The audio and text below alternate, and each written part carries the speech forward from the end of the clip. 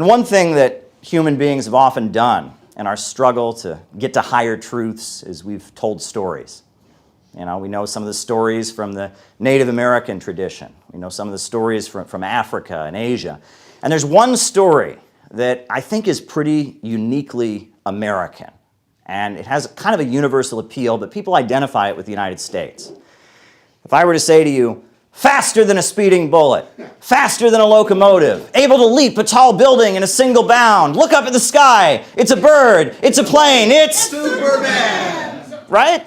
Superman is a very American story. And, you know, my grandparents knew who Superman was, and I think it's pretty safe to say that my grandchildren are going to know who Superman was. So what's the story of Superman? Superman, he's an alien from another planet, crash-landed, adopted by an American family. He looks just like any other human being, except he's not like any other human being. He's got superpowers.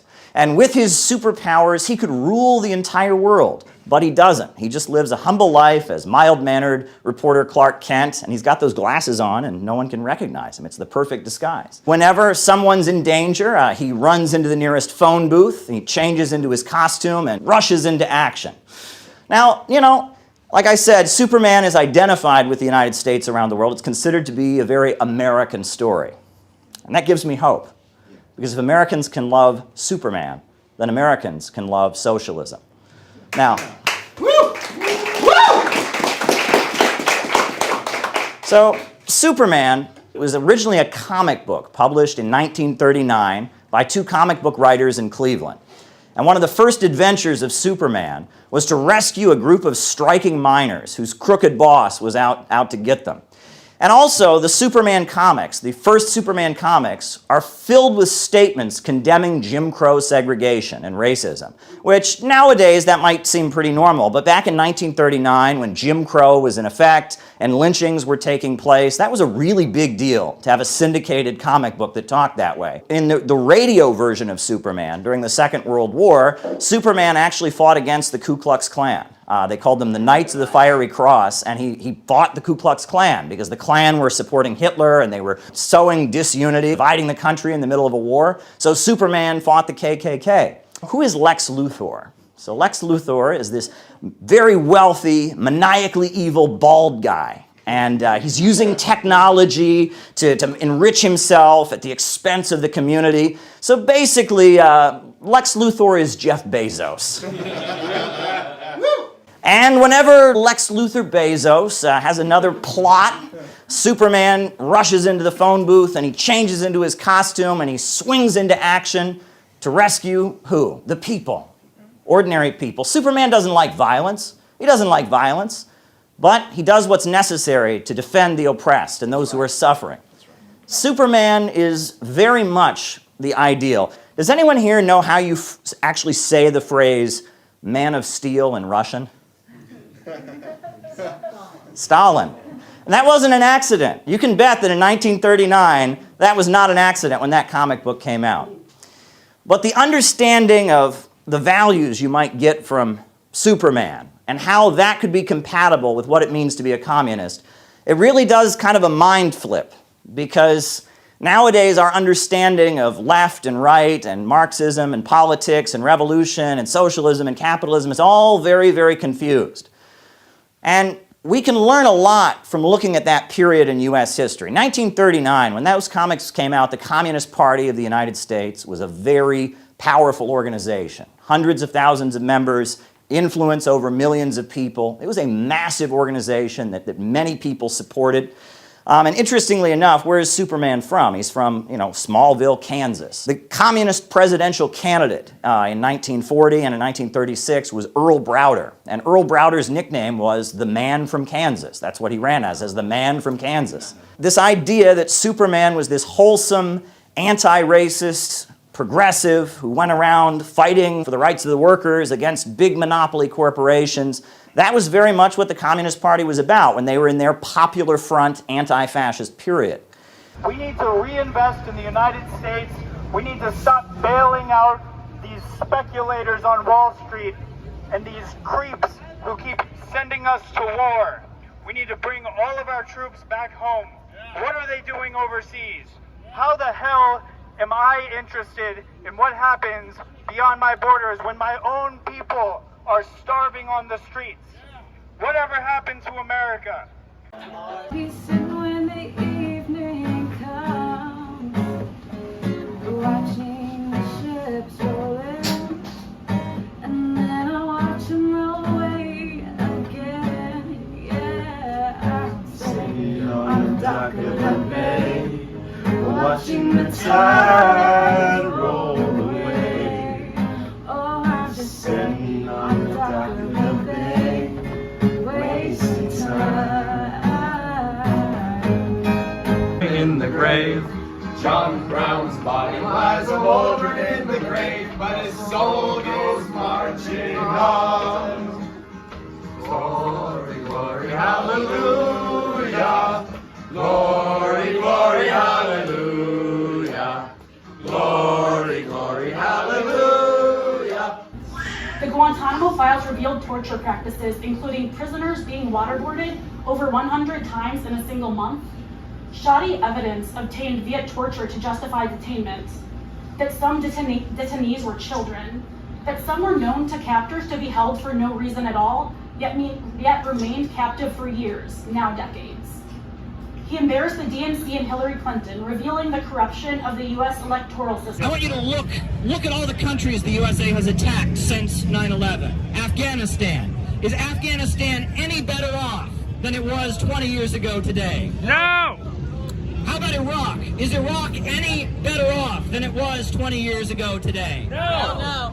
How about Syria? Is Syria any better off than it was 20 years ago today? No! How about Libya? Is Libya any better off than it was 20 years ago today? Hell no! So tell me, if we're supposed to be fighting a war on terror, if we're supposed to be rescuing people from dictators, what's going on? Every time the imperialists want to make a case for war, they always tell us it's a desperate situation. They always tell us our lives are in danger from weapons of mass destruction. They always tell us that some brutal dictator is about to torture and kill people. But after the smoke clears, after the bombs are sent, after the schools and hospitals of the country are destroyed, after the independent government is overthrown, we learn that their allegations are mostly a pack of lies. And furthermore, we learn that the people of that country, the ones that we're supposed to be rescuing, that's why we had to bomb them, we learn that they're worse off than they were before. In Afghanistan, since the U.S. intervention, the terrorist groups, Al-Qaeda, ISIS-K, groups just like that expanded. They got bigger. They got stronger. They killed more people. How does that make sense if we were occupying that country to fight a war on terror? And do you know what else propped up in Afghanistan in the 20 years of U.S. military occupation? Poppy fields. Poppy fields popped up. There's cheap heroin flooding the world market. And why is that? Because when Wall Street and the Pentagon sunk their fangs into Afghanistan, they started building poppy fields. The opium trade, the heroin epidemic. Are there people in your neighborhood? Are there people in your community who have suffered from opioid addiction, who've seen their lives destroyed? Are there people that you know? Well, you can thank Joe Biden for that. You can thank Donald Trump for that. You can thank George W. Bush and Barack Obama for that. Because the whole 20 years that the United States was occupying Afghanistan, the poppy fields got bigger and bigger and bigger. The world market is flooded with cheap heroin. Cheap heroin, thanks to the war on terror. Well, I say that heroin is terror. I say that heroin is terrorism. Yeah. I say the narco gangs, many of which are connected to the CIA, and I know you think that's tinfoil hat, you can look that up. I say the narco gangs are the terrorists. Damn right. I say that the Contras, the extremists that were funded to fight the government of Nicaragua, I say that they're terrorists. I say that the gangs and narco forces that have terrorized the people of Mexico, I say that they're terrorists. I would say that the racist organizations of the United States that perpetrate hate crimes against oppressed people are terrorists. I would say that police brutality is a form of terrorism. What was done to George Floyd? That was an example of terrorism. I would say that the prison industrial complex, where big corporations make profits from destroying the lives of people and locking them away, breaking their spirit, treating them like animals, I would say that the prison industrial complex of this country is terrorism. Is it not terrorism? I want to thank everyone for assembling for one last discussion and presentation as we conclude what has been a very successful weekend. I think it's been really awesome that we've been able to do this. There's going to be a lot of great presentations that are going to go up online. A lot of relationships between members of our organization have been solidified. We've gotten to know each other. This is very, very successful. But a lot of things have happened while we've been here in Lynn Valley, Kansas. And so I can't really end this retreat without making some comments on that and kind of opening up for discussion of that. So I guess I want to start out by saying that there's a writer named Sherwood Anderson. I don't know if people have ever heard of Sherwood Anderson. He was a famous writer during the 1930s. He wrote a novel called Winesburg, Ohio, which was a kind of populist, quaint novel, realism about a small town. But Winesburg, Ohio was quoted as being asked, what's the difference between a socialist and a communist? And he said he did not know the technical difference, but it seemed like the communists are the ones who mean it. That's what he said the difference was. And what he's pointing toward is a level of political seriousness that has kind of defined communists, Marxists, Leninists, socialists, revolutionary anti-imperialists.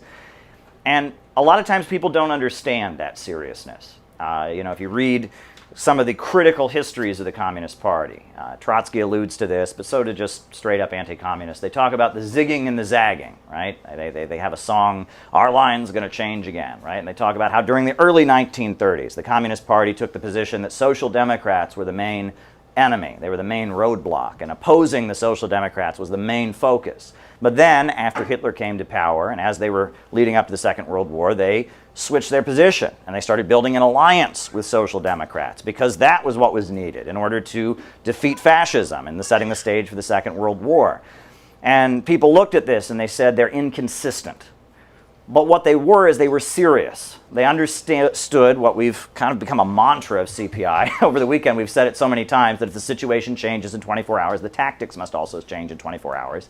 But they also understood that you can't do tactics lightly. You can't half-ass it. If they had just half-assed calling out and exposing the Social Democrats, it wouldn't have worked. If they just half-assed building a popular front with the Social Democrats, it wouldn't have worked. And the communists are the ones who mean it. And while their tactics change, they always take with it a level of very serious, intentional, motivated effort. Right? They're serious about getting things done. They want to achieve their aim. And because of that, they take a level of seriousness.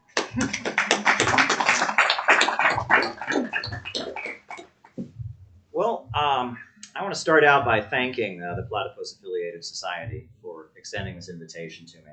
I remember the first time I ever encountered members of this organization. I was at the U.S. Social Forum in Detroit in 2010. It was just after the financial crisis, and I remember at the U.S. Social Forum there were different Marxist groups and socialist groups that had literature tables, and members of this organization were going around and asking tough questions to the people at the tables. And it's funny because at the time I found that to be quite annoying. I found that to be quite frustrating. They were asking questions that seemed to be forbidden. But now I look back on that and I realize that while I may not agree with the manner in which these questions were being asked, people needed to ask questions. What it means to be a leftist or a Marxist or a socialist in America is something that people really need to wrangle with. And actually, in the last 10 years, it's gotten much harder to ask questions than it was back in 2010. So I want to say that I appreciate the work that you're doing. I appreciate you asking questions, and I appreciate you having me here.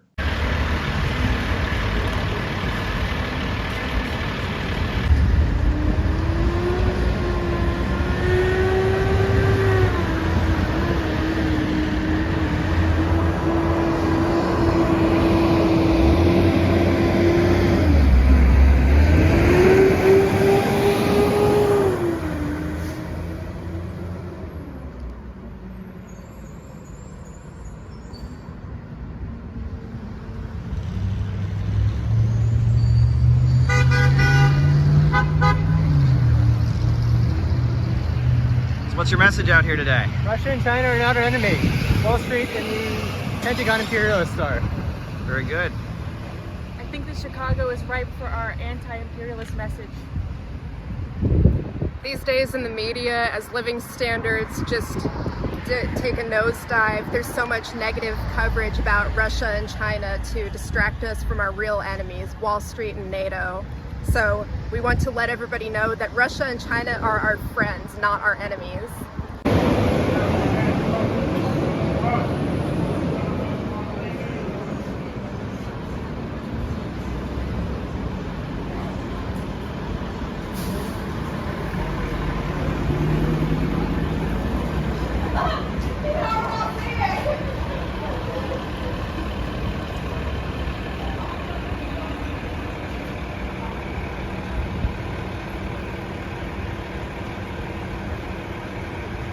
Now is the ideal time to do what the Communist Party understood their job was back in 1948, to fight for an anti-monopoly government, an anti-war government. Now is the ideal time to be doing that. However, most socialists, most leftists in America are not doing that. Instead, they are doing the opposite. They are fighting for the big monopolies against the anti-monopoly forces. They are fighting for the FBI against the forces challenging the FBI. They're fighting for the Ukrainian Nazis against the forces that want to cut off the funds to them. They are fighting for the lockdowns and the vaccine mandates and big pharma against the people that are opposing them. They are fighting for the low-wage police state against the working people who don't want to be degrown. They are fighting for tech censorship and for Silicon Valley against the American people who don't want to be silenced.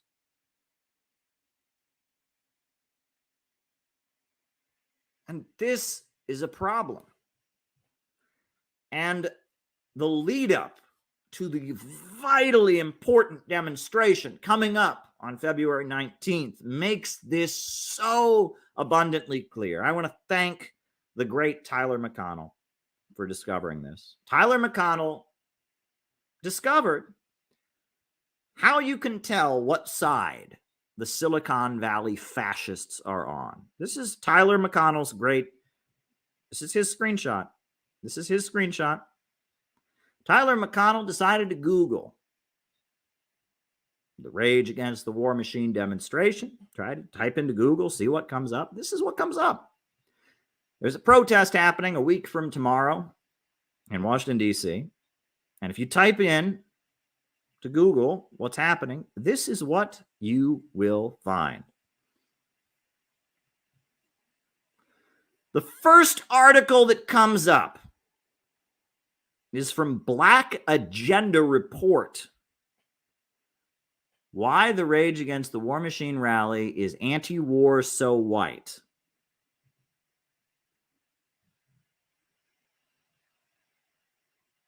Silicon Valley rigged the search engines to make sure that articles written by fake socialists, identity politics, woke jokers came up.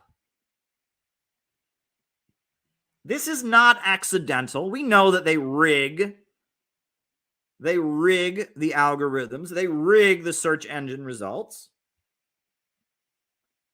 Black Agenda Report has decided that everyone who goes to this rally is a big fat racist. Oh my God, they're racist.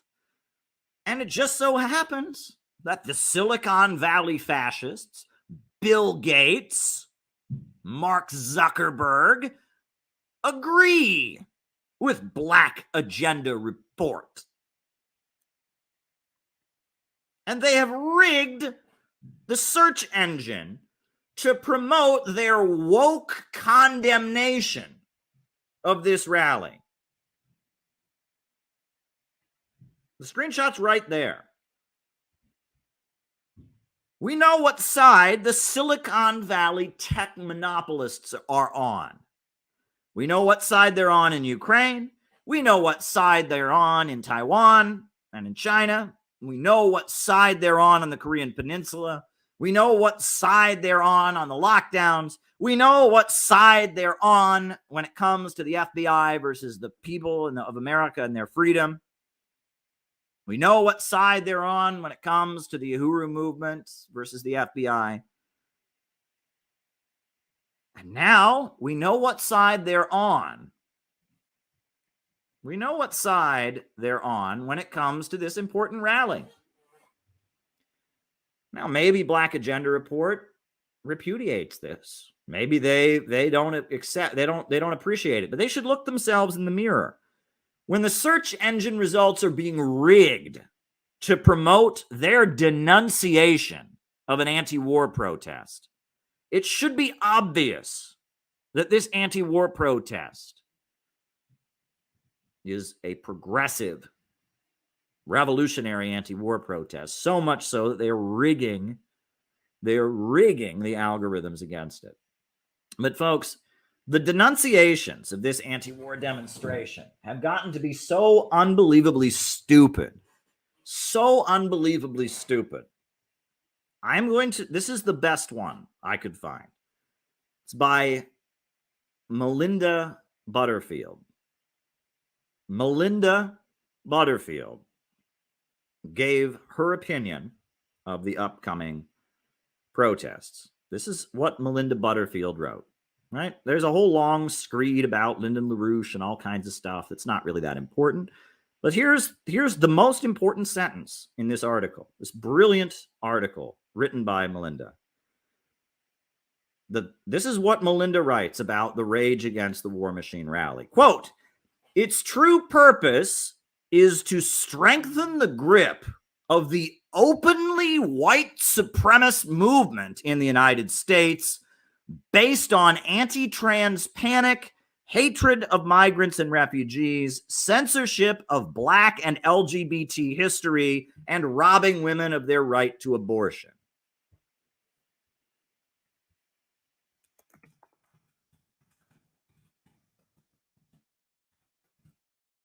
That's what she wrote.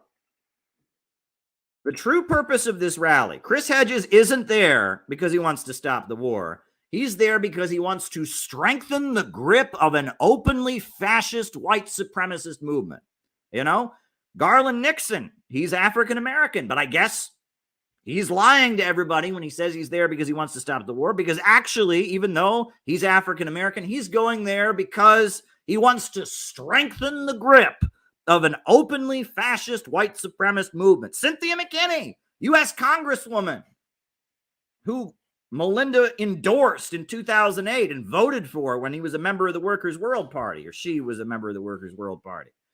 But I guess Cynthia McKinney, even though Cynthia McKinney's political views, even though she's a Black revolutionary, Black nationalist, no. She is going there because she wants to strengthen the grip of openly fascist white supremacists. This is the stupidest thing I have ever read. Melinda says that everyone who goes to this rally is a Ku Klux Klan member. Everyone. Maybe you don't like me. That's fine. You don't have to like me. Maybe you don't like the Libertarian Party. No, but the whole point of the rally, the whole purpose of this rally, according to Melinda, is to, quote, strengthen the grip of the openly fascist white supremacist movement. That is the dumbest thing I've ever heard. You have to have a hole in your head to think that that's the case. You really believe that Jill Stein is sitting there and saying, well, I'm going to lie and say I'm against the war, but actually I want to strengthen the openly fascist and white supremacist movement. These people are so despicable and idiotic that this is what they believe, right? The whole purpose of the rally, its true purpose is to strengthen the grip of the openly fascist white supremacist movement. This is the dumbest thing I have ever read in my life. Anyone who can believe this has to have a hole in their head. And this kind of crap is being promoted by the algorithms because they are terrified of this rally happening. And so they have rigged the algorithms to promote this kind of crap, right? That everybody who speaks at this rally is actually a Ku Klux Klansman. That's what Melinda wrote. Look, the words are right there on the screen. This is what Melinda wrote. This is what a socialist group in the United States, one of the splits from the Workers' World Party, this is their position, their official position on their website, is that everyone who attends this rally is secretly trying to advance the agenda of an openly, not even secretly, an openly white supremacist and fascist movement. Anyone who believes that is so unbelievably stupid. I don't even know what to say. And this is a self-exposure. Russia is not our enemy. Russia is not our enemy. Russia is not our enemy. It's here to challenge the narrative that CNN, Fox News, and all the American news sites give that Russia is all bad and Ukraine is all holy. Most of these CNN pundits have never been to Ukraine, don't know any Ukrainians, didn't know anything about Ukraine before 2014, and they completely deny the struggles of the Donetsk peoples and their struggles for self-determination and recognition in the world. But a much more recent example of that would be in Latin America and the Bolivarian movement. I know some of us here were actually in Peru recently when we saw the victorious election of a candidate there from the Peru Libre Party, Pedro Castillo, great victory. But if you look at how did Venezuela, how did Nicaragua, how did Bolivia, how did they move towards socialism? It came from a very similar situation, a very similar tactical turnaround. During the Cold War, most of Latin America had these brutal authoritarian military juntas. You had Pinochet in Chile and Argentina and Venezuela. Many of these, the countries during the Cold War, Nicaragua, you had Somoza. You had these very authoritarian military juntas and strongmen. And under those circumstances, you couldn't organize in the cities. In Pinochet's Chile, if you were handing out leaflets in favor of socialism, you were disappeared and never heard from again. And the same in Somoza in Nicaragua. The Sandinistas, their newspaper, they used to jokingly call it Issue 1, Volume 1, because every time they would come out with an issue, a magazine, after the first issue, it would be outlawed. And so then they would have to change the name. So people just started referring to their newspaper as Issue 1, Volume 1. But the Sandinistas and the revolutionaries of the Cold War era, they organized in the countryside because you couldn't organize in the cities. And in the countryside, they did kind of what Mao did. They fought for the peasantry, and they fought for land and land reform and such. But things started changing at the end of the Cold War.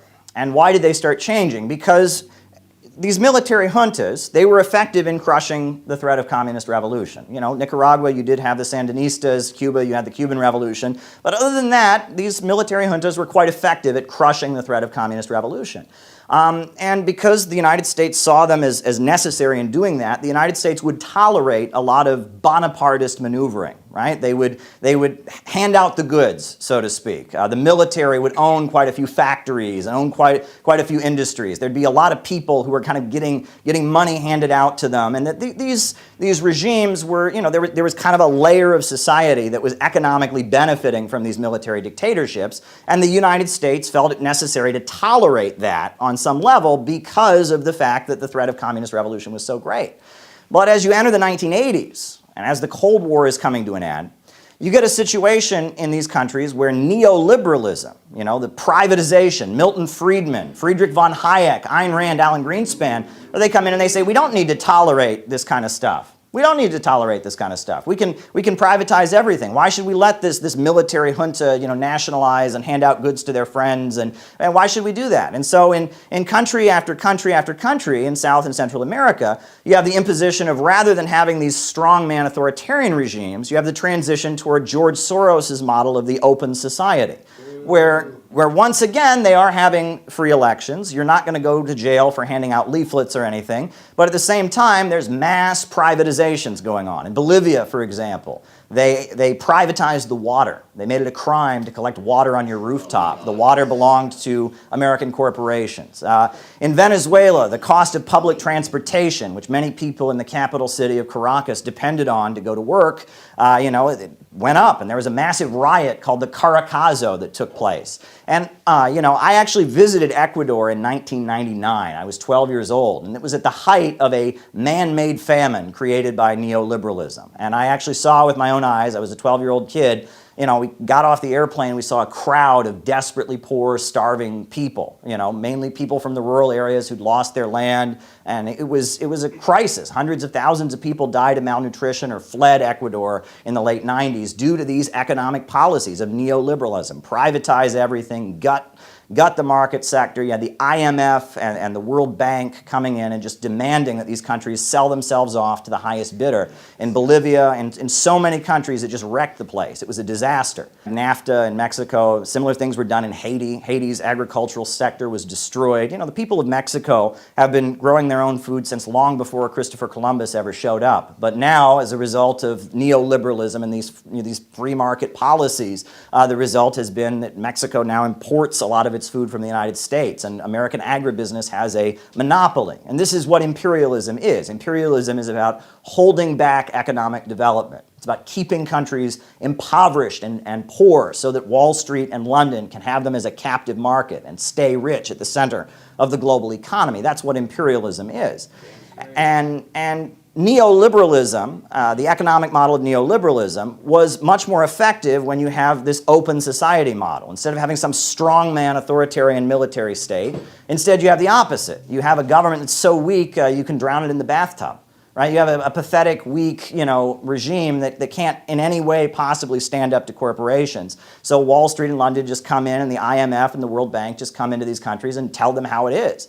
And that's what you had in Venezuela, and that's what you had in Chile after the fall of Pinochet, and that's what you had in Argentina, and that's what you had in country after country, is you have these weak neoliberal regimes. Well, under those circumstances, the communists of Latin America determined to change their tactics. And there were very important conferences that took place in Cuba where revolutionaries from all across the region said, look, if we're going to win this thing, it's time to turn around. It's time to change how we're doing things. The way we've been doing things before is not going to work. And so what did they do? They started organizing once again in the cities and building a coalition against neoliberalism, building a kind of a popular front against neoliberalism. And in Venezuela, you had the election of Hugo Chavez, which was very much a referendum, not on socialism and communism, but on neoliberalism. Hugo Chavez, sure.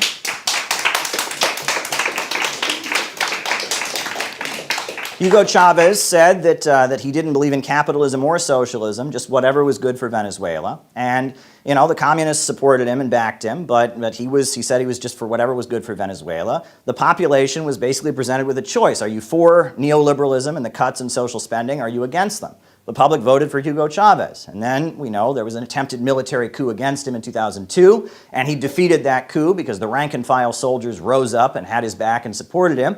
And then after seeing how important the communists were in his coalition to defeat that coup, he started moving Venezuela toward 21st century socialism. And it was a similar situation in Bolivia, for example. In Bolivia, you had Evo Morales. Again, polarization. Are you for the neoliberalism and the cuts, or are you against it? Evo Morales got elected, and many people, don't seem to recognize that it was under the socialist leadership of Evo Morales that Bolivia had the highest rate of GDP growth in South America. By asserting state control over the natural resources and planning out the economy, they were able to raise millions of people out of poverty, build roads, wipe out illiteracy in the country. Great economic achievements came. But all of this came from a willingness to change tactics, a willingness to turn around, a willingness to recognize that the way things were working before had to change, and that if you're serious about these things, if you want things to change, it's time to turn around. If the situation changes in 24 hours, the tactics must also change in 24 hours. And that is very, very important to the conversation that we're having today and that we're going to be having for today and tomorrow. Because if we are going to get out of the rut that our country is in, if we are going to get out of the nightmare of free market capitalism, we're going to have to turn things around. Things are going to have to change. We need to adopt new strategies and new methods. The old ways are not working. But the country is in crisis right now. When you look at the numbers of poverty. Things need to change. They absolutely need to change. But in order for things to change, there's got to be a recognition. If we're serious about this, we need to turn around. And I would say that it's not too late to turn around, because A does not equal A, and you never step into the same river twice.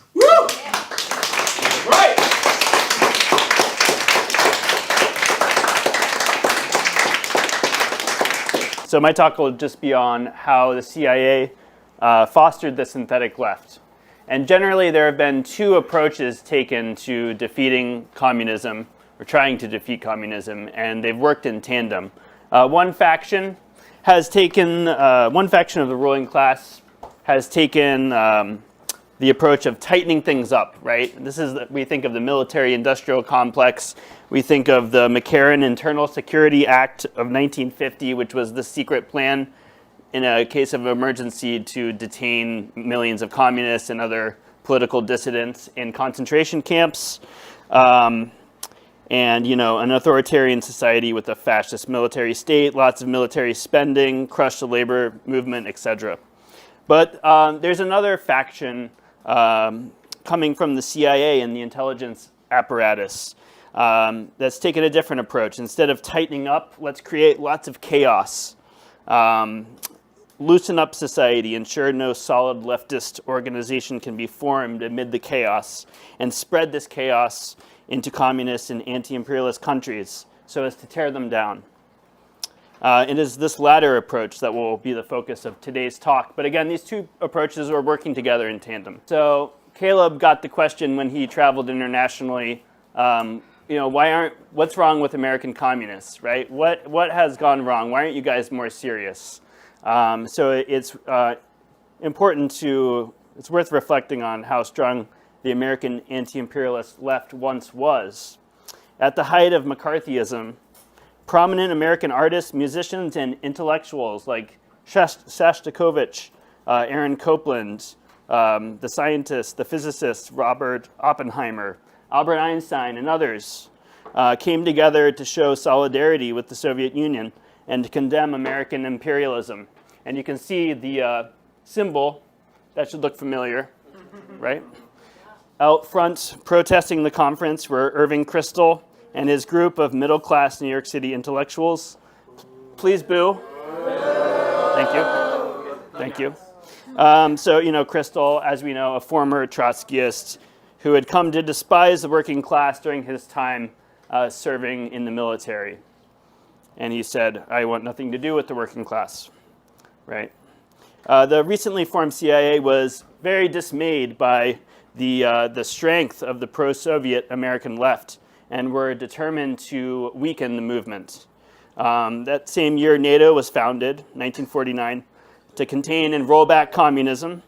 The CIA pursued soft power tactics, hiring Irving Kristol to head the Congress for Cultural Freedom. So we had some CIA cutout magazines. Following World War II, the CIA and other United States agencies, as we know, hired many Nazis and anti-communist spies and informants to help with the Cold War. We know about Operation Paperclip, Operation Gladio, but it waged an ideological soft power campaign for control over the left information space and discourse in academia and in popular culture. A number of magazines were also covertly funded by the CIA. Partisan Review, the Paris Review, Encounter in London, Der Monat in Germany. The Partisan Review was everywhere, kind of like Epic Times, right? You can get it for free wherever you want. Contributors included Hannah Arendt, Susan Sontag, Mary McCarthy, Irving Howe, who went on to form the DSA, Gloria Steinem, second wave feminist, founder of New York Magazine in the 1960s, and who bragged about her collaboration with the CIA. These were leftist socialist magazines that critiqued US society, so they resonated on some level, and they critiqued American capitalism, but they also demonized and attacked anyone who was supportive of the Soviet Union. Lillian Hellman, who in 1934 had written the first ever Broadway play about the LGBT rights called The Children's Hour, Hellman called herself an unrepentant Stalinist and was very proud of her work in support of the Soviet Union. So Mary McCarthy of Partisan Review launched an all-out attack to cancel the elderly Hellman and destroy her reputation. All over the newspapers, she was labeled for getting some small details wrong. But ultimately, Hellman successfully sued Mary McCarthy for having the temerity to say on national television that every word Hellman writes is a lie, including and the. So she deserved that. Vanessa Redgrave, unrepentant anti-Zionist. According to a 2018 Times of Israel article, Redgrave is unapologetic for referring to Zionist hoodlums during her Academy Awards acceptance speech 40 years ago.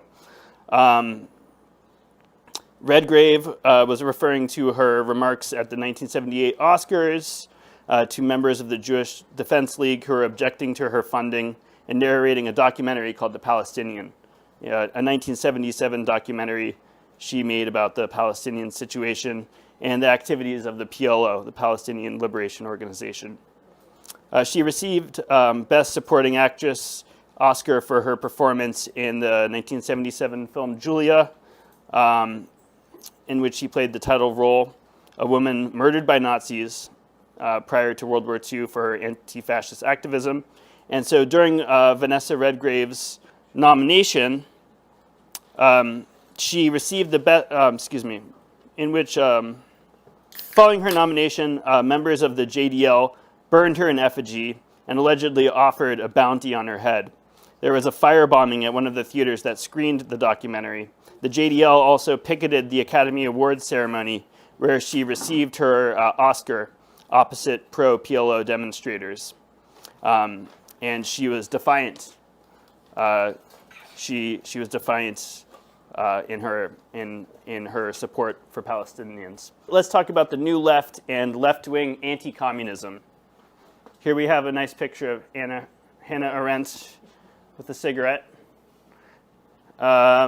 These CIA-funded publications like Partisan Review sowed ideological confusion on the left about the nature of communism and fascism. These anti-communist efforts accelerated after Khrushchev's secret speech in 1956 attacking Stalin, and that was demoralizing, and that's when we saw the trot groups take off, right? But we also saw many people quit. Hannah Arendt argued that both communism and fascism were totalitarian. She wrote in 1958, "The totalitarian movements aim at and succeed in organizing masses, not classes." The conclusion from Arendt's Eichmann in Jerusalem is basically a repudiation of working people, that we need free thinkers and intellectuals because the broad masses of people are deep down a bunch of Nazis, basically. And here we see this conflation of Hitler and Stalin. Both Hitler and Stalin held out promises of stability in order to hide their intention of creating a state of permanent instability. As Marxists and scientific socialists, we understand that fascism is, we have the historical material understanding of fascism, that fascism is the mass mobilization of destruction and driving down of living conditions intended to resolve an economic crisis that is produced by capitalism as a means of trying to save capitalism. However, Susan Sontag redefined fascism as an aesthetic, as basically groups of people coming together, assembling, organizing in groups, doing gymnastics. By this redefinition, mass mobilization towards socialism is also somehow fascism. Of course, we know that revolutions are in fact made by the broad masses of people, not by a sliver of middle-class intellectuals. Indeed, Sontag called communism fascism with a human face, decades before Vosh went live. Here we have a quote. Would anyone like to read this quote? Please. Communism is fascism, successful fascism, if you will. What we have called fascism is rather the form of tyranny that can be overthrown, that has largely failed. I repeat, not only is fascism and overt military rule the probable destiny of all communist societies, especially when their population are moved to revolt, but communism is, in itself, a variant, the most successful variant of fascism. Fascism with a human face. I believe this was at a rally like Epidemic, Poland. With the anti-Semitic labor. Rally to support actual fascists. The synthetic leftist Angela Davis, instead of recognizing racism as a tool for the capitalists, suggested it was reductionist to privilege a class-based analysis of oppression over any other oppression, right? And the idea that this idea of class reductionism to focus on class over, say, gender or race or something else, right? And she came from the, of course, studied at the Frankfurt School. Here we have Jane Fonda in Vietnam. She won the nomenclature Hanoi Jane, and you can see, she got a lot of flack for this, for doing this, and you can think of how this was reappropriated later with Angelina Jolie in Ukraine, right, and all of these people. So using this aesthetic to support the people against the brutal occupiers, right? Here's Vanessa Redgrave, who did the Palestinian documentary, was a fan of Gaddafi. So let's give Vanessa Redgrave a round of applause.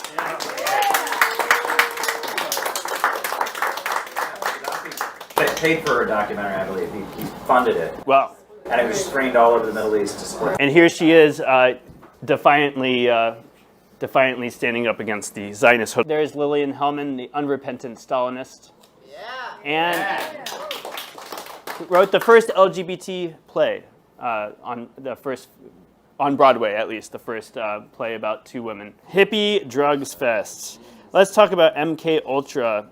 So Alan Dulles purchased over 1 million doses of LSD and flooded the streets of the United States. In 1955, the CIA began part of MK Ultra called Operation Midnight Climax, in which prostitutes would bring someone back to their room. They would be given LSD secretly. They did not know they were ingesting it. The room had two-way mirrors, allowing CIA agents to observe the pair throughout the night. And they were trying to see if LSD mixed with sex was a viable means of getting someone to give up sensitive information. And they found that people were prone to give up secrets immediately after sex, even without LSD. So,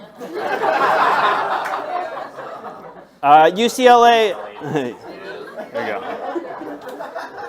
UCLA professor Dr. Timothy Leary was introduced to LSD by Sidney Gottlieb, the head of CIA's head of the MKUltra mind control project.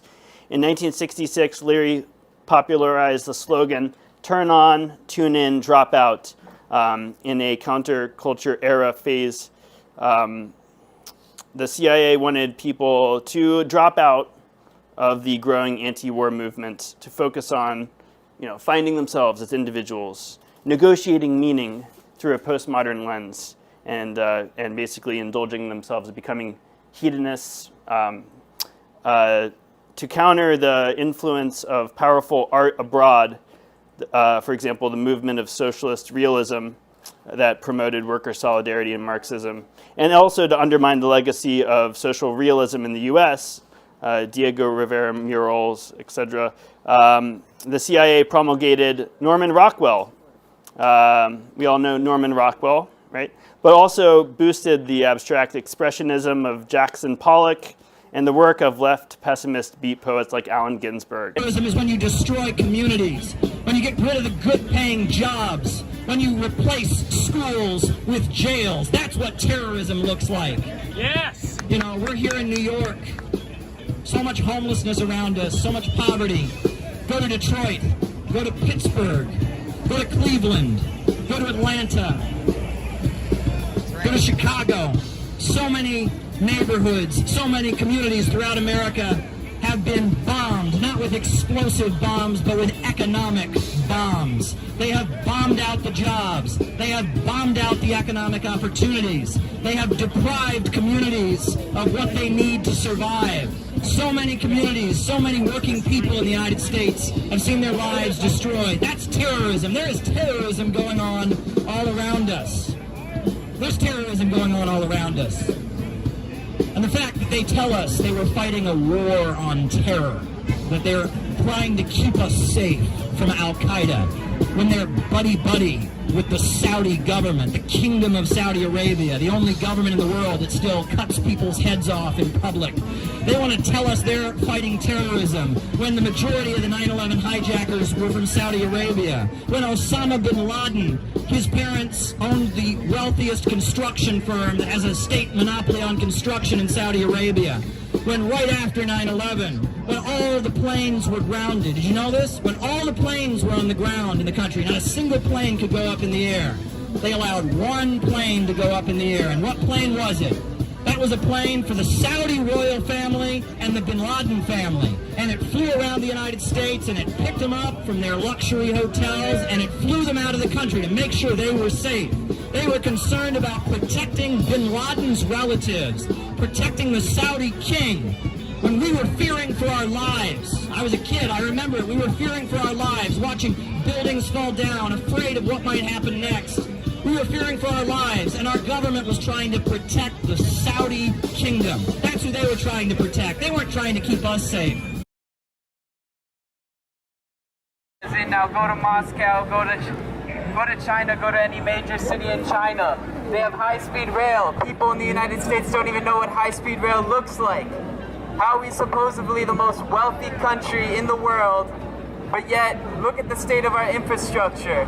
Look at the state of our society and our culture. We're in rapid collapse. Why don't we actually work together with Russia? Why don't we actually work together with China? Wouldn't that be a good thing, considering that they have nuclear weapons, considering that we're getting to a point where we have space weapons, cyber weapons. A World War III would mean billions and billions of people dying. Why are we engaging in these kinds of activities that are going to push us to war with a nuclear power? Now is the time for us to stand together with the Russian and the Chinese people, together with the so-called third world countries, and we should be building up America, we should be building up the world. In other words, we should be making America great again, we should be making the world great again. And that is the responsibility of the American citizens to say, this war does not suit our interests. It may suit the elite's interest in the United States, but this war does not suit the American people's interest. Thank you. Our economic pie. The wealth does not contribute to life, liberty, and the pursuit of happiness in the United States. The taxes used for war contribute to the destruction abroad and within the United States. We must realize that the divisive duopoly paradigm of left and right does not exist.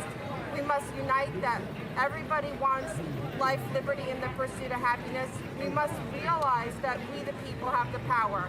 We must have peace. Thank you. Thank you, Irene. Very good. Very good. So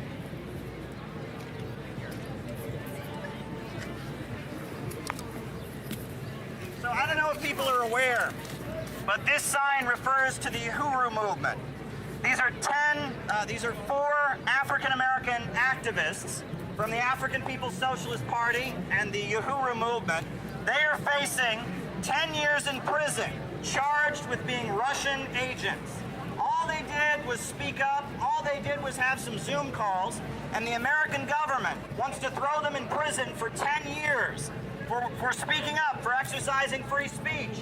And all kinds of civil liberties voices have spoken up and said that what's going on, the charging by the U.S. Department of Justice, the criminal case against the Uhuru movement is a huge attack on freedom of speech and freedom of assembly. If they can charge them just for having some Zoom calls and writing some articles about Ukraine, if they can make that a criminal offense, they can come for you. They can shut down our civil liberties. So we're saying, hands off Uhuru. Drop the charges. Hands off Uhuru. Drop the charges. Hands off Uhuru. Drop the charges. Hands off Uhuru. Drop the charges. Hands off Uhuru. That's right. Freedom of speech in this country is under attack. Whether it's Twitter and Facebook cooperating with the FBI to shut down certain political views, whether it's the threats on the Uhuru movement, whether it's the censorship that's going on, they are coming for our civil liberties. And at the same time they're coming for our civil liberties, they are also taking us toward a new world war. We've got a sign here that says peace with Russia, peace with China, no World War III. World War III is not a joke, it's a nightmare. It's a nightmare. We're here to stand for peace. We're here from the Rage Against the War Machine demonstration. We're here from the Libertarian Party. We're here from the People's Party. We're here from the Center for Political Innovation. A wide variety of perspectives here to say we do not want World War III. We must stop World War III. We must stop World War III. We must stop World War III. We must stop World War III. We must stop World War III. We must stop World War III. We must stop World War III. We must stop World War III. We must stop World War III. We must stop World War III. That's what we're here to say. Russia is not our enemy. China is not our enemy. The American people should be fighting against the big corporations and banks that are destroying our country, not against the Russians, not against the Chinese, not against the Cubans, not against the Koreans, not against the Iranians. Our enemy is here at home. Our enemy is the big banks and ultra-monopolists who are destroying our country. Our enemy is the authoritarian police state that's unfolding right now. That is the enemy of the American people. Russia and China are not our enemy. Russia and China. The Saudi government is unleashing death and destruction on Yemen. It's their neighbor to the south. Yemen is being bombed and destroyed with U.S.-made weapons. The United States is arming the government of Saudi Arabia as they bomb schools, they bomb hospitals, they bomb healthcare clinics, they commit war crimes against the people of Yemen. The war on terror is a lie. This has been a war to protect terrorism. This has been a war to overthrow independent and socialist governments. This has been a war to expand the profits of oil banking monopolies and big bankers on Wall Street. That's what this war has been about. It's not been a war on terrorism, it's been a war of terrorism. And that terrorism, let me add, has not only gone on, and that terrorism has not only gone on against the people of the Middle East, that terrorism has gone on here. How many families lost their son or daughter who was in the military? How many people from New York or Idaho or Mississippi or Alabama or Utah or California got shot, got killed, got blown up, lost an arm, lost a leg, lost their mind with PTSD? How many people died so that Wall Street could keep control of that? And the focus of my opening presentation, and I want to thank you all for being at this conference. We're going to hear from so many great folks, and I'm so excited to have you all here. The focus of my presentation won't be making the case that socialism is better than capitalism, but rather the focus of my opening presentation this morning is going to be having an understanding of what it takes to get from capitalism to socialism and what we can learn from some of the experiences that have gone on and how we can apply it to our current conditions.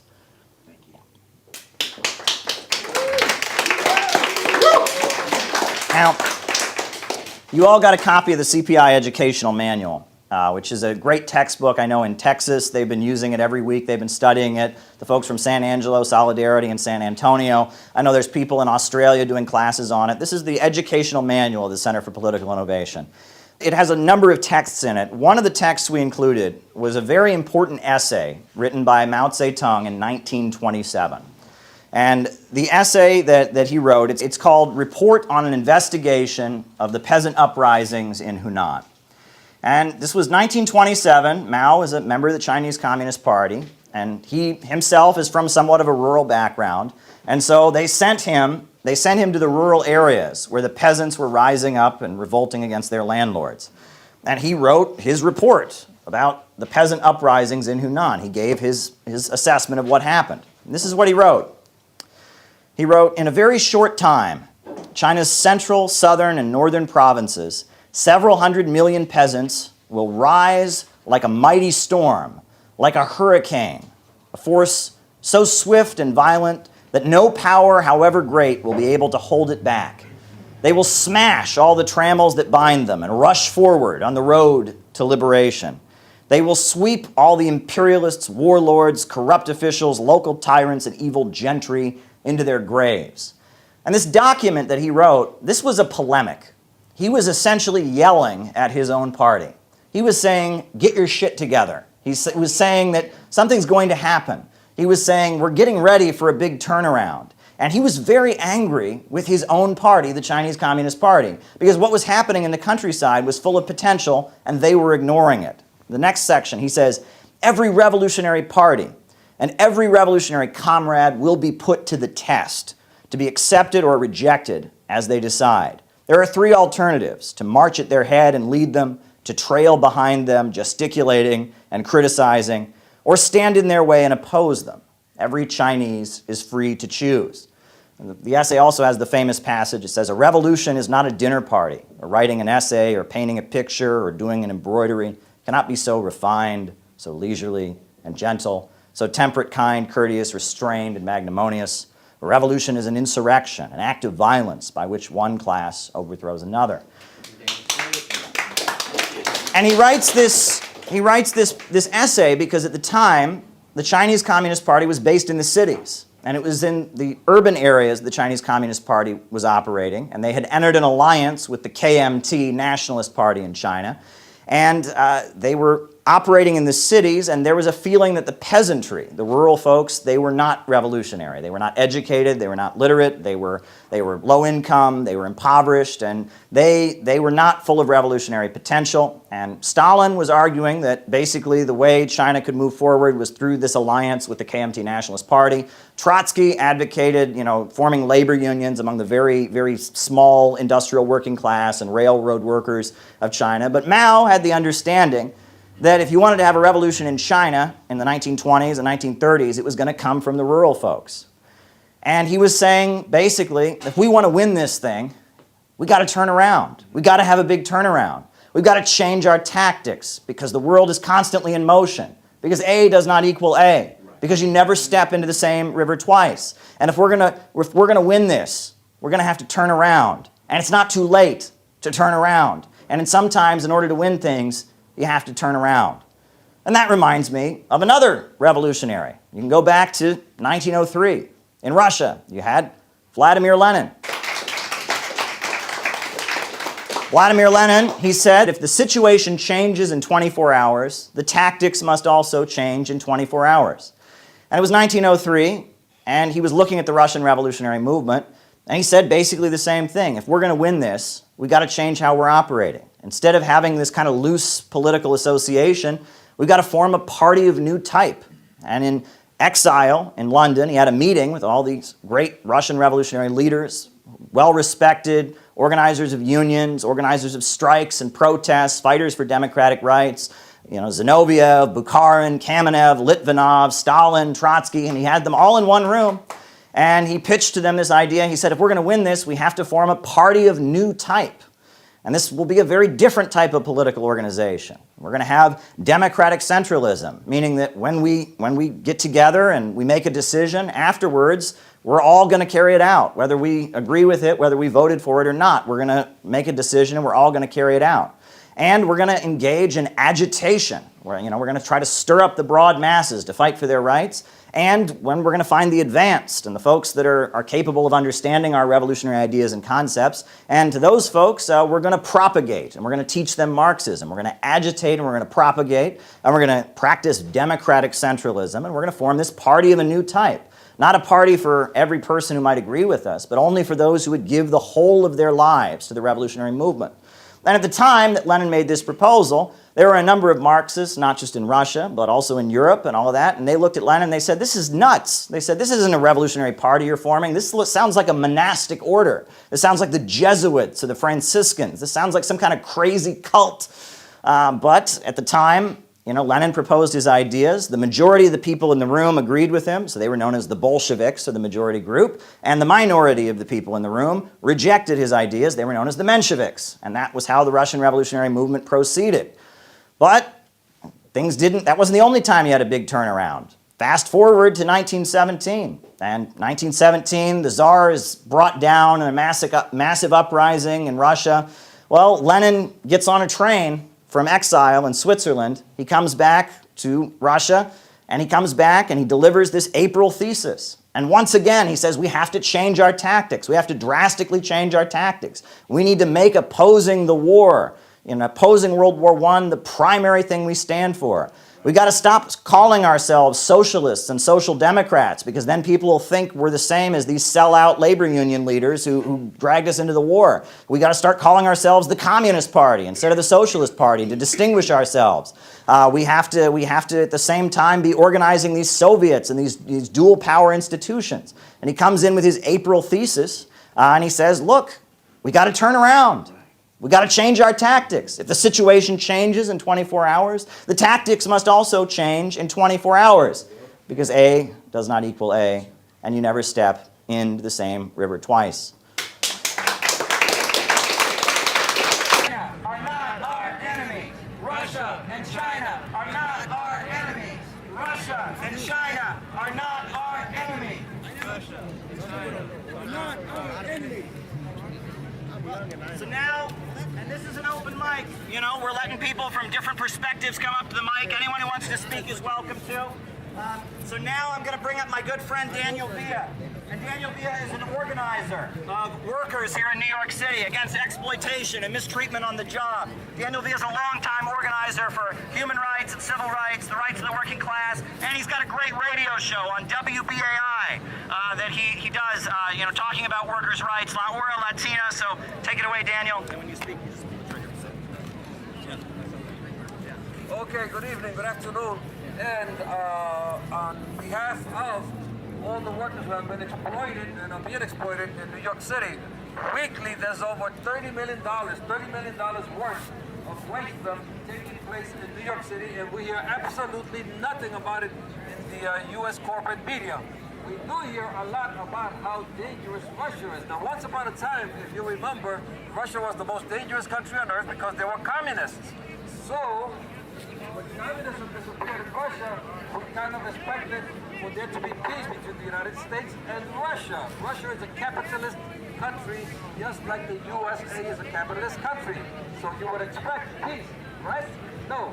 Although Russia is no longer a communist or a socialist country, it is still being attacked by the United States politically, and now it is being attacked militarily, indirectly by the United States militarily, because the United States has sent close to $150 billion, that's with a B, to Ukraine to maintain this war, to continue this war, savage war going on in Ukraine as a result of NATO provocation going into Ukraine and trying to establish military bases 2 minutes away from Russia.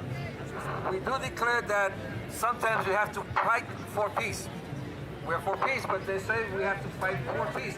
There's no way around it. If you look back to the 1960s, when anti-war activists brought an end to the Vietnam War, they were very, very often attacked physically, sometimes by construction workers, very patriotic people who had the best interest of the United States in their minds, but they were actually attacking peace. Another occasion, they were attacked in Chicago, such as in Chicago by the police, where there was a police riot in 1968 against peace demonstrators. So peace is not easy, and you have to fight for peace. We all believe we have to continue the struggle.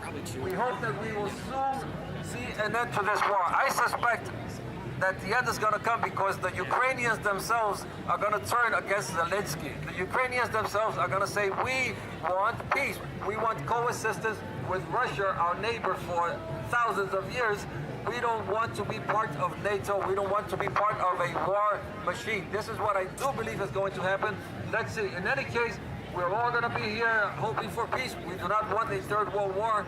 We're all going to be negatively affected by that. Take care, warm embrace. All right. All right. Woo. Thank you, Daniel. You want to speak, Jamie? So I'm going to introduce my friend. This is Jamie. He runs InfraWiki. He does a lot of online activism and anti-imperialism. This is my good friend, Jamie. Hey everyone, I hope everyone's having a wonderful day today. We are here with the Center for Political Innovation. We are demanding peace. And we're sick and tired of these wars, the wars from Joe Biden, from Obama. Even Trump got suckered into some of these wars. They made him bomb Syria. They made him he foolishly took credit for bombing Soleimani because he's a bit easy to trick. But we need peace. Americans want development, they want prosperity, they want growth, and the only way we can do that is by joining together with Russia, China, the BRICS countries. We need to be investing in our people, building factories, rebuilding production. We need to be giving people jobs. We need people to be happy and be able to start families. People can't afford to start families these days. Everybody's stuck in these low-wage jobs, these shit gig jobs. Everybody's addicted to their phones. Nobody's having community. We need to rebuild American community. We need an America for the people, of the people, by the people. And unfortunately, Washington, D.C. does not represent that.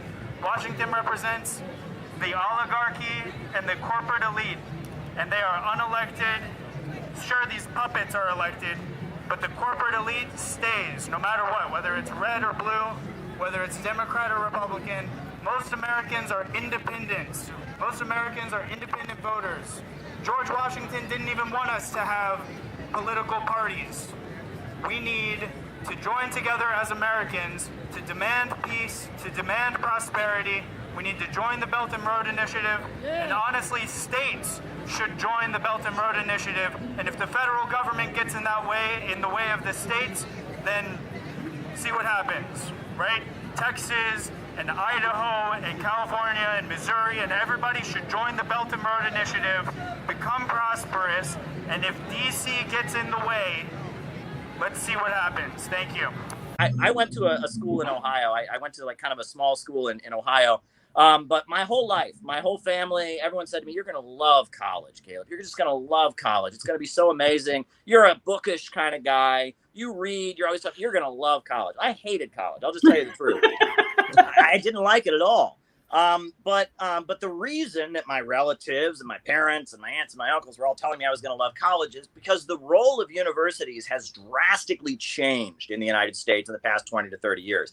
It used to be the universities were a place of dissident thought.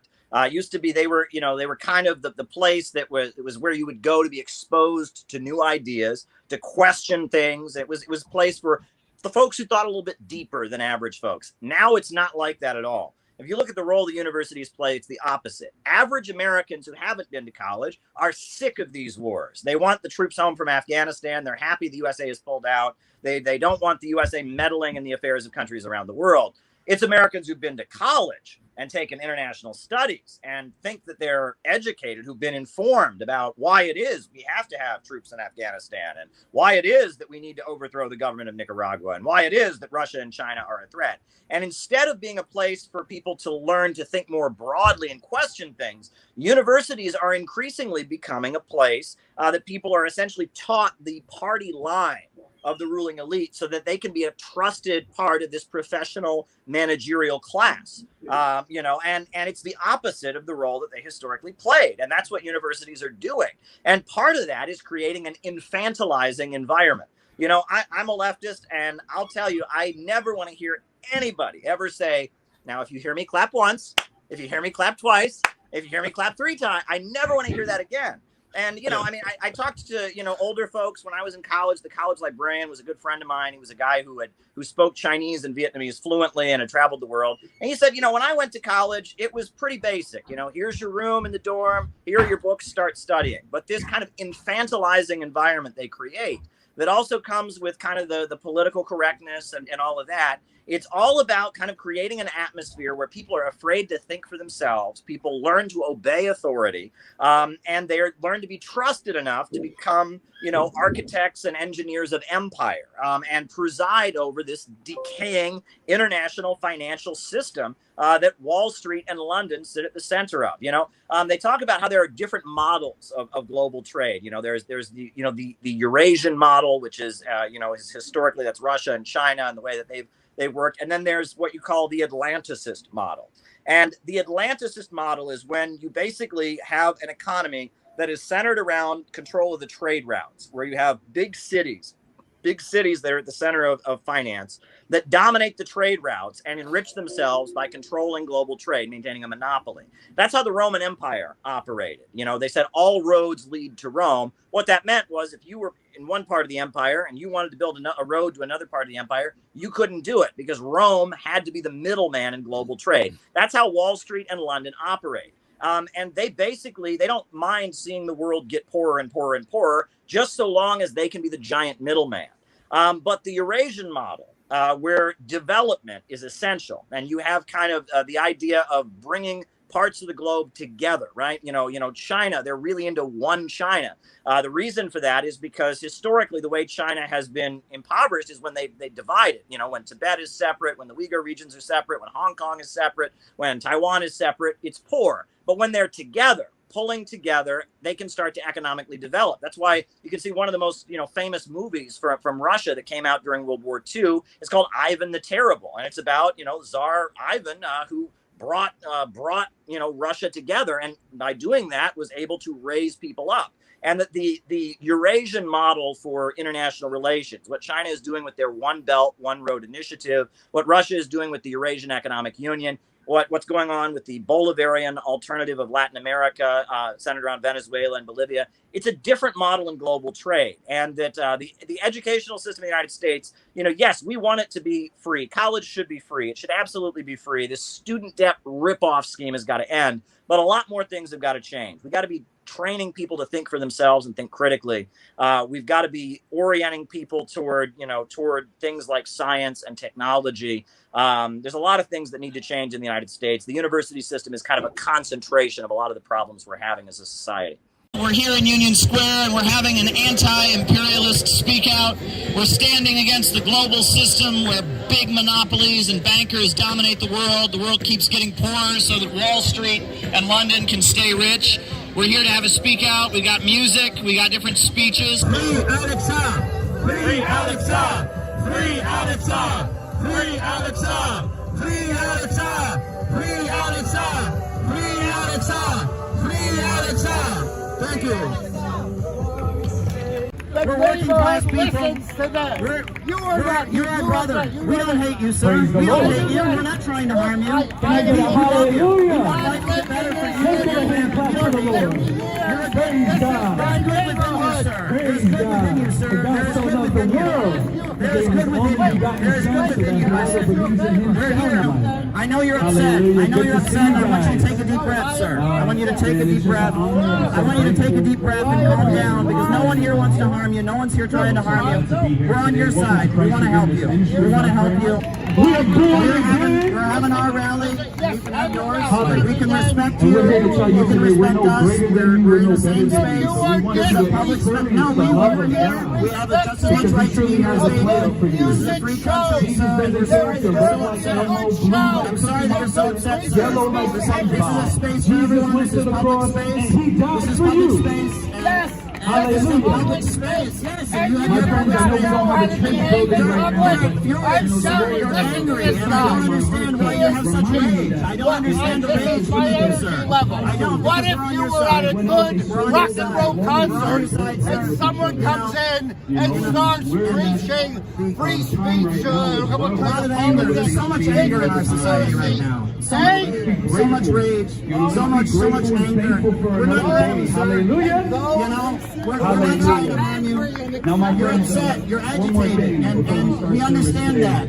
But last week's service, raise your hand we if you were have here no for last hatred week's service. for people who might disagree with us. Okay. We have no hatred for religious people. I'm a Christian. I believe in Jesus Christ. Jesus Christ is my Lord and Savior. But I know for a fact that Jesus Christ would never support a system where profits come before people. Jesus Christ would never support wars and big corporations and banks. Jesus Christ would never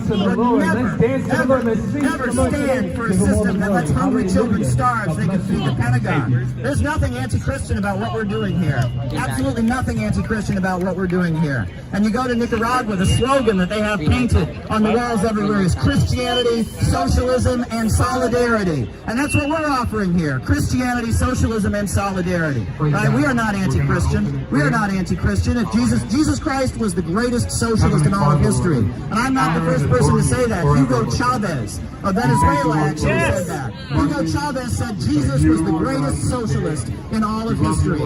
And that is our position as well. And we're not hostile. That man was so full of rage, so full of hate. You know, these Christian churches, they tell people communism is the enemy. Why? I think the enemy is the big corporations. Jesus didn't drive the communists out of the temple. He drove the money changers out of the temple. That's right.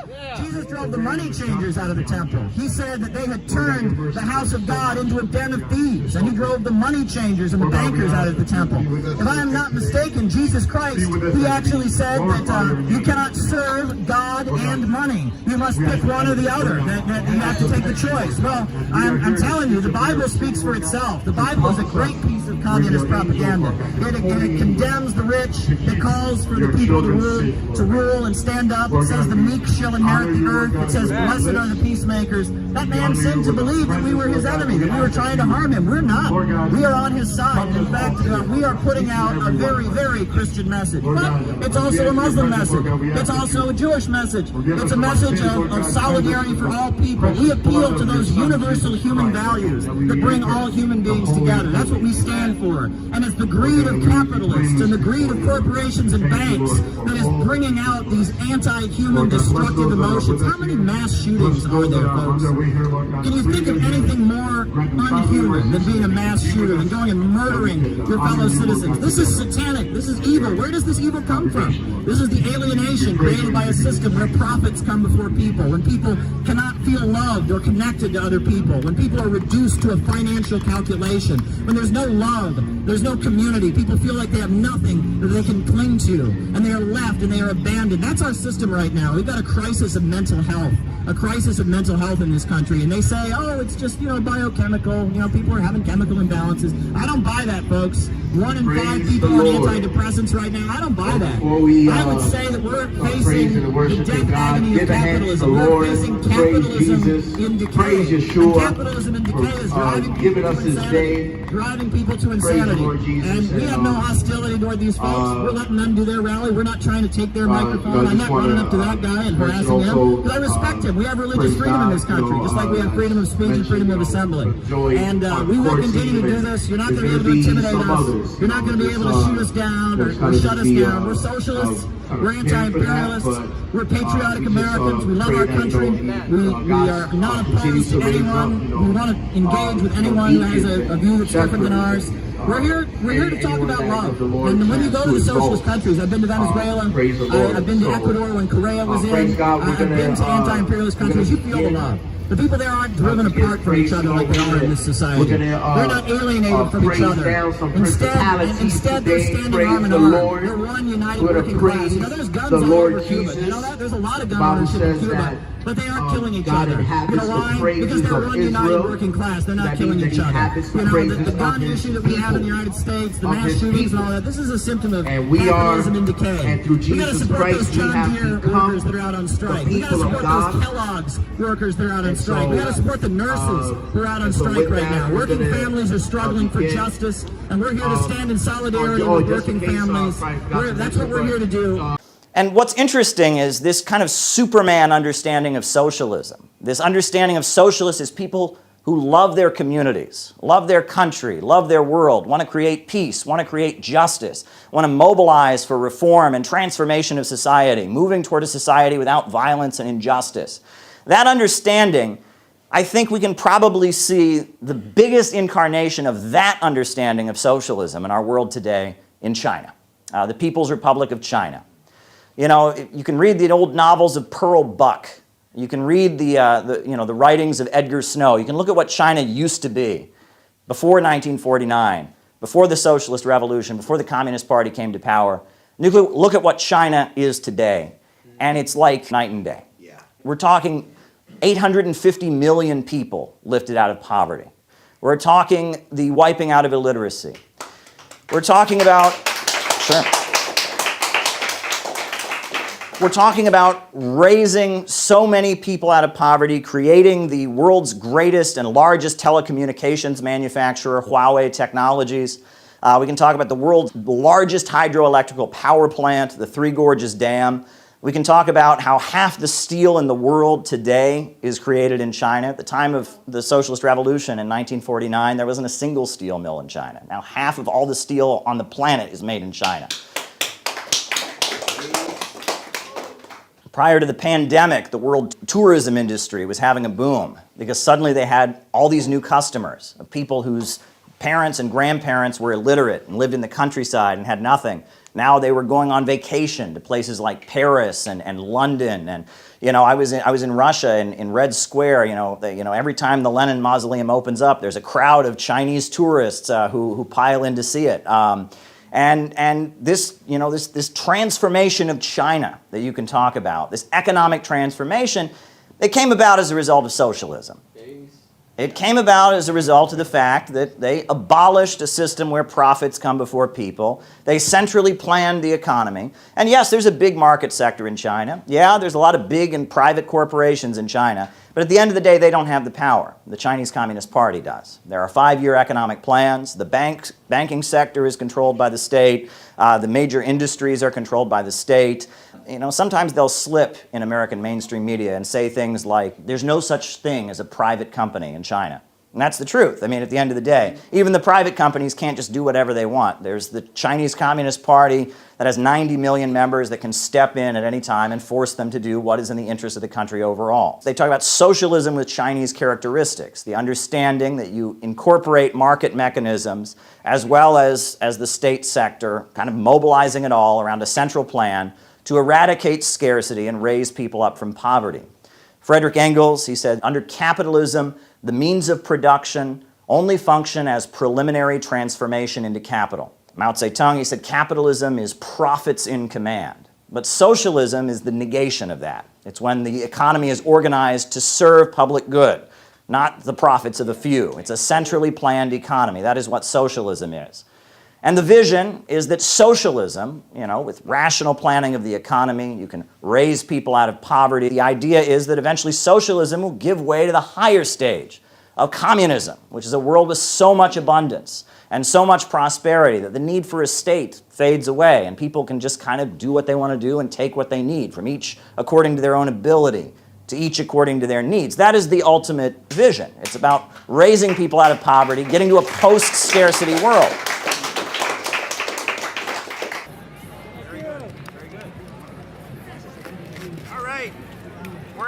Because we don't want World War III, and I want to let everybody know that at 2 o'clock we're going to march up to the United Nations, because at the United Nations there are a lot of priests, a lot of pastors, a lot of rabbis who have gathered for an interfaith peace rally at the United Nations calling for dialogue.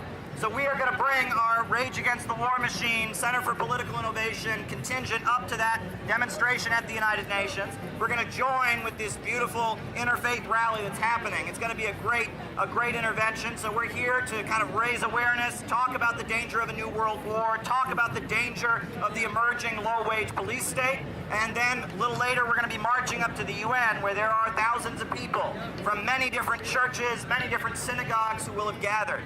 So we're going to be doing that. But now I want to introduce my good friend Irving. Irving is a transit worker. He's a longtime anti-war activist and anti-imperialist.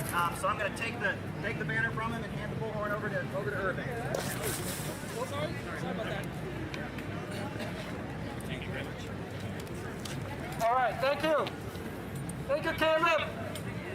We're here today to march for peace. Peace is the #1 agenda, and we're going to go against the forces that are driving the war policy. I want to talk about another element that's carrying out this policy, and that is the role of the deep state, the unelected government, the role of the neoconservatives who are driving the policies. They control the deep state. They control both parties. They have hijacked our government, and we need to restore our republic. Yes. By get rid of the deep state, yes, and the neoconservatives. Yep. Now, we saw that happen when Donald Trump made an attempt to end the war in Korea. Are you aware of the fact that we are still technically at war with Korea? And Donald Trump made every attempt to resolve this question. But what happened? He went to Vietnam and he got undermined by a person by the name of John Bolton. Who is John Bolton? He was a member of the Project for a New American Century, which is the biggest neoconservative organization. Now it's now defunct, but the neoconservatives are still very much in control. He went in and stopped Donald Trump and prevented a peace accord with Korea and North Korea and prevented any form of reunification. We are still technically at war with North Korea. So who are driving these policies? The neoconservatives again. They're the ones that are driving the policies against Russia. They want to divide Russia, balkanize Russia for their own imperial interests. They're the ones that are pushing the eastward expansion of NATO towards Russia. They're the ones that are driving the war policies. They're the ones that control the media and tell you the lies. The lies that Russia was responsible. But it's all bullshit. That's why we have to begin the task of overturning the deep state that's driving the policies of the United States. We need to restore the American Republic. That's the first fundamental task of our movement. And that's the first fundamental task of the American people. Yeah. You don't have democracy. It's being run by individuals who are unelected, the neoconservatives, and the deep state apparatus.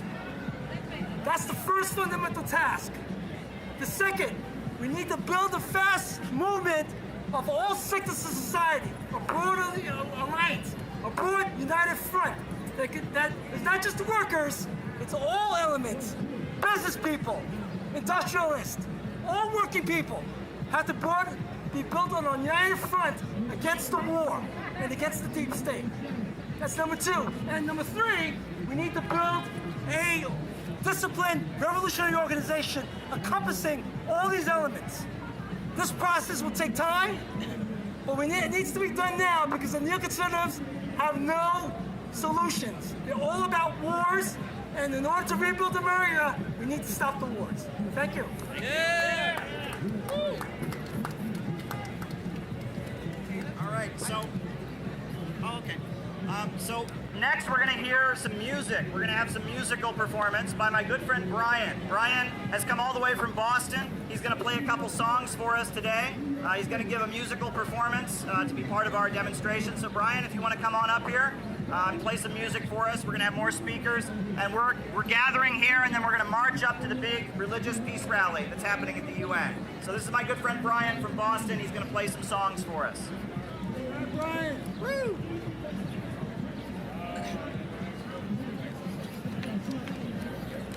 You ready, Brian? Sure. Very good.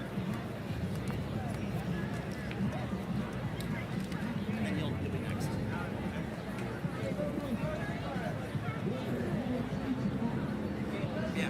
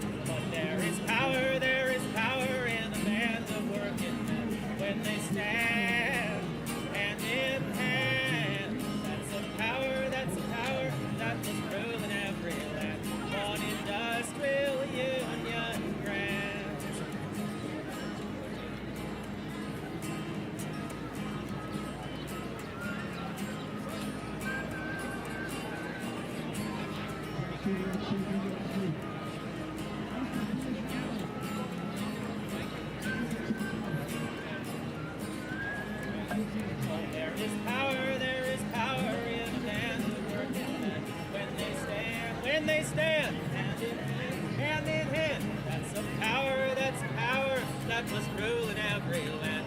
One industrial union grand. Do you like slugging? Still beat off your head? Then don't organize. All unions despise. Would you have nothing until you are dead? Shake hands with your boss and look wise. But there is power in the band of working men when they stand hand in hand. That's a power that must rule in every land. One industrial union grand. So come all you workers from every land and join in the grand industrial band. Then we our share of this worth shall demand. Come on, do your share, lend a hand. Oh, there is power in the band of working men when they stand hand in hand. That's a power that must rule in every land. One industrial union grand. Would you be free from your burden sin? There's power in the blood, power in the blood. Would you or evil a victory win? There's wonderful power in the blood. Oh, there is power, one the working power in the blood of the land. There is power, one the working power in the precious blood of the land.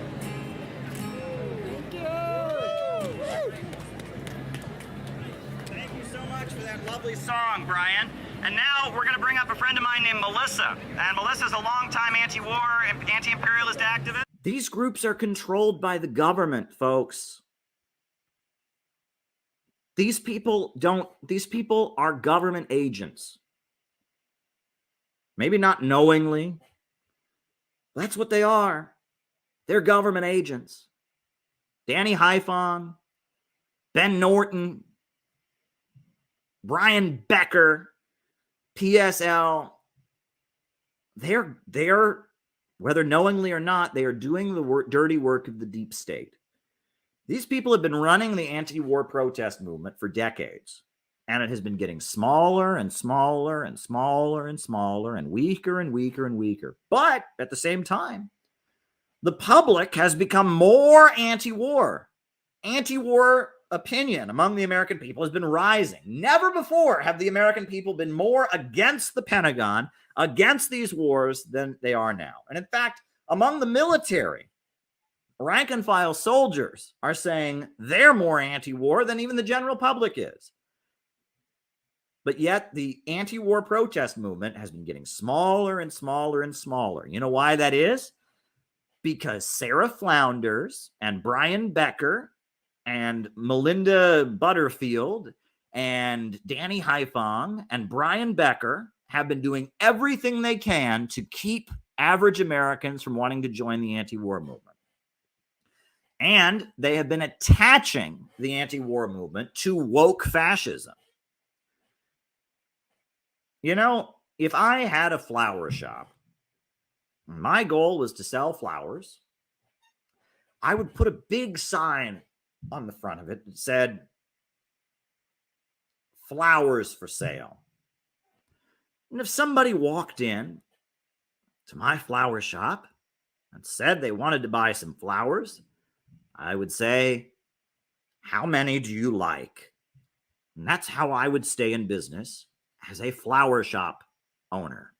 People walked in, I want to buy the flowers. I'd say, great, how many do you like? And I would sell them the flowers.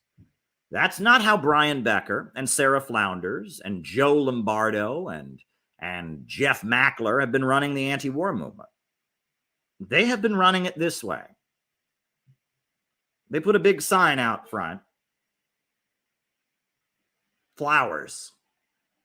And someone walks in and says, I want to buy flowers. And they say, what's your position on the transgender question? Oh, what's your position on gun control? Oh, what's your position on? If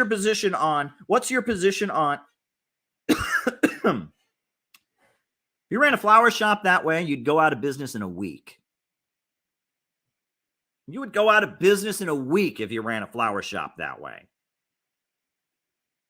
The only way a flower shop that operated that way, that every time somebody walked in to try and buy flowers, they gave them an interrogation to make sure, I don't know if we can sell to you. I don't know if you're morally pure. I don't know if you passed our woke test. Anybody who ran a flower shop that way would go out of business in a week unless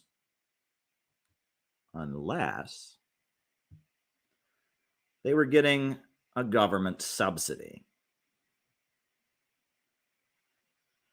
Unless it was arranged that there were no other flower shops that could compete with them and that they were the only store in town.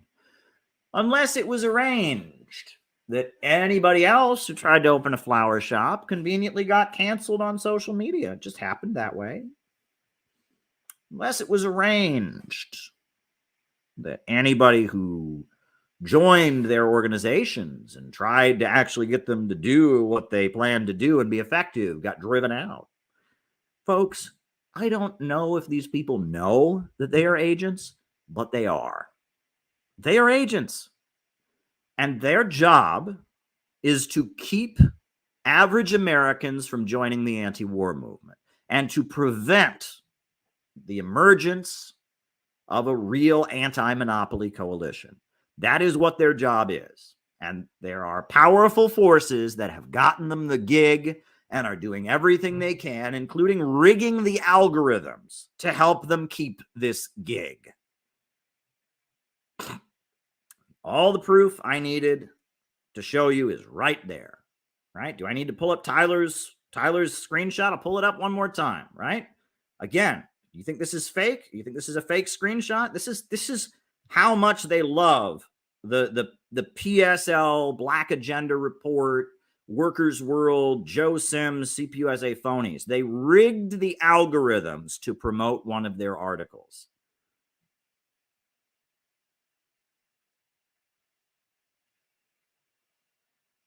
If you don't think the deep state is supporting the synthetic left and doing everything it possibly can do to prevent a real anti-monopoly coalition, a real anti-war movement from emerging, there's the proof. There's the proof. There's the proof.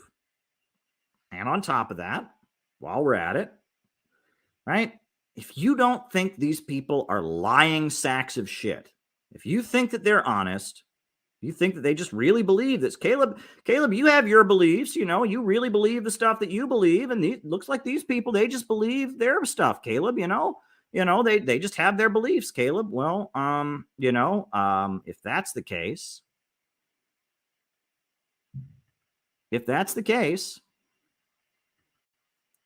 explain this to me.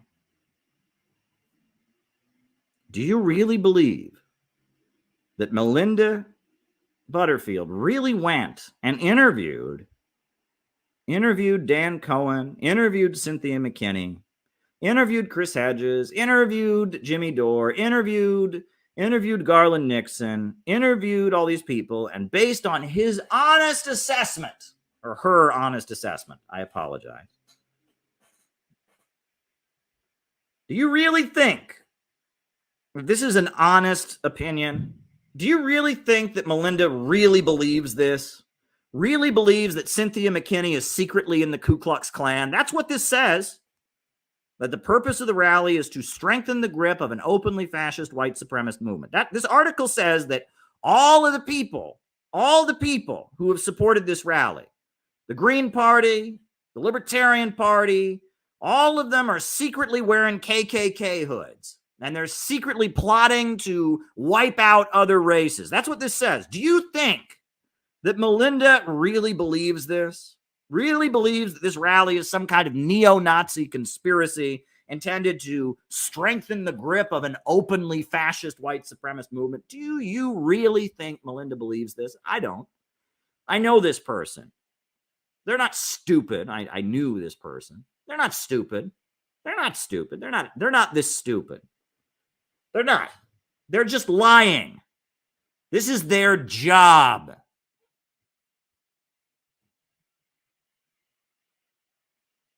It's a gig. It's something they've been assigned to do by satanic evil forces. That's the case. That's the reality of the situation. We have to break with the synthetic left. We have to break with the synthetic left. Out of the movement to the masses. Out of the movement to the masses. Out of the movement to the masses. Out of the movement to the masses. Out of the movement to the masses. Out of the movement to the masses. Out of the movement to the masses. Out of the movement to the masses. Out of the movement to the masses. Out of the movement to the masses. Out of the movement to the masses. Out of the movement to the masses. Out of the movement to the masses. Out of the movement to the masses. Out of the movement to the masses. You know, there's that Lenin quote I always read to you all. Context is the most important thing in any political discussion. If I were to get up in front of this group in the 1930s and talk about defending the Constitution, in that context, I would be aligning myself with the American Liberty League, with the National Association of Manufacturers, with the German American Bund, and other groups that considered Roosevelt to be a brutal dictator. I would be arguing that Roosevelt was a communist who was threatening our constitutional freedoms, and I would be aligning myself with the Axis powers and the fascists, and I would be positioning myself against the Communist Party. However, speed forward to the 1950s. In the early 1950s, if I were to get up in front of this group and say I was advocating defense of the Constitution, I would be standing up against McCarthyism. I'd be standing up for freedom of speech. I would be standing up to the far right wing that was trying to outlaw the Communist Party, that passed the McCarran Internal Security Act of 1951, that allowed for Communist Party members to be rounded up and put in a network of prison camps. It was a horrendous law that was passed. So I could be making the exact same arguments and making the exact same statements, but in that context, it would have a very different meaning than if I'd said it just a decade or so before. And that's why the context is so important. Let's not forget that it was communists who started the American Civil Liberties Union. Elizabeth Gurley Flynn was one of the founders. Let's not forget that throughout the 1960s, the 1950s, it was generally the left who was pushing for an expansion of constitutional liberties and constitutional freedoms. And the talk about original intent, activist judges, all of that started with the rise of neoconservatism in the mid-70s and the 80s, up into the 90s. And let's also not forget that during the Bush years, one of the main arguments of the left was to defend constitutional freedoms. They saw Bush, who said, you're either with us or against us, or either with us or with the terrorists, the Patriot Act. They were the ones speaking up. And so the context of the remarks I'm making tonight are important. And I want to separate our current political situation from my overall ideological critique of the Constitution. I would argue that it is correct now to defend the Constitution, but that doesn't mean I think the Constitution is sacred. That doesn't mean I think the Constitution is eternal. That ultimately doesn't mean I even want to keep the Constitution. I'm a socialist, and I realize that the process of overturning capitalism in the United States will mean the creation of a new state apparatus. It will mean the creation of a new constitution, a new military, a new policing agency. So I'm not here to say that the U.S. Constitution is a sacred document that is eternal. I'm here to talk about the current context in which debate around the U.S. Constitution is taking place. 27 different states, they're unpaving the roads. They're actually unpaving the roads of this country. We've got children drinking water that is contaminated with lead. We've got schools that are closing down. We got hospitals that are closing down. I say the government shouldn't be keeping its hands off. I say what we need is a government of action that will fight for working families. That's what we need, a government of action that will swing into action to fight for you and your family against the billionaire monopolists and their global financial terrorism. We need a government of action to fight for working families, to fight for jobs, schools, healthcare, and education. We have the Center for Political Innovation. We have a 4-point economic plan to rescue the United States of America. Step one in our economic plan is a mass mobilization mobilization to rebuild the country. New schools, new universities, new high-speed railway, new roads. It's time to hire the unemployed young people and put them to work, rebuilding the country. Step number one. Step number two, we call for public control of our natural resources. America's oil, America's gas, America's coal, and America's timber should be public property. They should be managed in a way that is good for the country, that is sustainable. And furthermore, the profits from our coal and our timber and our natural gas, the profits should go into the public budget so we can pay for schools and hospitals and healthcare and education. That's step number two. Step number three, we call for public control of the banking system. We call for the banking system to be publicly controlled. No more Federal Reserve, no more Chase, no more HSBC Bank, but a bank that works in the interests of the people. A bank that lends money strategically for the benefit of the community. And step number four, we would call for an economic Bill of Rights. The right to health care, the right to jobs, the right to education. This is what Roosevelt called for in his final speech, his final State of the Union address. Franklin Delano Roosevelt called for an economic Bill of Rights.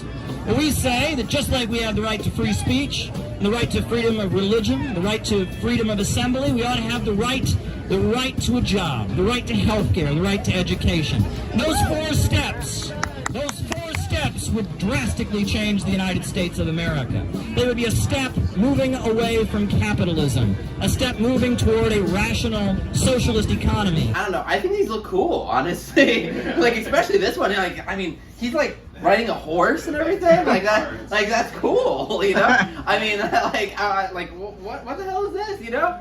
And all this is, like, literally, like, all this is a little paper, and it's half a page, and it's just printed on both sides, and you have a little book. Why can't we do, instead of doing flyers like this, why can't we do flyers like this? Yeah!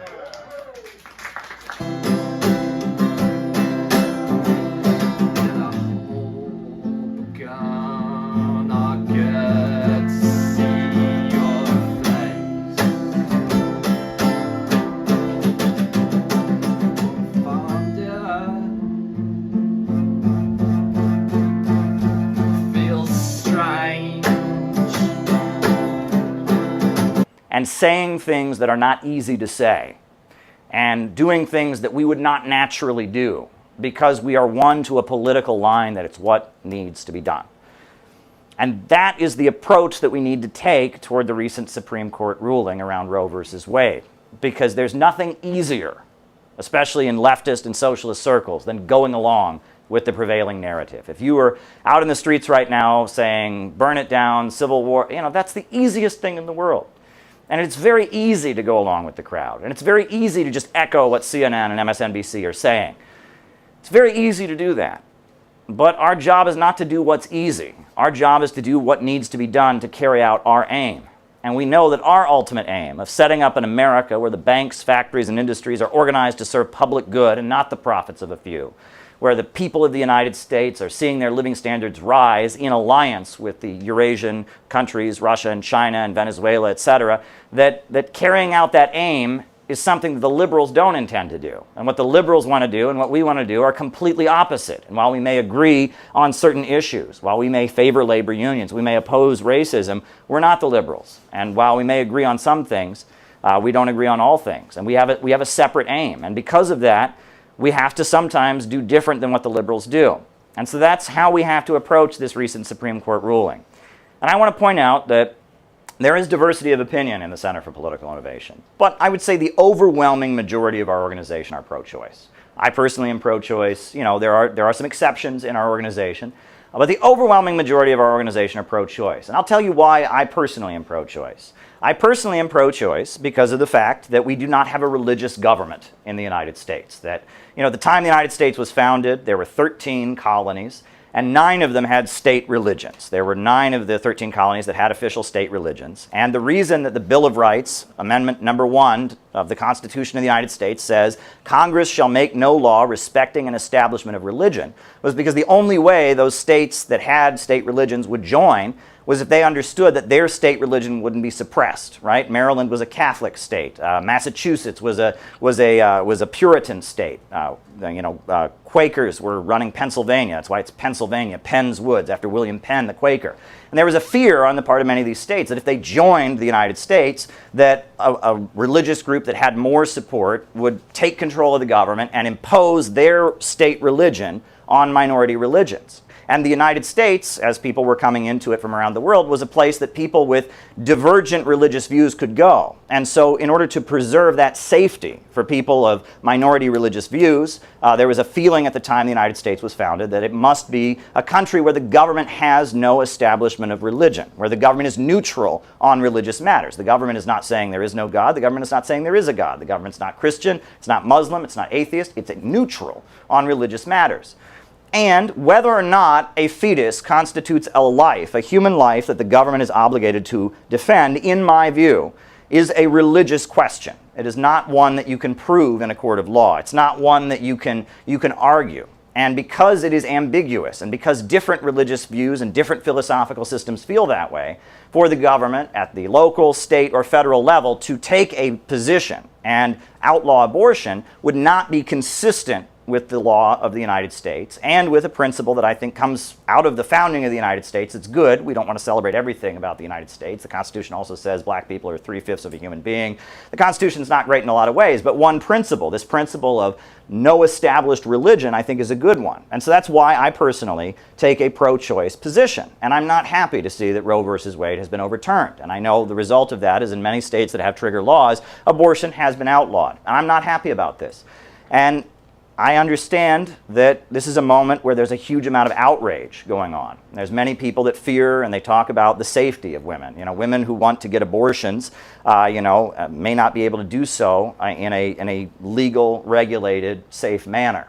And there's fear about, when women try to give themselves abortions. We see protesters out there with bloody hangers, and there's a lot of fear and anger in the population right now. Well, that said, there are people that are part of our community that their religious belief, whether they are Muslim or Christian or Jewish or Hindu, they have the opposite perspective. And they're welcome to be part of the Center for Political Innovation. And I'm going to get to that in a little bit. But the first point I want to make, and this is a point that I think that we just need to get everyone to understand. If the American people could understand this aspect of the debate around Roe versus Wade, things in the United States could really change. Why was Roe versus Wade overturned? It was overturned because the right wing fought for it. That's why. If you didn't notice, there was this event called January 6th where people stormed the Capitol. If you didn't notice, there are huge evangelical churches across this country that have deep roots in communities. If you didn't notice, there are all kinds of people who've given their efforts, their lives, their time to try and overturn Roe versus Wade. And through their activism, and through their confrontation with the power structure, and more recently, they weren't just saying vote red no matter who, they were actively going out and confronting this. And through their activism, through their organizing, through their deep roots in the community, and through their real threats to the powers that be, they got what they wanted. And that should be solid proof that if the Democrats really wanted Medicare for all, they could do it. Yes. If the Democrats were willing to fight for Medicare for all, for union rights, the same way the right wing has fought against abortion, we would have it right now. We would have the Employee Free Choice Act, we'd have union card check, we'd have Medicare for all, we'd have free college for all. The reason that the Democrats are not fighting for these things they claim to believe in is because, unlike the right wing that really does, for their own reasons, believe that abortion should be overturned, the Democrats don't believe in these things. The Democrats give lip service to these things, but they don't really believe in them. And that this is something we need to make very, very clear. That also, you'll notice that it wasn't during the era of neoconservatives that Roe versus Wade was overturned. It was overturned in the era of Trump and populism. And that's when the Democratic Party was in power, but the Republican Party stopped being the party of just vote for us and the status quo. But when the Republican Party started flirting with populism and flirting with radicalism and pumping up their base in an anti-establishment way and actually becoming a threat to the power structure, that's when the power structure was forced to give them what they want. And this needs to be acknowledged. And this is something we can tell our coworkers and our friends, and that they could understand. That the way they got what they wanted was by becoming a threat to the power structure, making real demands. And I actually predicted this. It's not a great moment to go, I told you so, but 3 or 4 years ago, I predicted that Roe versus Wade was going to be overturned. And I said, why? The reason that I said Roe versus Wade was going to be overturned was because this is a victory that can be given to the Trump base, to middle America, without ultimately changing the structure of the United States, right? They're not going to end the wars for these folks. They're not going to implement a totally free market libertarian economy and let things completely crash. But this is something that they can give to red states, to Alabama, to Kentucky, to Tennessee, to conservative states. This is something they can give them that doesn't ultimately change the structure of the United States, but will make the folks that are feeling alienated, that are feeling angry, that are joining anti-government movements like QAnon, make them feel like they've been heard. Make them feel like they've been heard. And my feeling, my prediction is that these laws that are on the books now that say you can't travel from state to get an abortion will not stand. My feeling is that they will allow people to go to New York or go to Illinois or go to California to get abortions, and they won't be able to prosecute people coming back. I don't think that there's any grounds for them to be prosecuting people for getting abortions in other states. And on top of that, it's important to point out that there will be a huge amount of effort on the part of Planned Parenthood and other foundations to enable women in those states to travel to other states to get abortions. And this is something that we do point out, right? I am for abortion because I believe in women's rights, and I believe that the government does not have the right to step in and make a religious call like that. But Planned Parenthood and Margaret Sanger and a lot of the ultra-rich, they believe in abortion for very, very different reasons. I recall, at one point in my youth, I was sitting in the living room. I can't get into the specifics of why I was there. I was sitting in the living room of one of the main funders of the Republican Party of Ohio. And they were also one of the main contributors to Planned Parenthood of Ohio. And their reason for it was they felt that poor people have too many children, there's too many people in the world, eco-Malthusian reasons. It wasn't because these were not feminists and radicals that were fighting for the rights of women. These were people who very much feel there are too many people in the world. And that, while there is, we both, those of us who are pro-choice, we do want women's rights to be protected, we should acknowledge that there are other forces that want abortion for different reasons, for very different reasons. The Americans failed with all their capabilities at the beginning of the aggression against Yemen, and today they will fail even more and faster. Marches are taking place worldwide. A sea of demonstrators you can see for yourself, with many carrying Palestinian flags. A representative of the Houthi movement addressed the crowd, saying that its forces were ready to fight against both Israel and the US. We will support our brothers in Palestine. We tell them they are not alone. God is supporting him, and we are with him too. Today is part of an international mobilization in support of the Houthis. We're here at this rally to support the Yemeni people. The people of Yemen are the heroes of the entire world for what they are doing right now. And we're out here, we believe it, we got signs. We realize the aggression on Gaza and all these crimes are a joint American-British-Israeli action.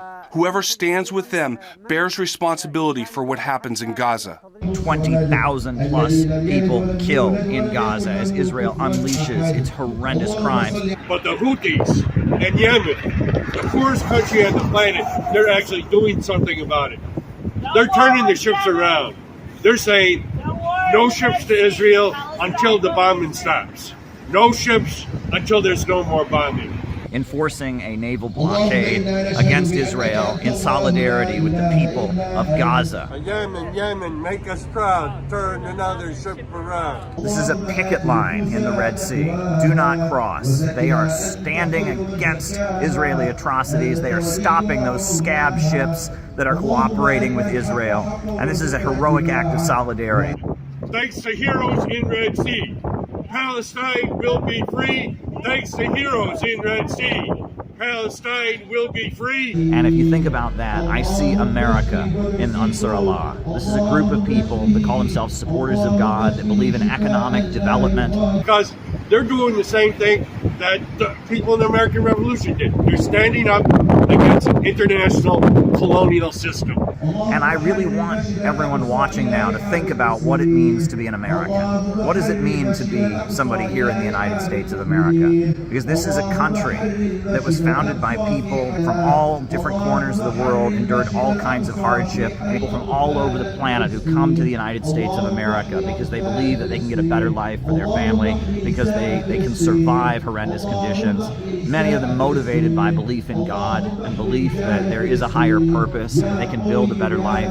I have actually here these buttons with the symbol, the official symbol of Ansar Allah on them. And as you can see, you know, one of the things that's very prominently featured on their symbol is a gun. Because part of the Ansar Allah religion, part of the teachings of Zaydi Shia Islam is that every man must have a gun to protect his household. They believe in the right to bear arms. What could be more American than that? In addition, they have a shaft of wheat. There's a shaft of wheat that is perpendicular to the gun. That stands for economic development, meaning that they don't believe in this degrowth environmentalism that's being pushed by the fake left. They believe that they can make a better life for their children, make a better life. They want to use Yemen's oil resources to build up their economy and raise their people up from poverty. No war with Yemen! No war with Yemen!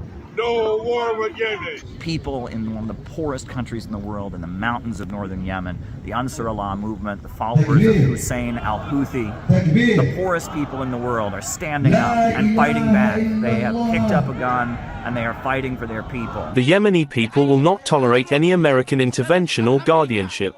We are ready for confrontation. The aggression against Yemen has been US-led from the beginning. We are prepared for everything. We realize that if we do not make a sacrifice now, we will later when we are oppressed and defeated. You know, the Bible says that the last shall be first and the first shall be last. And if you think about it, if you think about what's happening in the world now, Yemen, one of the poorest countries in the world, is making itself heard all over the planet. The Houthis are heroes. If the American people knew what they were doing, right, they would be supporting it. You know, Mao Zedong, the founder of the Chinese Revolution, he said, the people of a small country can surely defeat aggression by a big country, but only if they dare to rise and struggle, only if they dare to take up arms and grasp into their own hands the destiny of their country. And the people of Yemen have done that. If the American forces present in the Red Sea commit foolish acts against the Yemeni people, whether against the Navy, against Yemen in general, or against Yemen's interests, the Yemeni people will not stand idly by, and the armed forces will not stand idly either. American naval units will become targets, along with those who support and back them. What we're looking at today is another miracle in the Red Sea. Pharaoh didn't learn his lesson the last time. And if Pharaoh Biden sends American troops to try to fight in the Red Sea, he's going to meet the same fate as the hero in the Old Testament did. If you truly love America, if you truly love everything this country was meant to stand for, when it emerged as a revolution against the British Empire, you should love the Houthis right now. You should love the people of Yemen and admire them. They are standing against the Atlanticist system, this global system of free trade. They are stopping that free trade. They are stopping the ships. They are standing for economic development. They are shutting it down. They are the heroes of the people of the world. They stand for economic development. They stand for the rights of people, the rights of justice and truth against the system that puts profit and monopoly, big banks and corporations over human lives. We admire the Houthis. The Houthis are the hero of the whole world. We stand with you. From Bronx to Chicago to Portland to every corner of this country, there are Americans that hear your call and stand with you. Shut it down. Solidarity with Ansar Allah, solidarity with Yemen, solidarity with Gaza, free Palestine, down with U.S. imperialism. The poorest nation on the planet is doing more than all the richest nations put together to defend decency and oppose genocide. They're doing what America should be doing, and we at the Center for Political Innovation support them. And then we crossed that bridge into China, saw a great banner up ahead. Its meaning set my heart a pounding, and this is what that banner is. Long live the great unity of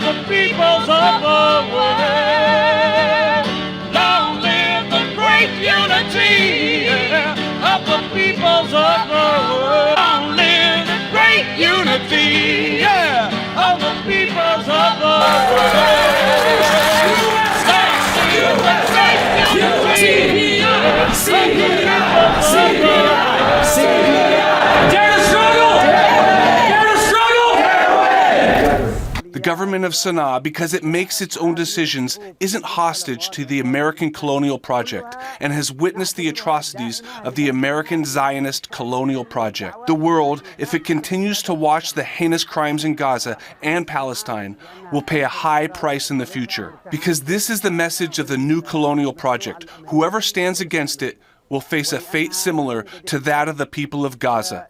China, Russia, and India and other countries won't accept American, British, Israeli dominance. The Houthis are heroes. Houthis are heroes. Houthis are heroes. Houthis are heroes. Let's talk about what's going on in the country right now and why, at this moment, defense of the Constitution is necessary. The Uhuru movement, a group of black Marxist socialists, have just been indicted by the federal government. They are facing 10 years in prison on grounds that they spread Russian propaganda, that they are sowing discord. Congress is currently discussing the Restrict Act, which is a horrendously repressive law that would be a huge violation of our civil liberties and would essentially enable the executive branch of the U.S. government to declare any individual to be a foreign asset or a foreign agent or aiding a foreign power, seize their property, violate all of their civil liberties in terms of search and seizure, privacy, etc. It's a very dangerous law. Julian Assange is rotting away in a British prison, facing extradition to the United States to be prosecuted under the Espionage Act. It's recently been revealed that the social media outlet known as Twitter was coordinating with U.S. security agencies, the FBI and others, to silence certain political perspectives. And it was revealed a lot of what's been going on, that how social media is essentially being manipulated by the government to suppress certain viewpoints. Viewpoints, in some cases, that have turned out to be actually true when it came to the pandemic and the vaccine question, when it came to a number of issues. And the government was coordinating with the social media companies to shut them down. The journalist Matt Taibbi testified about this to the U.S. Congress, and in response to that, he was sent a letter by a member of Congress threatening to jail him, arguing there was some inconsistency in his testimony and suggesting that they would bring criminal charges against Matt Taibbi for lying to Congress and putting him in jail for his testimony about this. This is the context of the debate about the Constitution. There is a movement in this country that is centered around defending Joe Biden, defending Kamala Harris, and defending the current administration. And their argument is the same argument that was used by the McCarthyists during the 1950s and the witch hunts. It's the same argument that was used by the Bush administration during the aftermath of 9/11 and the move towards the beginning of the war on terror, which is their argument is there are certain bad people. And these people are just so bad that constitutional liberties and the Constitution itself needs to be put on hold so that they can be silenced. And the list of bad people includes a lot of bad people. Let's not joke about that. The list includes racists, sexists, but it seems to get longer and longer every day. Those who are spreading Russian propaganda, those who are asked questions about the trans issue, those who ask questions about vaccines, those who ask questions about any issue, immediately get added to this really long list of bad people. And it is therefore, because these people are so bad, and because their message is so dangerous, it is therefore the responsibility of the government to coordinate with social media to shut them down. And we now have the New York Times with their 1619 project that's gone as far as to argue that the entire purpose of the United States from the beginning was simply for slavery. The entire cause of the American Revolution is simply racism and slavery. So on that basis, we can just completely nullify everything. There's talk of the Supreme Court nullifying the Electoral College. There's talk of the Supreme Court basically throwing out all kinds of liberties. And the argument is that that's okay because there are certain bad people who stormed the Capitol on January 6th. They need to be silenced. They need to be shut down. And so therefore, the moral imperative is to get rid of the Constitution. And if you object, you are de facto an ally of these people, and you need to be silenced, and you need to be shut down. These are very dangerous terms of discourse. And if this is taken further, it could have very, very dangerous implications. The Restrict Act should frighten anyone who's concerned about civil liberties, and especially anyone who considers themselves to be a Marxist or a leftist or an anti-imperialist of any stripe. Dissent in this country has historically been suppressed by the powers that be.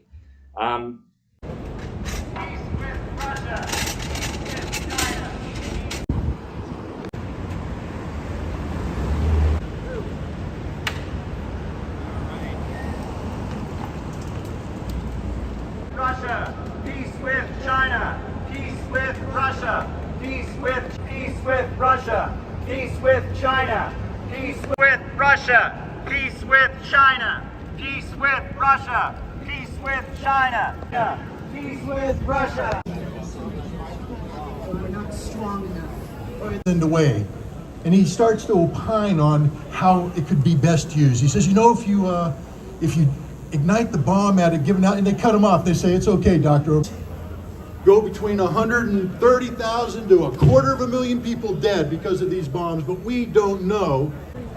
And they did use it. 78 years ago today, the United States of America dropped. Nuclear war. I guess most of us here believe that nuclear war has never been really more of an imminent threat than it is today with the war in Ukraine. So we're demanding, first of all, stop the war in Ukraine. Most of us, I think, want to dismantle NATO completely because we view NATO as the expansion of NATO as kind of the origin of this, of the short-term threat that we face today, or at least have a totally renegotiated security architecture over Europe and Eurasia. All right. Can you tell us why you're out here today? We're out here to protest what's going on in Ukraine and stop NATO's proxy war, because they're basically leading to World War III, and it's a situation that everyone should care about no matter what your politics are.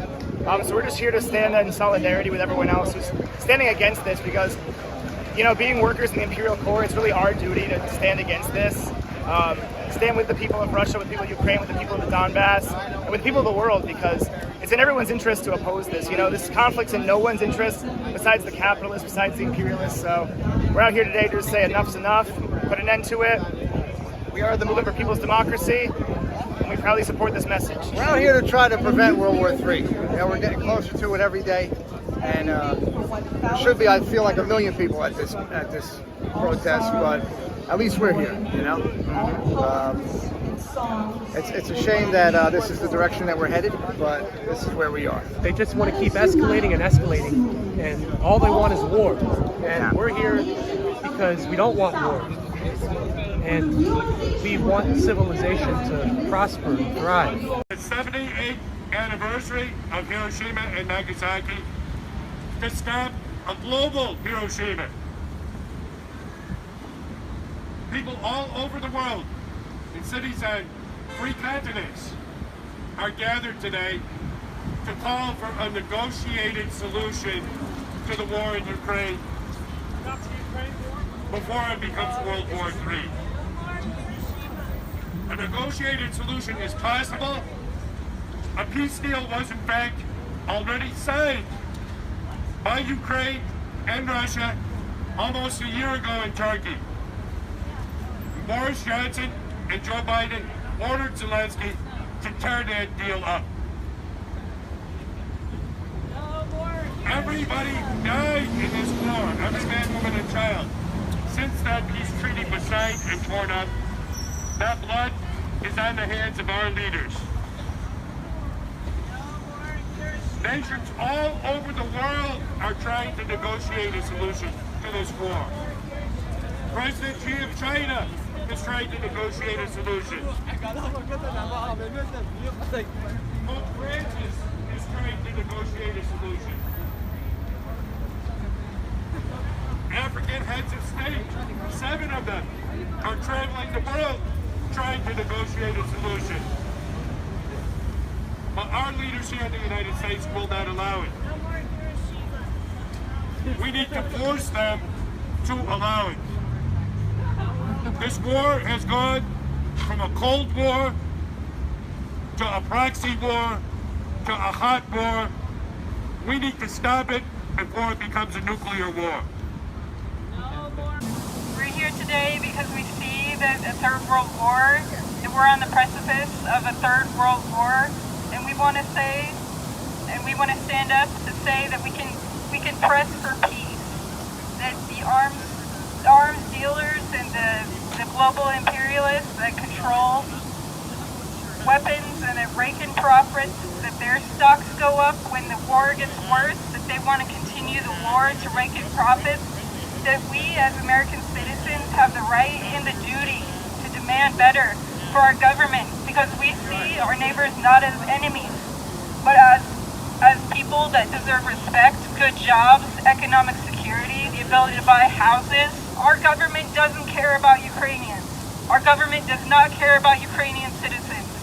And this war is not about justice, and it's not about peace, and it's not about human rights. It's actually about profits for a certain group of elite few.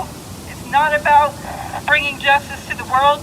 So we are pressing for peace, and we ask everyday Americans to join us in standing for peace and not buying into the propaganda and the lies that's sponsored by Lockheed Martin, these lies that are sponsored by giant weapons manufacturers. We know the media is controlled by the CIA, by the intelligence agencies that are owned by global monopoly powers, by weapons manufacturers, by those that plunder everyday Americans out of their homes, that rip their jobs out from under them, that take their security and their economic peace of mind.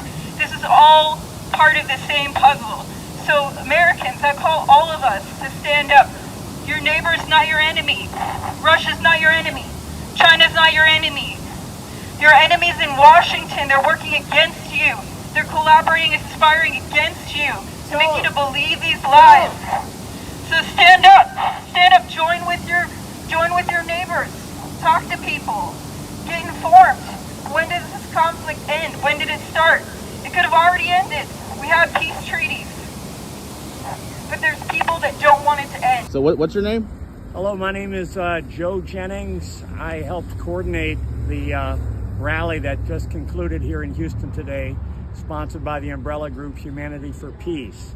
This is August 6th, 2023, the anniversary of the horrific, genocidal, and militarily useless nuclear bombing of civilian population center, Hiroshima, Japan.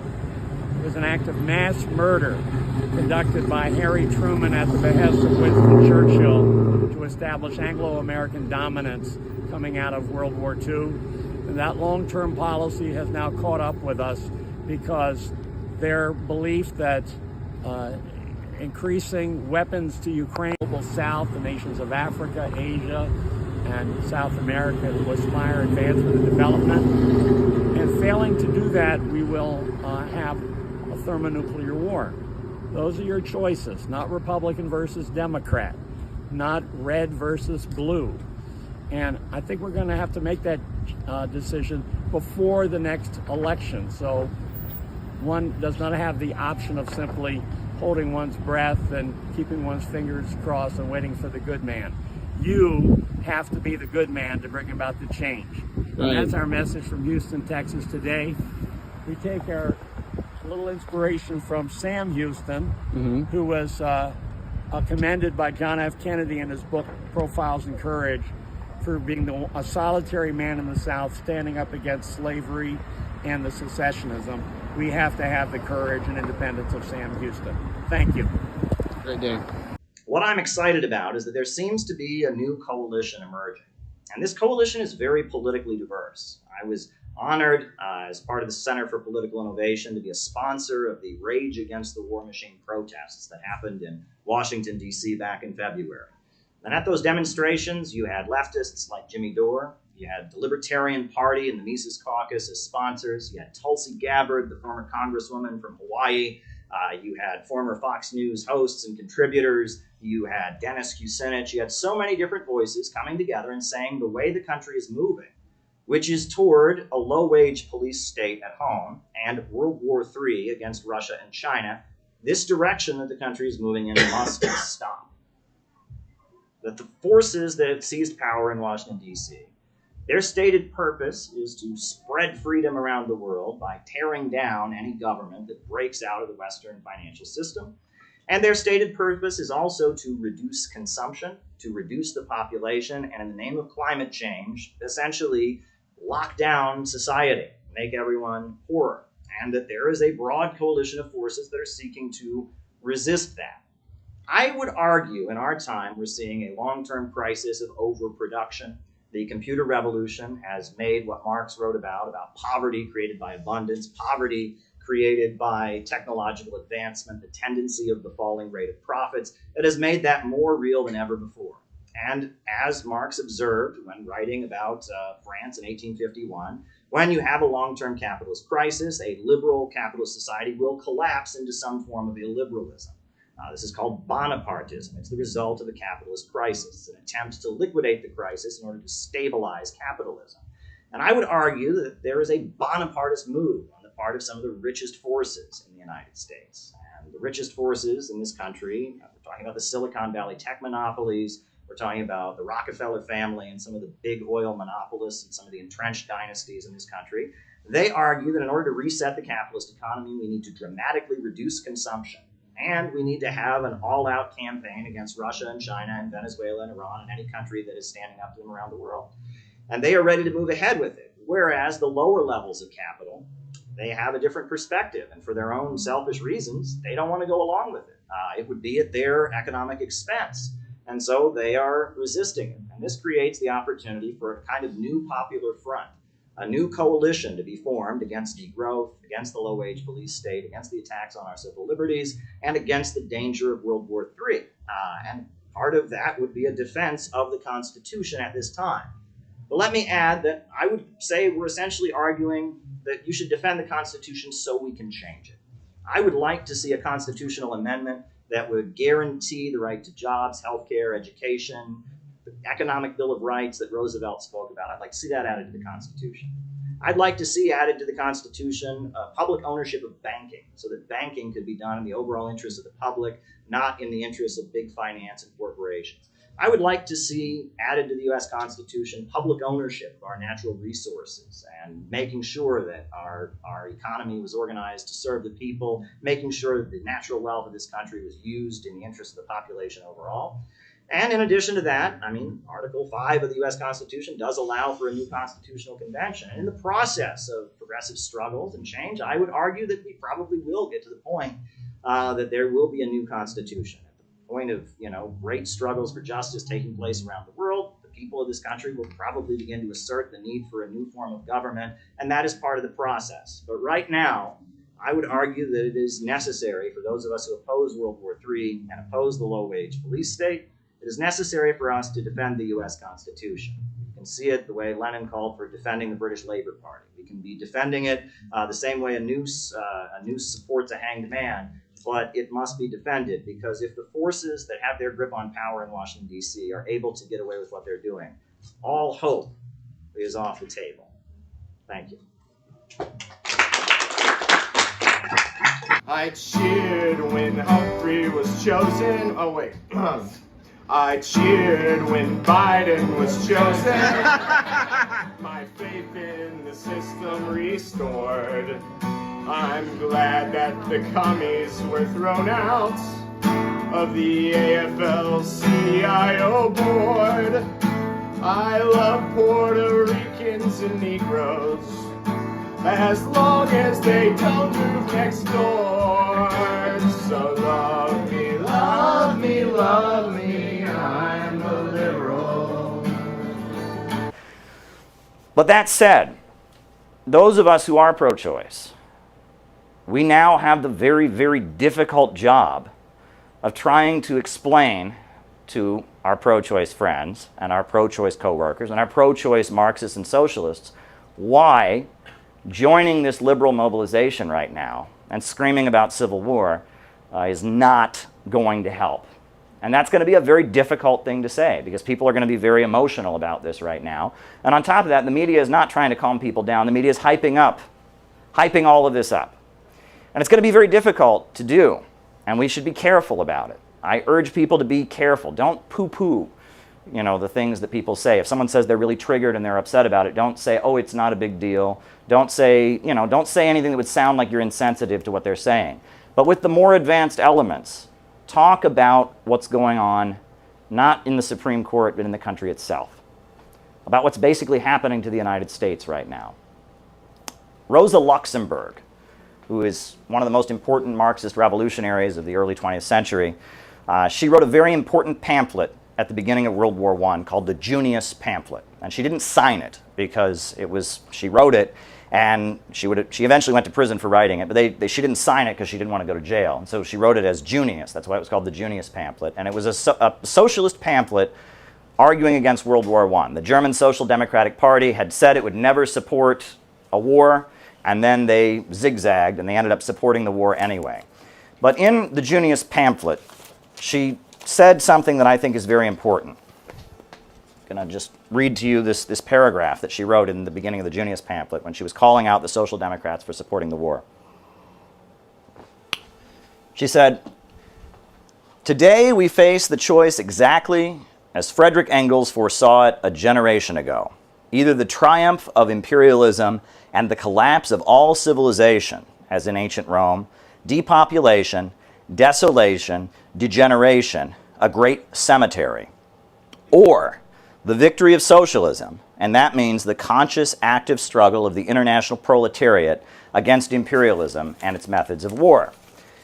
And this points to an ugly hidden truth. We try to be optimistic here. We always try to be very optimistic about everything. We want to make it sound like, we will win, and I believe we will win. Revolution is the main trend in the world today. But historical inevitability is not something that we completely cling to these days. The Roman Empire was abominable and horrendous. But when it fell, it did not become replaced with something better. The fall of the Roman Empire did not result in a higher plane. It resulted in something worse. The life expectancy of human beings significantly decreased in Europe after the fall of the Roman Empire. The height of human beings decreased by inches, I believe, after the fall of the Roman Empire. And from what I understand, it took Europe 1,100 years to get back to the population level it had had at the height of the fall of the Roman Empire, at the height of the Roman Empire after the fall. 1,100 years. And it's quite interesting because at the time the United States was being founded, one of the most popular books was Edward Gibbon's The Rise and Fall of the Roman Empire. As the founders of the United States were setting up the United States, they were studying this work of history that was so important. They were studying it page by page, trying to figure out how can we do something different. And that was around the time that Europe was starting to reach the population levels it had at the height of the Roman Empire. That's why so many towns in upstate New York have Roman or Greek names. That's why if you look at the capital, that's why they have the columns that look like Greece and Rome in the capital. It was because they were studying what went wrong. What went wrong with the Roman Empire? Why did the Roman Empire fall? And as we're starting to build a new civilization and we're starting to study reason and we're questioning the old feudal order, how can we not make the mistakes the Roman Empire made? And so it's important to understand that. But when the Roman Empire fell, it wasn't replaced by something better. We like Spartacus. We showed a clip from Spartacus earlier here. Spartacus leading the slaves of Rome to revolt was a great thing. And we like the Zealots and the Jews that fought for their independence against the Romans. And we like the various heroic movements of people in Africa and the Germans and others who fought for their independence. But the Roman Empire falling by itself did not necessarily lead to something better.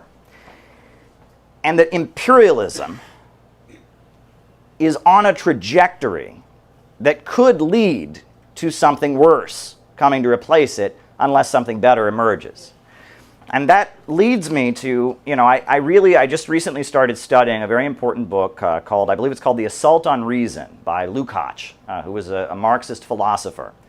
And he talked about the rise of philosophical irrationalism. So if you go back to the time, it was the Spanish who got in on colonialism first. The Spanish were the colonizers, Christopher Columbus. And as they were going into Cuba and Mexico and South America and colonizing people, Spain still largely had a feudal economy at the time. And as they were colonizing and committing horrendous crimes, rape and murder and plunder, they also brought the clergy with them. And there were many cases of clergymen among the Spanish colonizers speaking up and saying this is wrong.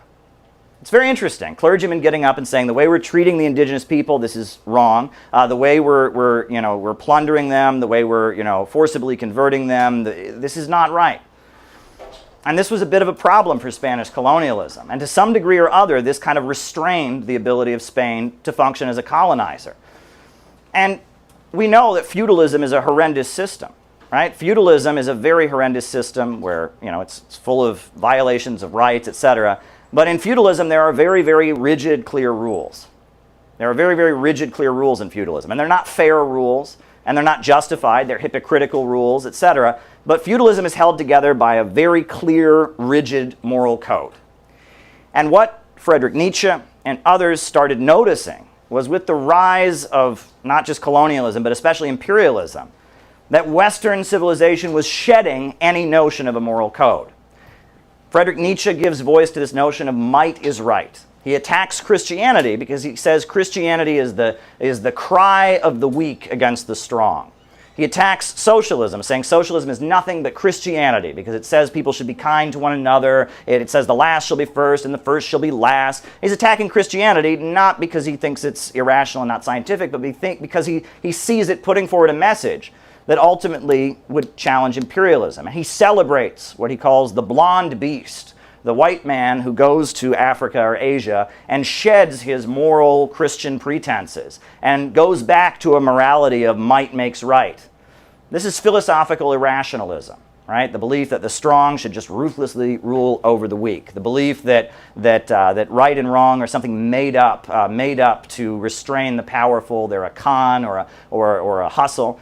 And this philosophical irrationalism that you can talk about Friedrich Nietzsche, and now I think Ayn Rand is definitely an expression of it, this is really the ideology of the ruling class of the United States. But it's not for everybody, right? I mean, they don't give it to everybody. But, it's not a coincidence that many Republicans, but also Stacey Abrams, say that Atlas Shrugged is their favorite book. It's not a coincidence at all. It's not a coincidence.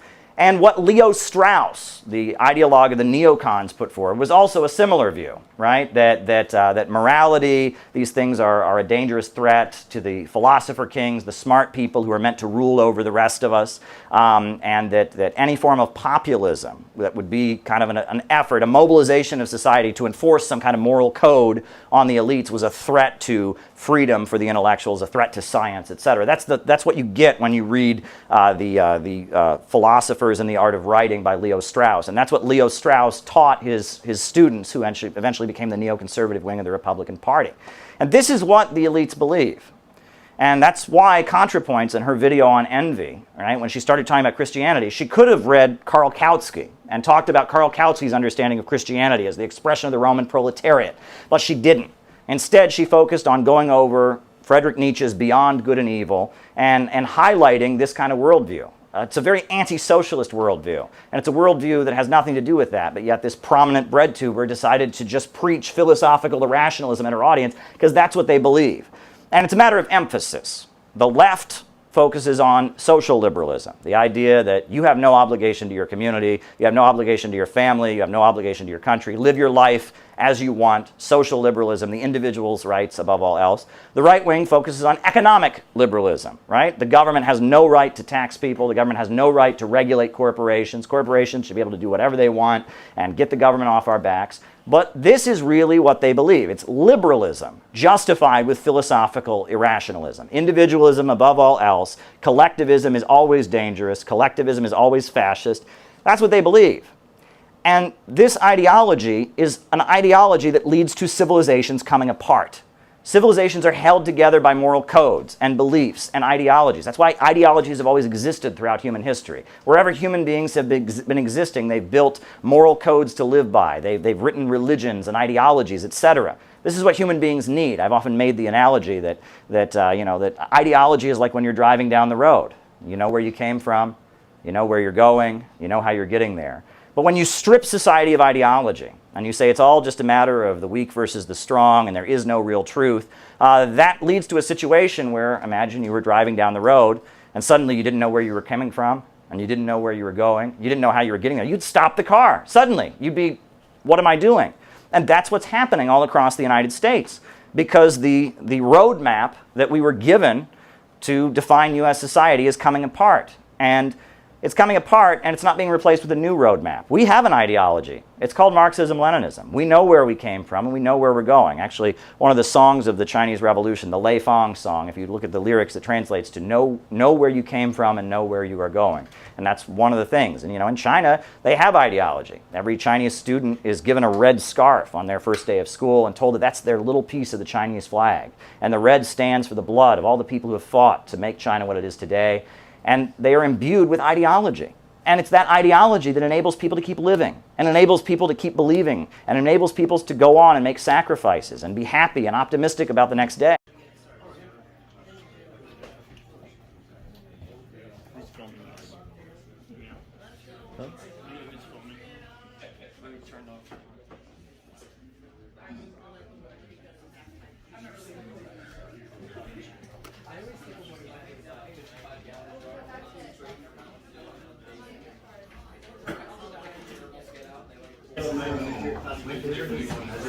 CPI, CPI, CPI, CPI, CPI, CPI, CPI, CPI, CPI, CPI, CPI. Dare to struggle, dare to win, dare to struggle, dare to win. Out of the movement, to the masses. Out of the movement, to the masses. Out of the movement, to the masses. Out of the movement, to the masses. Free Assange, free Assange. Free Assange!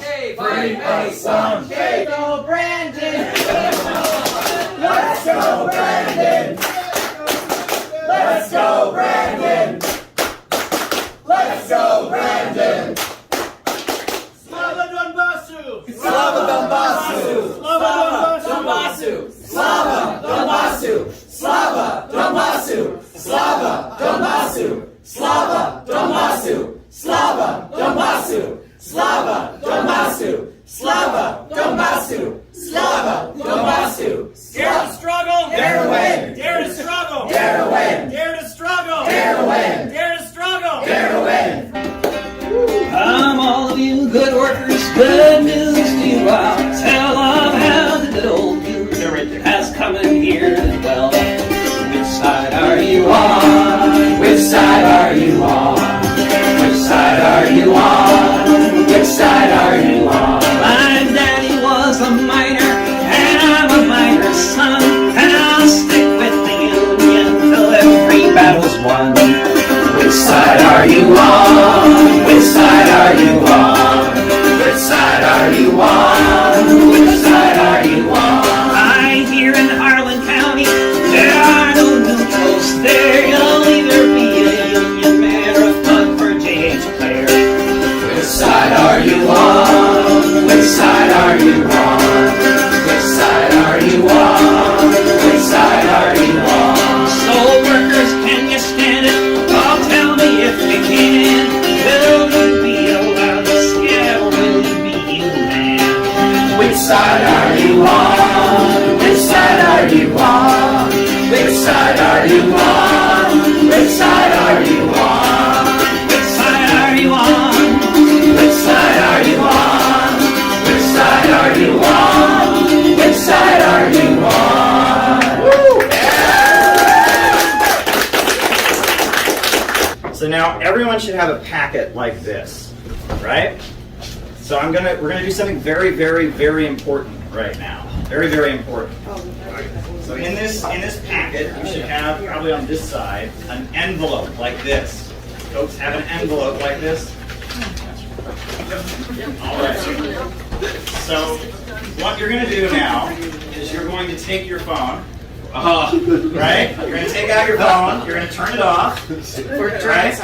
Or put it on silent or airplane mode or whatever, and you're going to put it in this. Comiendo a Alexat en las manos de Dios. Y habrá justicia, porque habrá verdad. Secuestrado por el imperio norteamericano. Y con la palabra de Dios y la palabra de los pueblos hay que levantar un poderoso movimiento de solidaridad por la verdad y la libertad de Al-Assad en Venezuela y en el mundo entero. Un poderoso movimiento de solidaridad por la verdad, la justicia y la libertad del diplomático venezolano Al-Assad en todo el mundo. Hoy ya en Estados Unidos hubo la primera marcha, la primera movilización en Nueva York. Allá se movilizaron los movimientos sociales, ya despertando y difundiendo el secuestro que se ha hecho de este diplomático venezolano. Kiki Dewar, and I'm speaking on behalf of the Center for Political Innovation. I was sent here on behalf of Caleb Maupin, and I just want to say that we should be completely against the illegal extradition agreement that Cape Verde made with the United States to bring Alex Saab to Miami. And as the ruling class is seeing its own ideology spread among U.S. society is coming apart.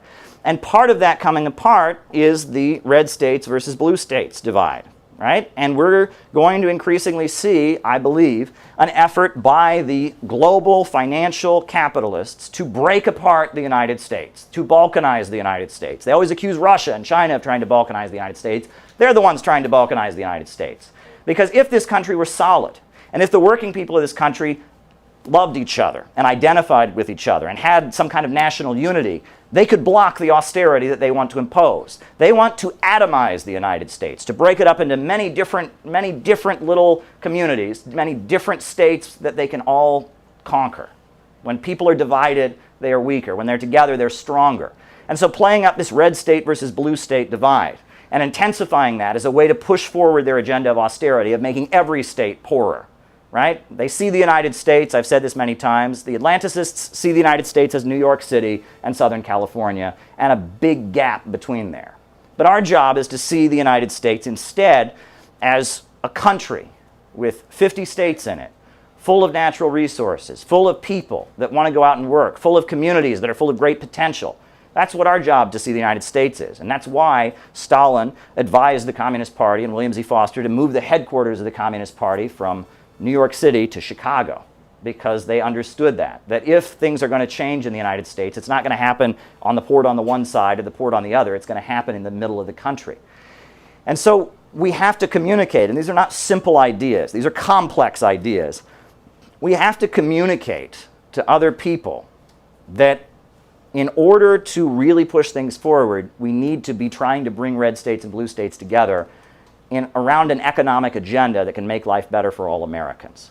And that means getting Americans in red states and blue states to see what they have in common. It also means pushing back against free market ideas. It also means, means not buying into the demonization. And so if we go out and I understand, I think there was some were there explosions? There was some violence that happened yesterday. I know this morning there were some people stripping naked in some churches and screaming. And these are things that are ultimately, at the end of the day, feeding the agenda. This is feeding the agenda, and we have to be the ones to do the difficult thing because we're serious and tell people that feeding into this divide, as angry as we might be about it, feeding into this divide is not going to help bring the United States closer to socialism, and it's going to embolden our enemies.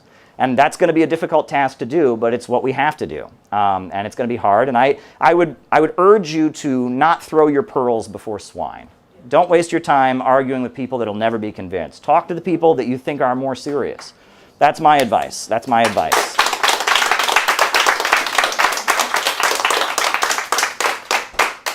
And I just want to talk about how crazy these folks are. Now, Gavin, you're a beloved member of our organization. Stand up, please. This is Gavin Lockhart. You're like the what is it? What's your position in Students and Youth for a New? This is the Vice President of Students and Youth for a New America. His name is Gavin Lockhart, and you are a Christian. And you disagree with me. You think that abortion, should be outlawed in line with your Christian beliefs. Is that fair? Yeah. Well, you're just as welcome in this organization, and I disagree with you and you disagree with me, and you're welcome in this organization. But my understanding is that you're not welcome in the Democratic Socialists of America. And that you didn't even go to their meetings and argue with them about this. You were just going to their meetings, just as a regular person. You were going to their meetings, stay where you are, and you were going to their meetings and arguing with them about this, and not arguing with them about this issue, not debating them and all of that, just trying to support the Democratic Socialists of America. They discovered on your Facebook that you take this position, and based on that, they drove you out of Democratic Socialists of America. Now, folks, this is proof that Democratic Socialists of America is not serious about bringing socialism to the United States. Because if they can't stand to have one guy who loves their group and is one of the most loyal and dedicated activists that you could find, they can't stand to have him in their group, how are they going to recruit anybody in the red states? I mean, there's a huge percentage of America that are opposed to abortion. And it shows they're not serious. They're just trying to be the foot soldiers of one wing of the ruling class to feed into the agenda that makes all Americans poorer. And they made a very stupid decision and cut themselves off from someone who's been very valuable, and we're really glad to have you in our organization. So glad to have you guys. So glad you're here. One of the things that the liberals don't seem to understand, and I tweeted out that though I'm pro-choice and in favor of gay marriage, that there are many people that are not for their own reasons, and they're still my comrades and I like them. And as I was being canceled, as it was being tweeted out 1,000 times, one thing that kept coming up, I kept seeing in the tweets, was, of course a white man would say that. And I thought, these people live under a rock. Go to, the big Palestine rallies that happen, and go walk through the Palestine rallies and poll the people that are marching for Palestine from Muslim communities in Minneapolis and Chicago and Bay Ridge, New York, and poll, the Muslim communities in Texas that are marching for Palestine. Ask them what they think about abortion. There was a young Muslim activist who spoke at our conference in Austin. He's from Texas, and you read his tweets. He is very opposed to abortion, and he is not a white man. He's of Pakistani heritage, and that's his feeling. And in the Puerto Rican community, there's a strong feeling that abortion is problematic because they have the trauma in their history of having their tubes forcibly tied in order to prevent them from breeding. And there are many black people and black nationalists who can recall efforts to wipe them out and have said that abortion is wrong because they feel that the white people have been trying to exterminate them for so long.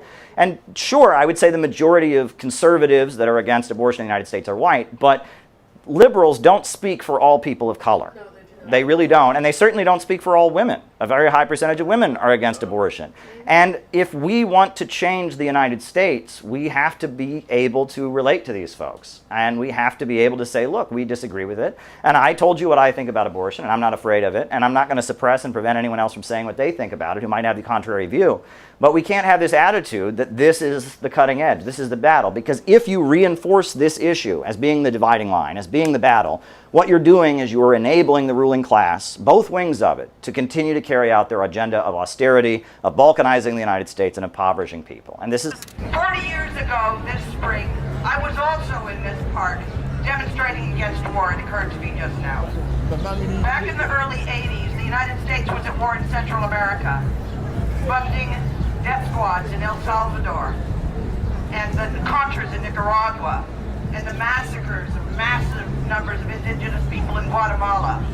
The U.S. had invaded Panama, of all places. Anyway, we had lots of demonstrations here in this very square back 40 years ago. One of the consequences of all those wars in Central America back then, all the people at the border of Mexico right now, if the U.S. had left those countries alone, those countries would have been allowed to develop. Just as they had their nationalist leaders who all they wanted to do was develop their economies. And the U.S. wouldn't let them because U.S. corporations wanted to get their hands on their resources. And now the long-term consequences are the people who have survived those wars, their children, their grandchildren, their great-grandchildren, have no way to make a living and are trying to get into this country just to make a wage and causing all kinds of agita here in the U.S. And then 10 years later, every decade, if I lived in New York, I would have been here in the late 70s and the late 60s. This fight against the U.S. government waging war all around the world has been going on way too many generations. And I think we now have an opportunity, this time, with all these generations waking up. This time it isn't just us old anti-war people from back in the day. It's a lot of young people, it's middle-aged people, it's all kinds of people who can't help but notice what bullshit is going on, both domestically and abroad. That none of this makes any sense at all. And this time it's much more dangerous in terms of the possible catastrophe. That we're on the brink of actually blowing up the whole world. Our government is. Our government. So, it's a beautiful afternoon. Whether you have time today to join us to walk up to the UN or take the subway up there, where a lot of religious people are gathering to try to get people to wake up to the danger of World War III. If you don't have time, if you have time to join us, please do. If you don't, pay attention, please. Pay attention to the next time you hear about an anti-war demonstration or any kind of activity where you can go out and help people understand. We all have to do something, each one of us. Thank you. All right. Thank you, Melissa. Thank you, Melissa. Now I'm going to introduce my friend Theo Talcott, and he's with the People's Party. He's going to give us some remarks as well. The People's Party is an important organization. It was Bernie Sanders supporters who got tired of the Democratic Party and their pro-war, pro-big business lies. Theo Talcott, People's Party. All right, what an honor. It is, we're here to stand up against the war. Yeah! We're to try to reach the people who are selling things. There is a movement around this planet to stop the war in Ukraine.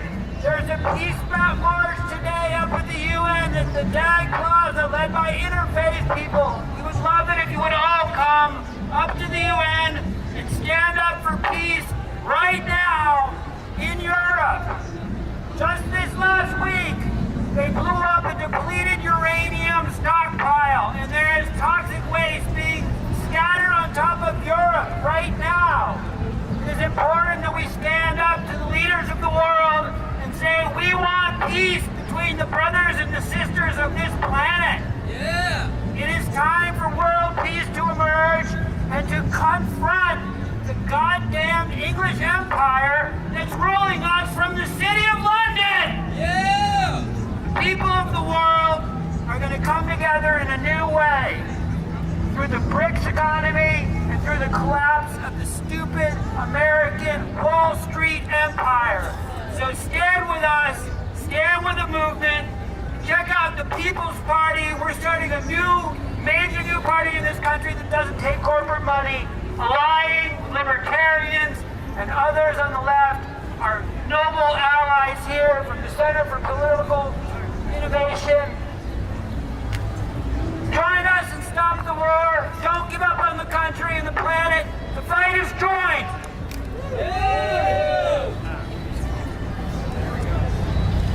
So, we have another friend from the People's Party who's going to join us. This is Erebos from the People's Party. And he's going to give us his remarks as well. So, go ahead.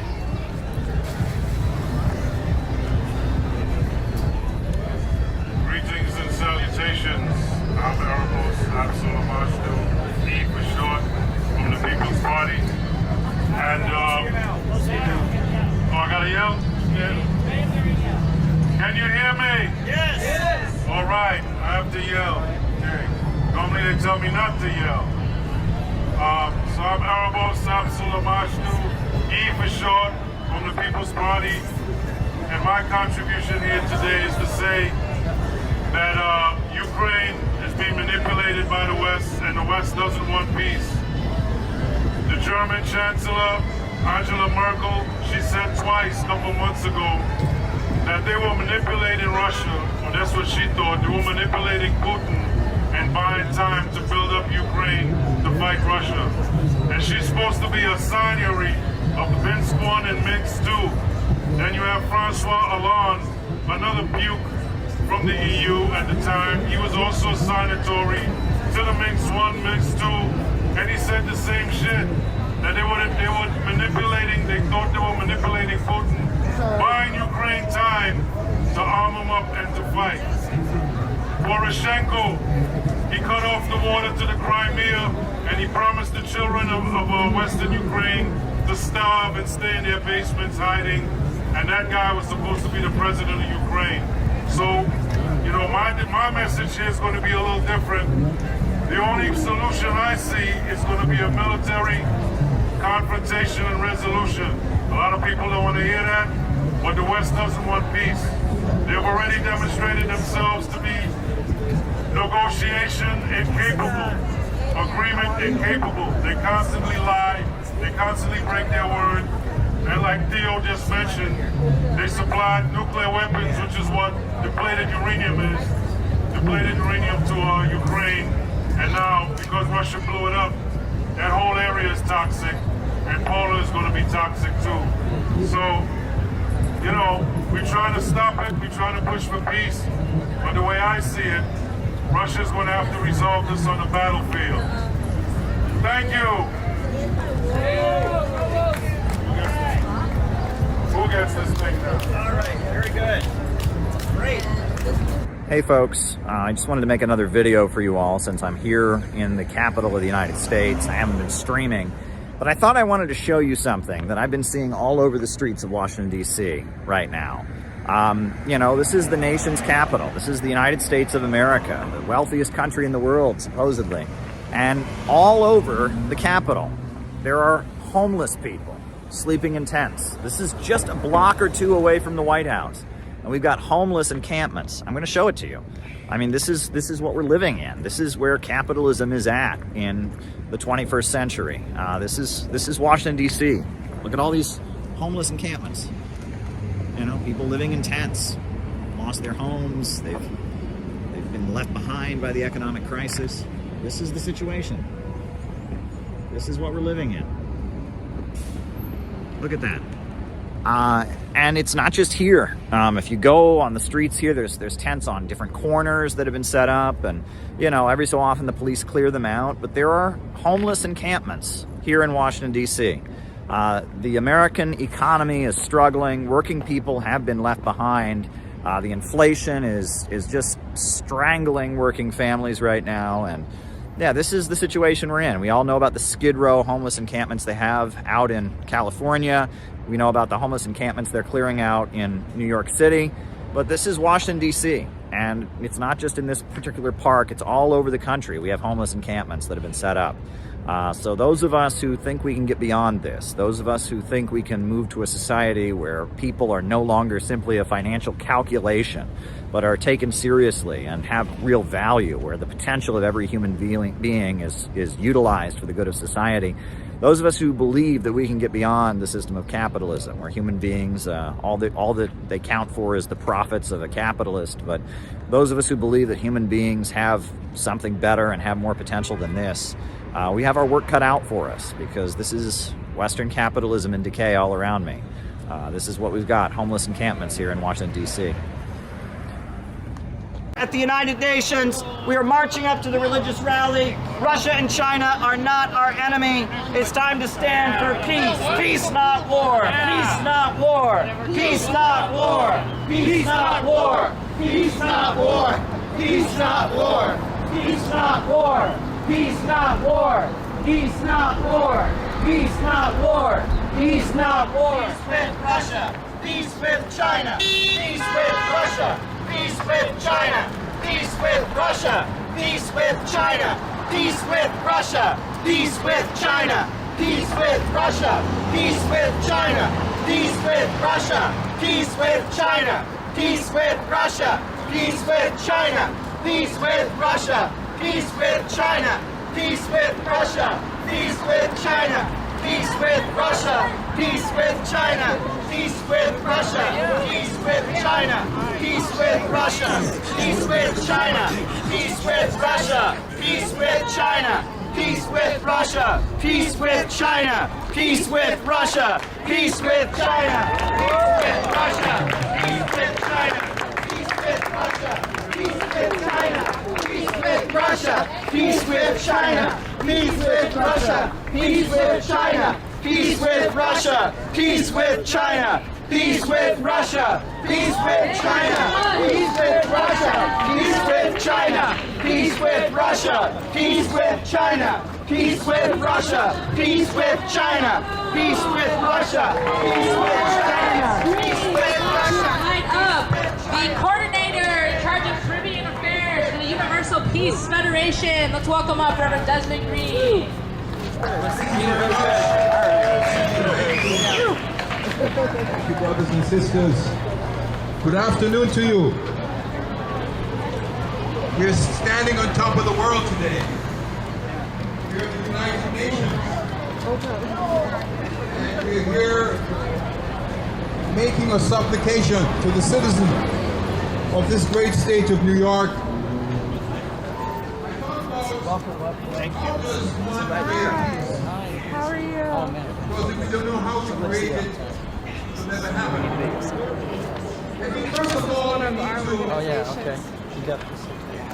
We're letting people know about the how they're facing criminal charges. So it's a day of action. And that has to do with our mind and body being united. But that unity between mind and body is at the center. And that censorship of God created us in His image and His likeness.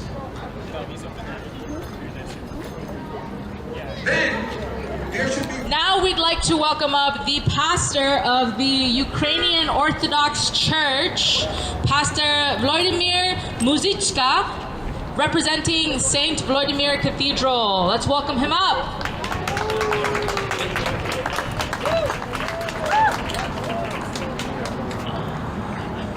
I speak Ukrainian. My friend translator. Найкраще вітання з України. Greetings from Ukraine.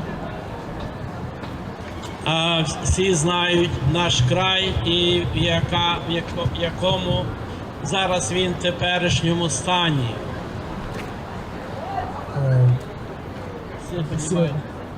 Все понимают. Oh, sorry. It's very. Yeah, it's very difficult. Everybody understands how difficult situation in the world right now. Сьогодні хочу всіх вас привітати молитовно і промовити ті слова від Господа нашого Ісуса Христа. Мир вам! I'd like to offer my greetings to everyone and say the words of the Jesus, peace upon you. Мир всьому світові. The peace to the whole world.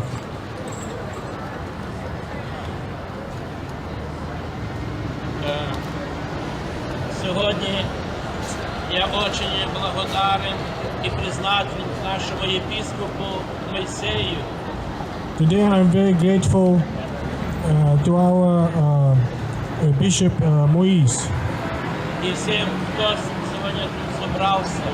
And to everyone who gathered here today.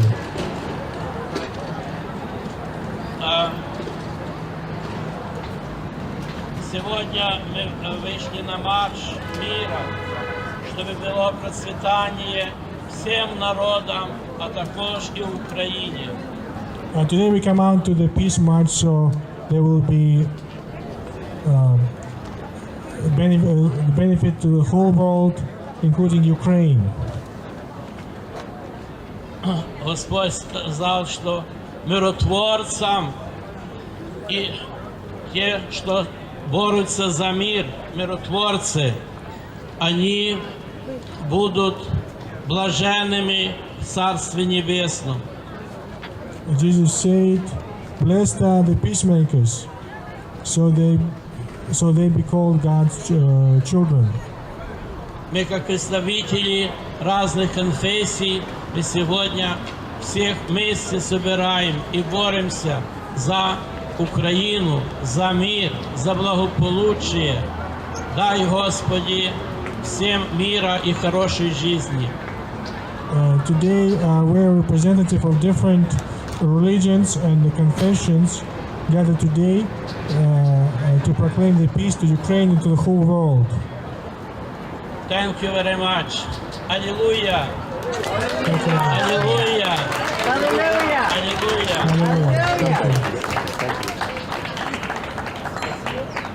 Thank you so much. Alrighty. So next up, we'd like to welcome up the founder of the Center for Political Innovation. Let's welcome up Caleb Maupin. I'm deeply humbled to be here today. And, you know, it's funny because my organization is called the Center for Political Innovation. We're not here today to be political. We're here today to do something that brings us all together. Republicans, Democrats, conservatives, liberals, leftists, rightists, whatever your ideology is, war still kills you. War still destroys you. And what's happening in the world right now is very, very frightening. We're all praying for the children of Ukraine right now. We're all praying for the children on Taiwan right now. We're praying for peace with Russia. We're praying for peace with China. We're praying for peace in the Caribbean, peace in Latin America, peace in Asia, peace in Africa. It's something we can all agree on. And in the back, I want you to notice we brought a banner with us. And that banner has a beautiful picture on it. And that's a picture, regardless of how you feel about American politics, that was a historic moment. When Donald Trump shook hands with Kim Jong-un, that was a historic moment. And one thing I think that we can recognize here is that if Korea could come together, if Korea could reconcile, the whole world could come together. If we had peaceful reunification of the Korean Peninsula. There's been so much pain, there's been so much horror, but if Korea could reconcile, the whole world could reconcile. And so we're here today from many different perspectives, many different ideologies, to come together and say that there is hope for peace in the world, and that peace starts with all of us. It starts with a connection with God, with the higher powers in this world that can enable us to overcome the destructive aspects of our humanness and get to something higher, to strive for a higher plane. So I want to thank you. I'm deeply humbled. I appreciate the opportunity to speak here today. God bless all of you. Thank you very much. Thank you, Caleb. Let's give another round of applause.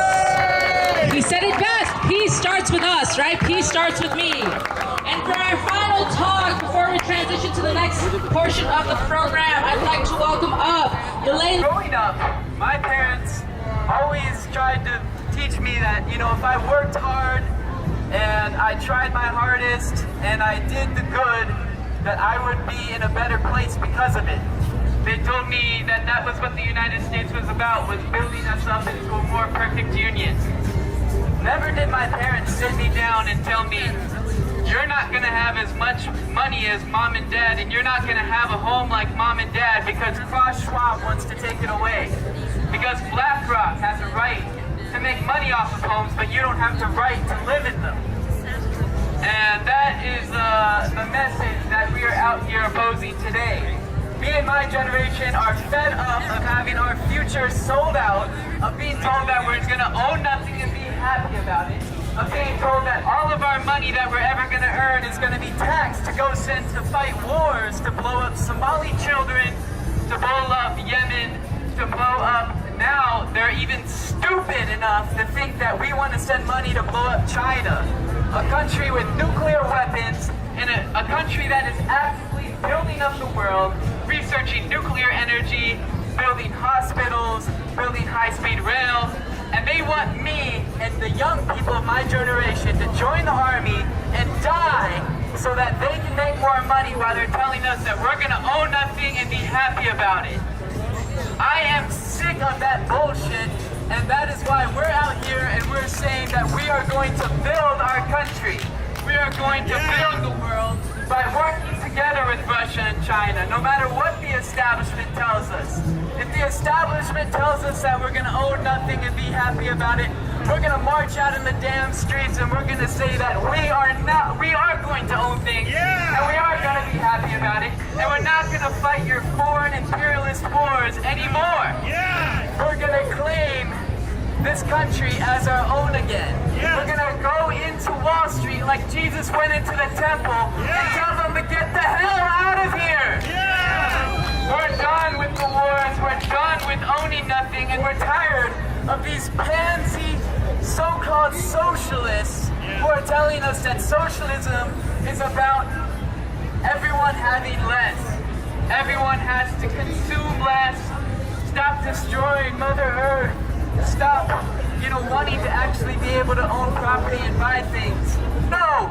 That is what socialism is all about. We need to move forward the mode of production into a higher stage. A higher stage with infinite energy from nuclear power. A higher stage where we can expand to Mars. We can expand to Venus. And we can expand beyond that. We can farm asteroids. We can be the most wealthiest generation and the wealthiest period in human history. history. But it all depends on if we could drain the swamp and get these imperialists the hell out of here and say no to our wars. Yes. They know that the contradictions are getting too strong. They know that the American people are tired of having their savings and their lives ripped away. And they're scared about that. And that's why they want you to be mad at Russia and China. They want you to be mad at Russia and China instead of the looters that are sitting not very far from here on Wall Street, who are actively getting bailouts in the billions, arguably even in the trillions, for their gambling debts. That's what we're here against, and that's why we're taking a stand for freedom of speech, because they're going after the Uhuru movement and anyone who stands against the imperialists, because they know we're a real threat that's rising. Yeah. They know we authentically represent the American people. They know that the American people are ready for a change and ready for an end to the wars. And that's why they're cracking down on our First Amendment.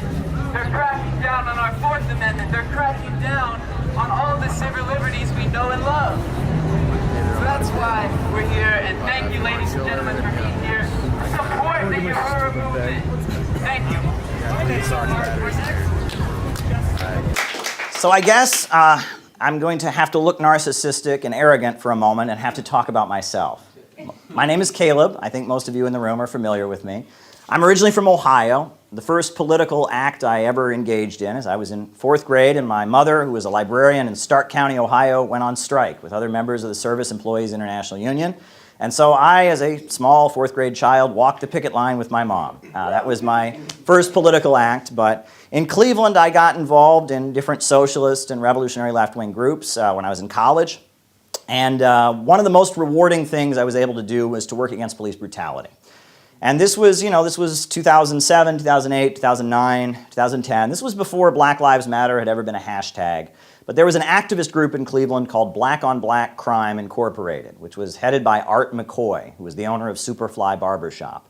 And this organization in Cleveland, Black on Black Crime Incorporated, this nonprofit, I've really kind of felt in years since that this is probably the closest thing that I've ever seen in the United States to what like a functioning communist party would be in another country, right? And it wasn't a communist group by any means. It was a black nationalist in its orientation. But every Wednesday night, they would have a meeting on the east side of Cleveland. There'd be 80, 90 people there.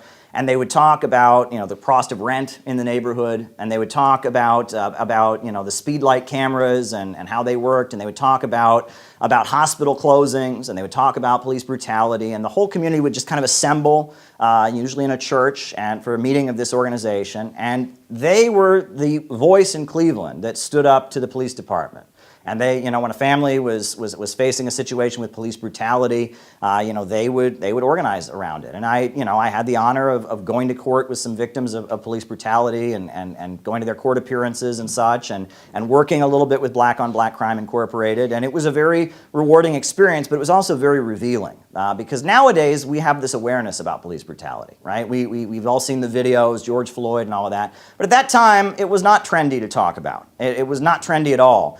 And I was attending a college near there, and I would tell people about these cases, and people would just say to me, that can't be true, that has to be made up, police never do that kind of thing, that must not be the case. And I would tell them about these cases. There was a young man named Brandon McLeod who was just murdered in Cleveland. I would tell them about these cases of police brutality and murder, and people wouldn't believe me. Well, now the whole world realizes that Art McCoy and Black on Black Crime Incorporated, what they were saying was true, right? And then all over the country, we're facing the reality of the horror of police brutality and racism. And so, it used to be just radicals and communists and black revolutionary and community activists who talked about this issue, but now the country as a whole is coming to terms with it.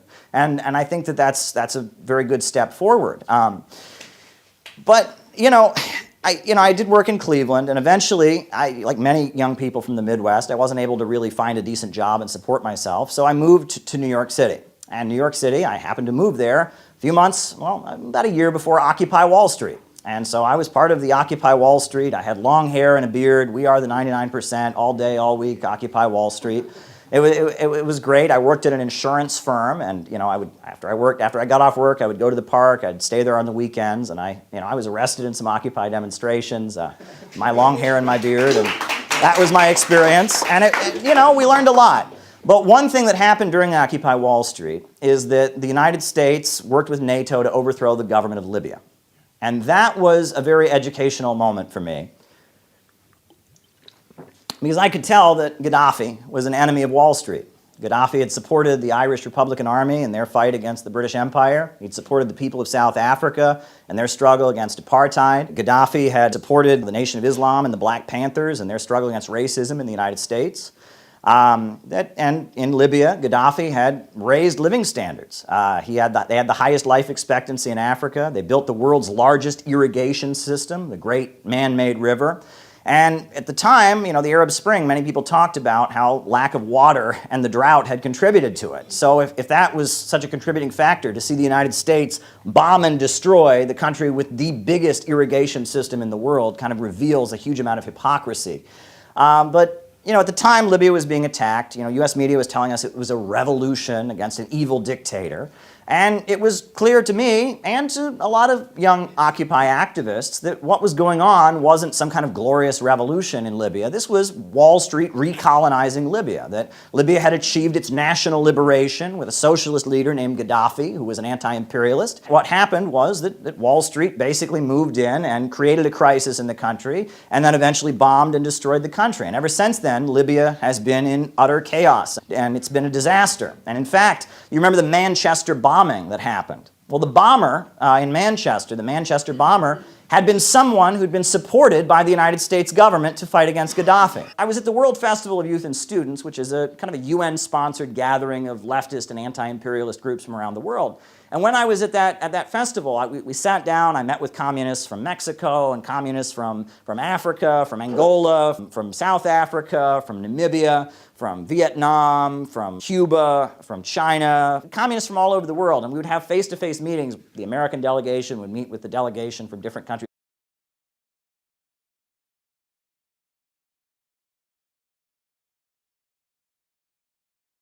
around the world. And they all said the same thing to me. They said, "What's wrong with American communists?" They said, "You guys are so weird. Like, what is it? What is it with you guys? Like, we don't get it." First of all, they said, "Why don't you guys wear suits?" They said, "Why don't you guys wear suits? Like, what is it? You guys you never wear suits, and we don't get it." And then they pointed out to me, they said, in Latin America, we've had this massive, revolutionary movement. It's been successful. We call it Bolivarianism. It's after Simón Bolívar, who's like the liberator, who fought, the Spanish conquistadors. Why don't you go find progressive figures in American history and popularize them and make yourself the incarnation of them? I thought that was an interesting idea. And when I met with these various revolutionaries from different countries, I realized that I was meeting with a totally different breed. Because in the United States, if you want to call yourself a communist or a revolutionary, you basically have two choices. On the one hand, you can be a lunatic. You can be standing on a street corner, waving a newspaper about Trotsky, and lighting the American flag on fire, and throwing bricks through windows, and you can do that. You can do that. Plenty of people do that, right? Or you have this other choice, which is that you can read Marx once a year and join a group that basically just is part of the Democratic Party, and they go and campaign for Democrats, and once a year, you sit there and maybe on May Day you talk about how it's all about socialism or something. You're just a Democrat. You're not really a socialist. Those are your two choices in the United States, right? You can either kind of sell out your ideals, or you can be a fringe element that no one ever wants to listen to. But when I talked with these communists from Vietnam and Angola and communists from India, there's a whole province in India called Kerala that's run by the Communist Party of India, Marxist, right? And communists from Greece, communists, they were neither of those things. They weren't crazy extremists, but they also hadn't sold out their ideals. They led organizations of millions of people, labor unions, they had seats in parliament, they had community associations that they led, but they also could talk to you in great depth about Marxist theory and Marxist ideology and how they were transitioning their country towards socialism and how the international situation related to that. These people were neither of those things. And I will never forget a meeting we were in with the Cuban delegation. And, all these different communist groups are getting up and presenting to the Cubans, what are we doing? And one group is like, we have sold this many newspapers this year. And, yay, all right. And somebody else got up and she said, I work for an NGO and we're trying to enact gun control legislation. And it's like, yeah, and somebody else, oh, we had a small protest to support Black Lives Matter. Oh, yeah. And the Cuban, delegate from the Young Communist League of Cuba, not an older guy, I think he was probably only 19 years old, he was trying to contain his anger. And he just said, I've been hearing this shit from you guys for so many years. And he said, give me a break. He said, for years I've been hearing this kind of garbage from American communists. He said, you guys have not built a base among the population. You don't have a sustainable group of supporters in the country. You're doing the same old thing. You're doing the same old thing and expecting different results. And that stuck with me because he was absolutely right. I mean, that was what I was observing. And the whole time I'd been doing all this revolutionary activism, I had been observing the same problem, that there was basically a disconnect and a lack of connection with the broad masses of Americans. There was an inability to capture the rising anger of American workers amid an economic crisis. There was a feeling that to be a socialist was to be somebody who was at odds with the rest of society. It was an expression of nonconformity. There was an expression of your individuality as an artist. It was not a mobilization of the masses of people to fight for their economic rights. And it wasn't giving voice to the popular sentiments of the broad masses. It was something different. But then things got even more interesting because in 2014, that was the first time I ever visited the Islamic Republic of Iran. I had never been to the Islamic Republic of Iran before. I went to some anti-imperialist, anti-Israel conferences in Iran. And then in 2015, I was invited by the Red Crescent Society of the Islamic Republic of Iran to go on a humanitarian mission to Yemen. And we got on a very big ship with all kinds of flour and medical supplies, with doctors from the Red Crescent Society, the technicians of an operating theater, anesthesiologists, members of the Iranian parliament. And we got on this boat in Bandar Abbas in southern Iran, and we went to try and deliver humanitarian aid to Yemen. And that was a life-changing experience for me. It was 13 days on a ship with about 10 people on the ship who could speak English. We talked about nothing but religion the whole time. Religion is very important to the Iranians, and they're Muslims, and I'm a Christian, but we could compare beliefs and we could have some interesting conversations. And the ship we were on created an international incident. Israel announced that the ship we were on was smuggling weapons to Yemen. Well, that was false. We were not smuggling weapons to Yemen. There was some talk of Saudi Arabia saying they might attack our ship, actually, from what we understood. The Saudis said that if we attempted to, port at Hodeidah, they would attack. And multiple times, U.S. aircraft flew over the ship, just kind of like touched down, over, kind of zoomed down over the ship. And I was quite nervous in those situations, quite unsure of what was going to happen. I didn't know how this trip was going to end. I knew we were trying to get to Yemen, where the people of Yemen were fighting against a Saudi invasion. We were trying to deliver humanitarian aid. I knew that there were a lot of lies being spread. I was the only American on the ship. There was a German citizen, there was a French citizen, and everyone else was Iranian. It was quite a big moment for me. And we didn't reach the port of Hodeidah in Yemen. Then the reason we didn't reach the port of Hodeidah was because basically the Saudis bombed the port of Hodeidah 8 times in a single day to prevent food from being delivered. They murdered a number of dock workers. And then after they bombed the port of Hodeidah 8 times in a single day, 2 days later, they bombed the medical university in Hodeidah, where we would have delivered our medical supplies, and murdered medical students who just they weren't combatants, they weren't in a war, they were just trying to, get medical training so they could help, their people in the middle of a war like this. Bombed the medical university, killed a number of medical students. With the port blown to bits and destroyed, with the medical university blown to bits, our ship turned around and we went to Djibouti. We actually went to the country of Djibouti. The Iranians were not able to get off the ship in Djibouti because Djibouti does not allow Iranians to enter Djibouti. But I had an American passport. The French guy had a French passport. So the two of us, we got off the ship in Djibouti. We got on a plane, and we flew to Turkey, and then we flew back to Iran. And that was a life-changing experience for me. I did a lot of thinking about my life and what it means, and what does it mean to be a socialist? What does it mean to be an anti-imperialist in these situations? So when I got back to Iran, they gave me, I consider this to be a real honor to be trusted as an American. They took me to see the supreme leader of Iran. He was speaking at the shrine of Khomeini, the founder of the Islamic Revolution, and the supreme leader, Ayatollah Ali Syed Khamenei, he spoke at the shrine, and there was a room of about 20,000 people who assembled. I was about maybe 100 to 200 feet away from the supreme leader, and I'm sitting there in the auditorium as one of the only Americans to have been in the supreme leader of Iran's presence. And he gave a speech, and I had my translation earpiece in my ear and was listening to the translation. It was a very long speech about the Islamic Revolution of Iran, what it means. And he talked about how ISIS and the Wahhabi terrorists, that's one distortion of the Islamic faith. And he talked about how what he called westernized Islam that embraces capitalism and the Western system, how that's a distortion, how their interpretation was the true interpretation. He also, at one point in his speech, he said, we oppose the crimes of ISIS and the crimes of police brutality in the United States because they're both the same. He actually said that in his speech. That was pretty powerful. And then I will never forget, because I guess the context was explained to me. At the time, Rouhani was the president of Iran. He was kind of a reformist.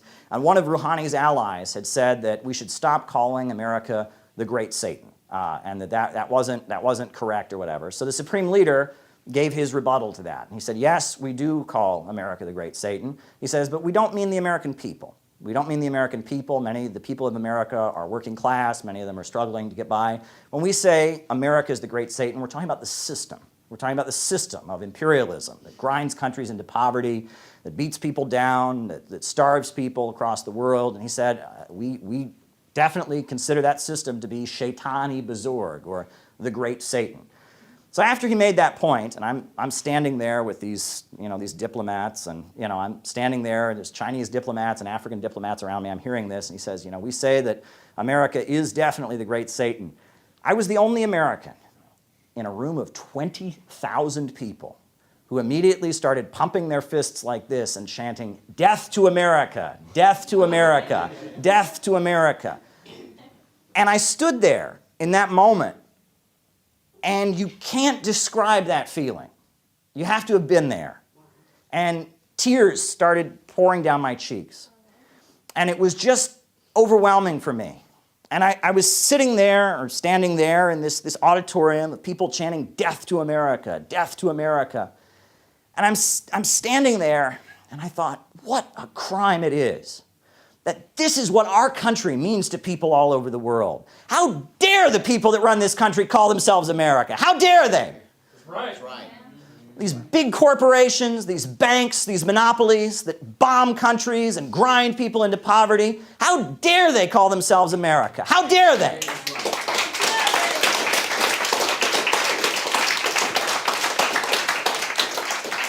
They weren't chanting death to my family. They weren't chanting death to the people in my neighborhood and my community. They identified America with policies that have actually been destroying America. It's because of the policies of these same corporations that push us to be hostile to Iran and hostile to Venezuela, the military-industrial complex, the big, huge banks. It's because of them. It's because of them that they're unpaving the roads in Ohio and Pennsylvania and places like that. It's because of them that the power grid in Texas collapsed and left people in the cold in the winter.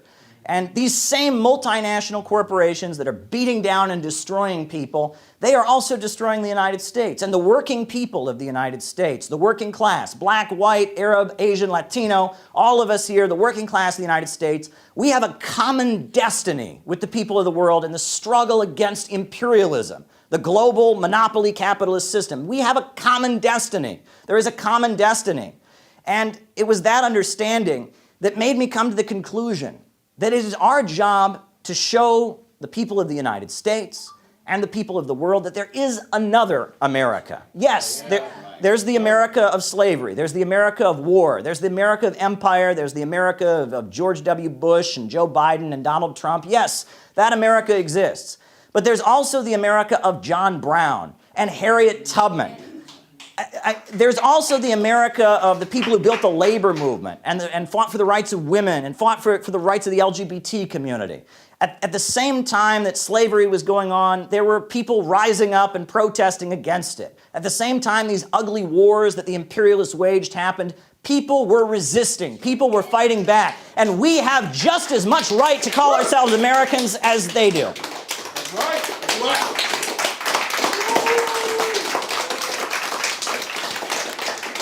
Let's talk about Zbigniew Brzezinski. and the pivot to soft power. So Brzezinski was the main Cold War strategist after the US was defeated in Vietnam. He and Kissinger established the Trilateral Commission, a think tank funded by the Rockefeller family. And his quote here, "The three grand imperatives of imperial geostrategy are to prevent collusion and maintain security dependence among the vassals, to keep tributaries pliant and protected, and to keep the barbarians from coming together, or keep them killing each other." So instead of bombs and soldiers, Brzezinski relied on proxy forces to exploit divisions among communists. He borrowed the same approach of counter-gangs used by the British intelligence officer Frank Kitson to defeat Kenyan resistance in the 1950s with the so-called Mau Mau liberation fighters, who are in fact backed by the British Empire. Brzezinski financed and armed self-proclaimed communists such as the ultra-leftist Pol Pot in Vietnam, mass murderer and cannibal Jonas Savimbi and his UNITA in Angola, who was, again, a cannibal, and Eritrean separatists to fight the pro-Soviet Derg government in Ethiopia, among others. So he used soft power methods to give the USSR its own Vietnam, quote unquote, with the Afghan trap. Like Lily was saying earlier, the origin of the term tanky as a pejorative to describe defenders of the Soviet Union and other actually existing Soviet countries came from Western journalists focusing their cameras on the one Soviet tank in Kabul. They sought to portray the Soviet Union as this cold, mechanical, neo-colonial killing machine, and that may sound familiar. In Afghanistan, there was also a whole public relations campaign that co-opted left-wing aesthetics to try to make Osama bin Laden and al-Zarqawi look like Che Guevara. There was even a 1989 James Bond movie, The Living Daylights, that was dedicated to the Mujahideen of Afghanistan, heroically fighting the Soviets. We've got the National Endowment for Democracy. A lot of, as Alan Weinstein said, the NED co-founder in 1991, he said, a lot of what we do today was done covertly 25 years ago by the CIA. So the NED funds news organizations, NGOs, trains opposition journalists in protest tactics, social media, and sowing internal discord, fomenting color revolution. Again, it's always working in tandem. So while the US continues its hard power tactics, like blockades and proxy wars, it also relies on soft power from, entities like the Peace Corps, for example, with benevolent-sounding mission statements and a progressive veneer. Internationally, it's sought to destabilize countries from within by invading their information space, violating their information sovereignty, flooding social media with regime change propaganda, as we saw in Cuba with Instagram in the failed color revolution there recently, and documenting any reaction to these efforts as supposed crackdowns on freedom of the press and so-called open society, as Karl Popper said. For example, in Ecuador, the NED boosted Yaco Perez. As he was an Ecuadorian politician and indigenous rights and human rights activist, right? And this Yacu Perez, this basically NGO-socialist, fake socialist, was, called any movement. He condemned the left-wing economist Arauz and the citizen revolution movement. And he also condemned any efforts to harness and nationalize the country's resources for the people as extractivists. So again, using this greenwashing, this imperialism, and calling it extractivist to use your resources for the people, right? So since the unpopular war in Vietnam, the U.S. has had to justify its wars of aggression as necessary humanitarian interventions. Think of the R2P doctrine, right to protect doctrine, Samantha Power, peacekeeping missions, etc. We're bringing stability and democracy. Of course, the results are consistently the opposite. Iraq and Afghanistan were reminders that it's more politically expedient to have other countries' young people fight its wars, like Ukrainians, for example. Here we've got the CIA, creating a safe space at the CIA. No place for hate, right? at Raytheon. BreadTube Serves Imperialism. Great book, if you haven't read it. I know the author. So BreadTube is an unofficial counter gang of the CIA that draws on Trotskyism, anarchism, and social democracy to redefine both socialism and fascism. Young people, over-socialized to follow and like or ratio and block, are increasingly unaccustomed to healthy dissent, argument, and debate. We have some characters like Natalie ContraPoints Win, or as Isha from Historically quipped, Contras. Self-described libertarian socialist Ian Kaczynski, aka Jabba the Vosh. Thank you. Pessimist and doomer Thought Slime. And video gamer Stephen Destiny Bonnell, who all have their own vendetta against actually existing socialism. Some have had consultations with this strange character, Dr. Steve Hassan, a former Mooney cult member, who after the events, the most important event in world history, January 6th, called for a mass deprogramming of Trump supporters. BreadTube perpetuates the lie of the 20th century that in no country has socialism ever worked. It portrays Stalin and Mao as mass-murdering dictators. Real socialism is rebranded as workers' cooperative, stock options, that kind of thing. Raising the property question is considered class reductionist. BreadTube vilifies AES countries as authoritarian, anti-democratic, fascist, deserving of sanctions, and in need of regime change. In December 2021, the Grey Zone's Kit Clarenberg exposed a British state-sponsored PSYOPs by Amilcon's Valiant Projects, which was a social change communications firm that gave PR boosts to jihadists in Syria. Valiant Projects was using the BreadTuber Abigail Thorne for its operation. So again, just validating the thesis of BreadTube by showing this link. So thank you, Grey Zone. There's the article on the Grey Zone. Beyond YouTube, revered middle-class intellectuals in academia, like the late historian Robert Conquest at Stanford, Timothy Snyder at Yale, and Stephen Kotkin at Princeton, all senior fellows at the Hoover Institution, have engaged in fraudulent research and scholarship so as to help construct and maintain what an anti-communist and what Grover Furr calls the anti-Stalinist paradigm in the field of Russian studies. So again, we have culture and then also academia and educational institutions. Here we've got some fine organizations. Coda Story, if you're not familiar. We've got the Hipster Imperialists, Vice. We've got Media Matters. We've got National Petroleum Radio. The Intercept, they like to burn sources. We've got Bellingcat and Jacobin.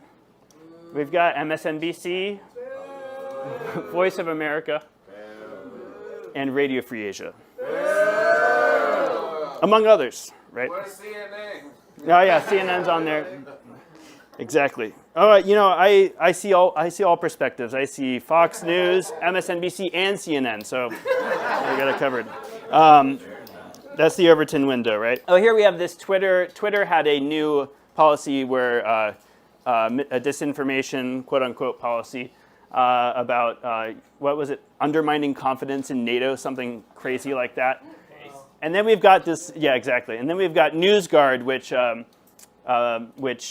Bill Gates has been pushing as a way to basically handpick sources that are credible for young people, and I'll get into that in a minute. I'm going to practice my Spanish here. La próxima guerra en Europa será entre Rusia y el fascismo, solo que el fascismo se llamará democracia. And the next war in Europe will be between Russia and fascism. Only fascism will be called democracy. And he said that in 1992. The official narrative promulgated by our state media, for example, by Mika Brzezinski on MSNBC, is that Ukraine is a sovereign democracy warding off an invading aggressor in the form of Putin, who we are to believe is the reincarnation of Hitler. That Russia has committed war crimes against civilians, that it is the one blocking the ports from delivering food and stealing Ukrainian grain. Despite this slicker than ever media blitz to convince Americans that we must stand with Ukraine at any cost, it is clear from polls that the media is losing control of its narrative as the realities of its economic war set in. On June 10th, 2022, Biden said that Putin's price hike is hitting Americans hard, but recent polling suggests that few Americans buy this. Only about 11% think Putin has to do with the gas price. And the result of this loss of narrative control has been a desperate bid to use the powers of the state and big tech to silence dissenting voices. There's been a ramping up of unprecedented censorship in the West since February 2022, with RT losing its broadcast license in the UK and Europe, and also having to shutter RT America. Boo. There was also for a brief time Nina Jankowicz's Orwellian Disinformation Governance Board to protect our democracy by fighting disinformation. Dylan Burns gets some exclusive access there. That's not glowy. As part of this information war, new policies on Twitter, YouTube, and other major platforms now have policies prohibiting contradiction of the official narrative, deleting content and pulling channels, banning journalists. Veteran journalist Pepe Escobar, geopolitical analyst and journalist Brian Berletic of the New Atlas, and former UN weapons inspector Scott Ritter were permanently banned from Twitter. After an inquiry from a journalist with the Financial Times, Haas of Infrared and Jackson Hinkle were thrown off Twitch for supposedly spreading disinformation, or as we'd call it, spreading information. Just as WikiLeaks was financially attacked back in 2010, and more recently the Canadian truckers had their assets frozen, Caleb Maupin, Consortium News, Alan McLeod, Minpress News, and other journalists were summarily banned from PayPal. Anti-imperialist YouTuber Jackson Hinkle was also banned from PayPal and Venmo. 28-year-old German-speaking blogger Alina Lipp, who has reported from the Donbass during this conflict, she's a German-Russian blogger. She's been attacked for making Putin's war propaganda on her Telegram channel, which you should all subscribe to. It's called News from Russia, but it's in German. Now the German government is investigating Lipp under Section 140 of the Criminal Code for, quote-unquote, rewarding and approving of crimes, and has seized 12,000 euros from her German donation accounts. Then there are the death threats. The Ukrainian government has an official kill list, Enemies of Ukraine database, called Mirochevets, I'm butchering that, I'm sure, or Peacekeeper website, that includes the Canadian independent journalist Eva K. Bartlett, another person you should subscribe to on YouTube. Does amazing work. The Canadian mainstream media has expressed strong condemnation, not at this war crime, not at this threat towards the journalists, but has directed their condemnation at Eva K. Barrett herself for supposedly siding with Putin. Aaron Mate was smeared by The Guardian recently. Got some totally not propaganda. All right, let's talk about Paul Mason, anti-fascist Paul Mason. Masongate, and I'm wrapping up.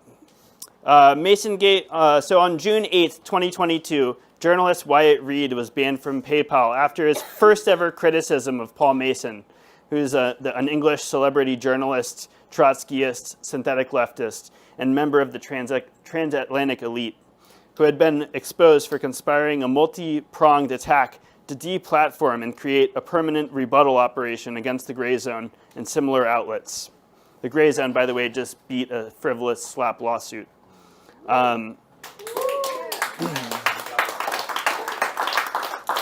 It's worth mentioning that a conversation with between Max Blumenthal and Aaron Mate regarding Paul Mason was the first ever video from the Gray Zone that was pulled off of YouTube, reinstated, and then pulled off again. Not sketchy at all. But in the final section of the Communist Manifesto, what does it say? What does it say? In short, communists everywhere support every revolutionary movement against the existing social and political order of things. In all these movements, they bring to the front as the leading question in each the property question, no matter what its degree of development at the time. And finally, they labor everywhere for the union and agreement of democratic parties in all countries. The communists disdain to conceal their views and aims. They openly declare that their ends can be attained only by the forcible overthrow of all existing social conditions. Let the ruling classes tremble at the communist revolution. The proletarians have nothing to lose but their chains, and they have the world to win. Workers of the world unite. That is how the Communist Manifesto ends. Now let's go over that. Let's break it down here, because I want you to understand this, right? Someone else asked me to quote Marx and Engels later, and so we'll do that. And so let's just break this down. In short, communists everywhere support every revolutionary movement against the existing social order of things. Now, what does it say there? Does it say communists everywhere support every revolution against the existing social orders of things as long as it's woke? No.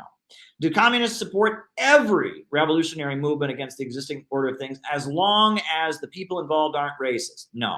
Do communists support every revolutionary movement against the existing social order of things as long as the people involved are politically correct and left-wing and liberal? No.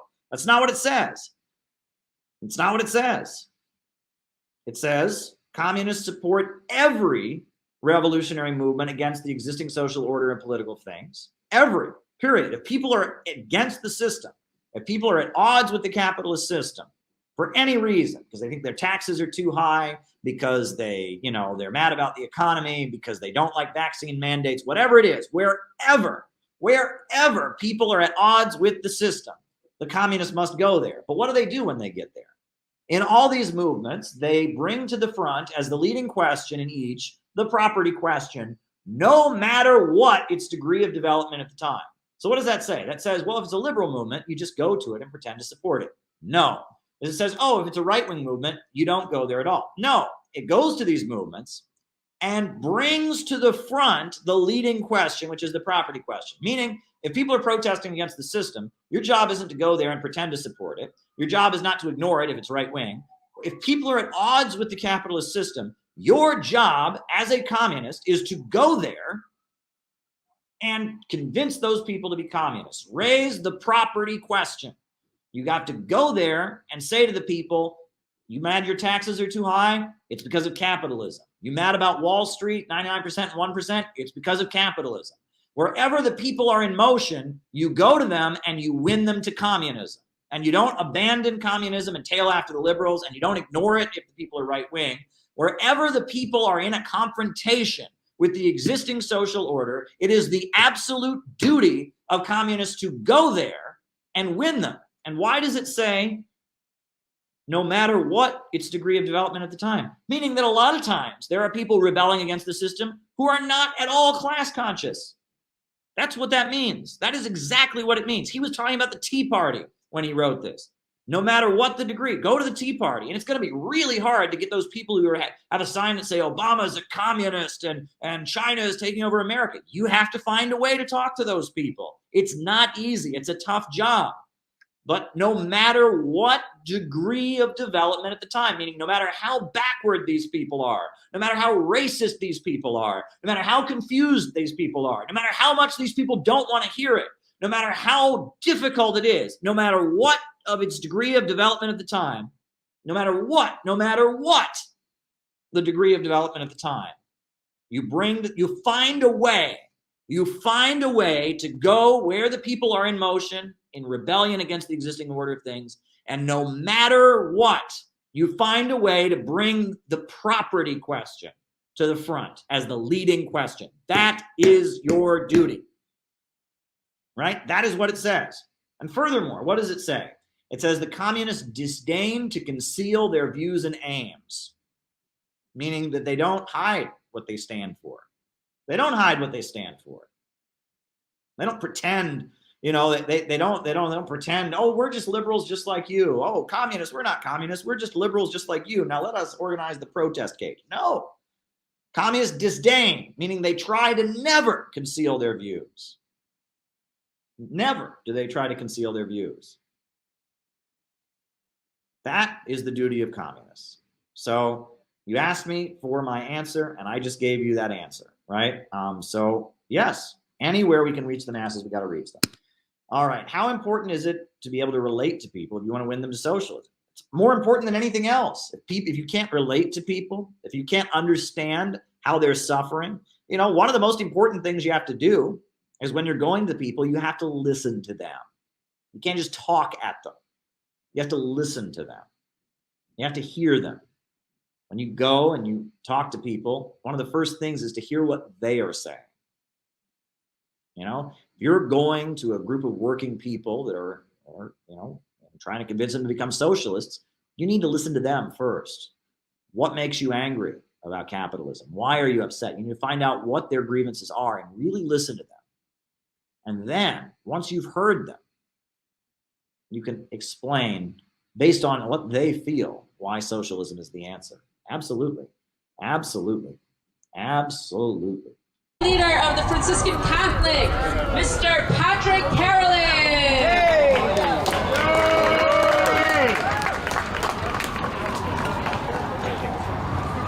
Thank you. Thank you all for being here. Thank you. Young people were seeing activist, storyteller, writer, and troublemaker. We live in a perilous time. Our world is in crisis. The leading cause of death and disease in children is hunger.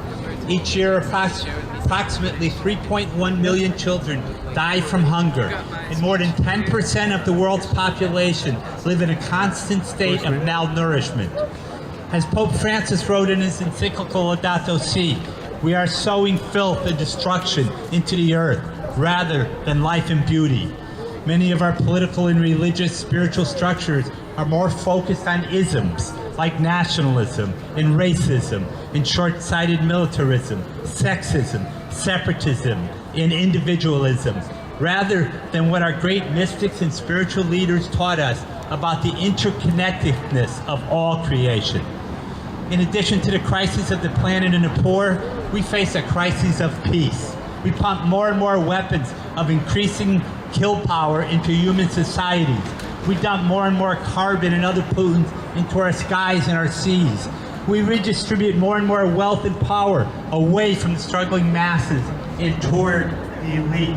We go into the future as a single state. Hi, do you want to hold the sign? Oh my, sure. Unity. She was very looking forward to meeting you. She said, "Is Caleb Maupin here?" I am. Well, there you go. I'm famous, I guess. That's nice. I'm really glad we're here. Would you like an autograph? No, it's fine. Okay, well, this is a case we're raising awareness about the Uhuru. They're facing 10 years in prison for promoting peace with Ukraine and such, so. Great to meet you. Throughout our entire history, in every religion. Sure? I was thinking somewhere else.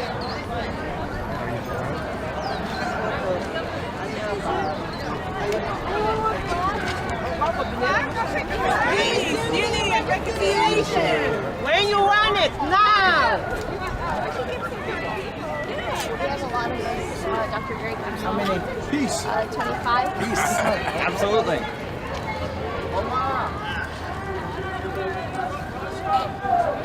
Oops, sorry. Yeah, the wind is kind of blowing. Sorry, the wind is blowing the.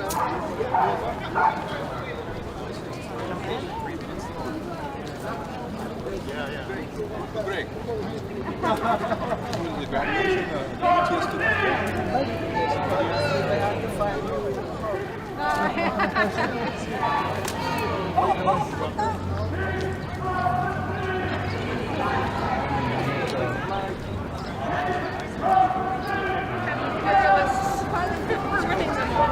Yeah. I mean, it's true.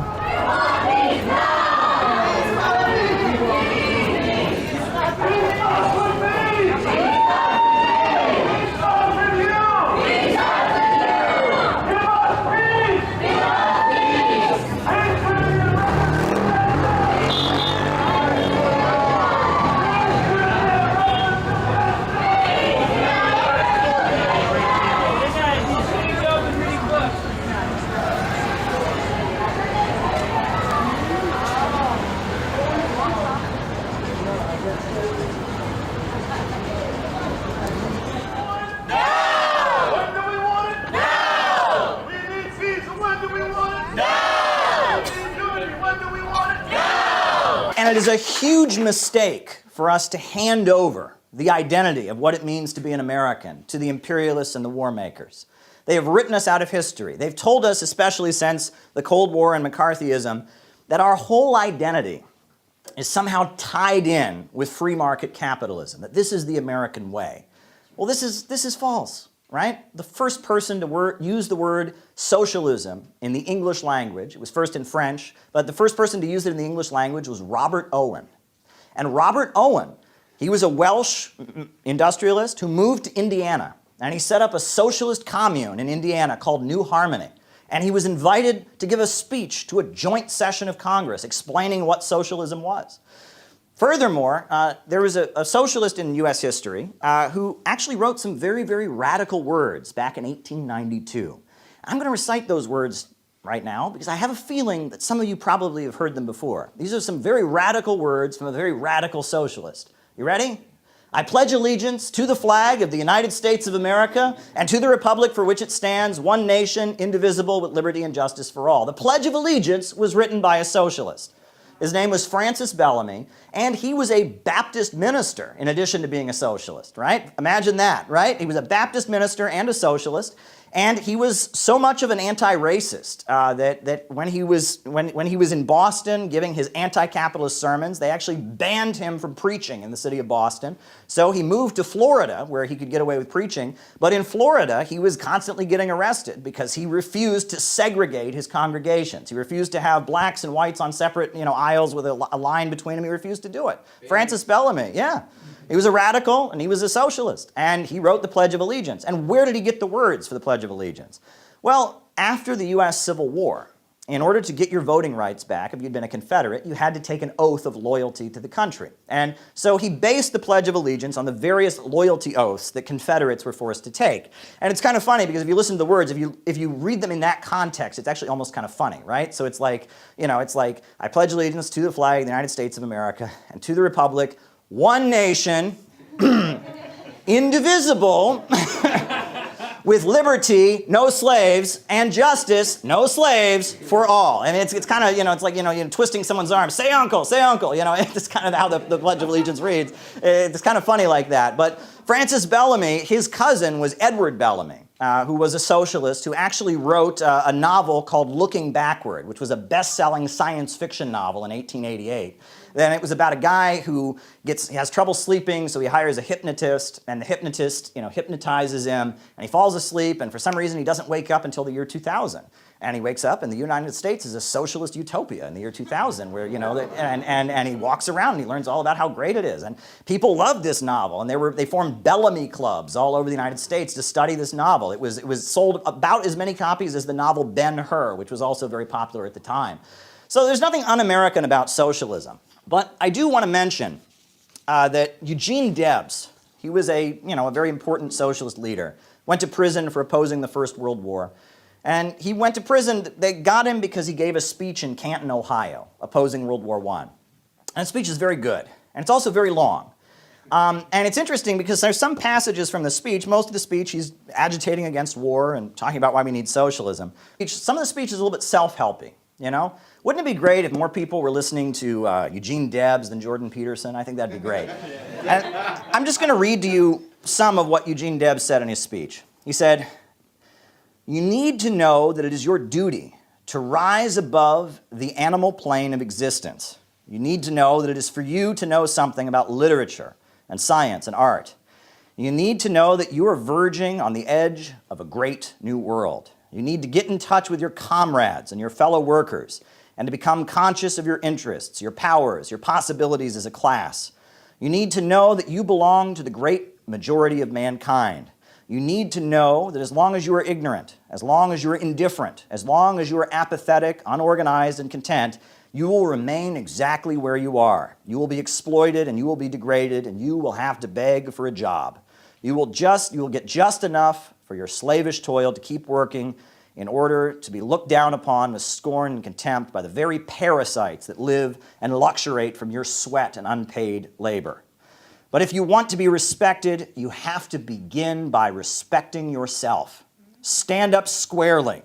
Look yourself in the face and see a man. Do not yourself fall into the predicament of the poor fellow who, after he heard a socialist speech, concluded that he ought to be a socialist. The argument he'd heard was unanswerable. After a while, he allowed his ardor to cool and soberly concluded that by joining the party, he might anger his boss and lose his job. He then concluded, I can't take that chance, and that night he slept alone. There was something on his conscience, and it resulted in a dreadful dream. Men always have such dreadful dreams when they betray themselves. A socialist is free to go to bed with a clear conscience. He goes to sleep with his humanity, and he awakens forth in the morning with self-respect. He is unafraid, and he can look the whole world in the face without a tremor and without a blush. That Lenin quote that I always read to you all, I'm going to see if I think I have a graphic of it I can pull up, because it's so gosh darn important. It is so important. It is so important. And if I can just pull up a screenshot of it, maybe not, but let me see. I'm trying to dig through files here to see about where I have stuff. Do I have this Lenin quote? Do I have it? Do I have it? Do I have it? Do I have the Lenin quote? I don't have the Lenin quote. What a shame. So I'm just going to have to read it to you all. I won't be able to put it on the screen, but I've read it to you all again, and I will read it to you once more. There's a really important essay by Vladimir Lenin, and it's about how, when World War I broke out, all these socialist groups that claimed to be so revolutionary supported World War I. It's called Imperialism and the Split in Socialism. It's 10 pages. It's not that long. You should read it. And at the very end of the essay, I've quoted it to you all a million times,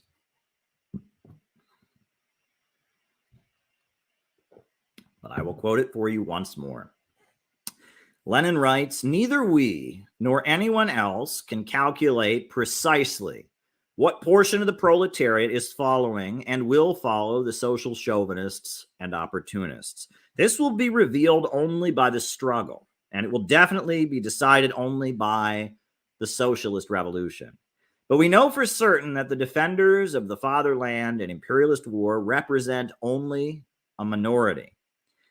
And it is therefore our duty, if we wish to remain socialists, to go down lower and deeper to the real masses." This is the whole meaning and the whole purport of the struggle against opportunism. "By exposing the fact that the opportunists and social chauvinists are in reality betraying and selling the interests of the masses, that they are defending the temporary privileges of a minority of workers, that they are a vehicle for bourgeois idea and influences, and that they are really allies and agents of the bourgeoisie, we teach the masses to appreciate their true political interests and to fight for socialism and for the revolution through all the long and painful vicissitudes of imperialist wars and imperialist armistices. The only Marxist line in the world labor movement is to explain to the masses the inevitability and necessity of breaking with opportunism, to educate them for revolution by waging relentless struggle against opportunism, and to utilize the war to expose the utter vileness of national liberal labor politics. When the imperialists are starting a war, we show the masses. We use the war to show the masses who their friends and enemies are. And do you know why? And do you know why it is right now that the Democrats are more in favor of this war than the Republicans?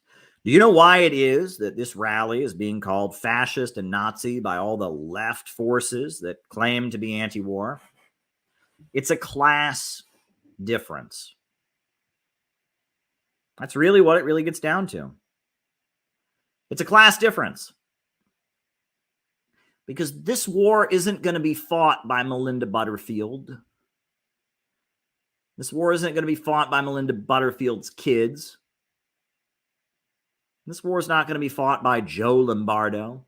It's not going to be fought by Brian Becker. It's not going to be fought by Sarah Flounders. This war is going to be fought by working class people. It's going to be fought by black young men from Louisiana. It's going to be fought by Latino folks and Chicano brothers and sisters from New Mexico and Arizona. It's going to be fought by low-income white workers from Kansas and Pennsylvania. It's going to be fought by low-income folks who grew up in trailer parks in Alabama. Those folks want to actually stop this war. Among the military, anti-war sentiments are higher than ever. It's the working class that actually wants to stop this war.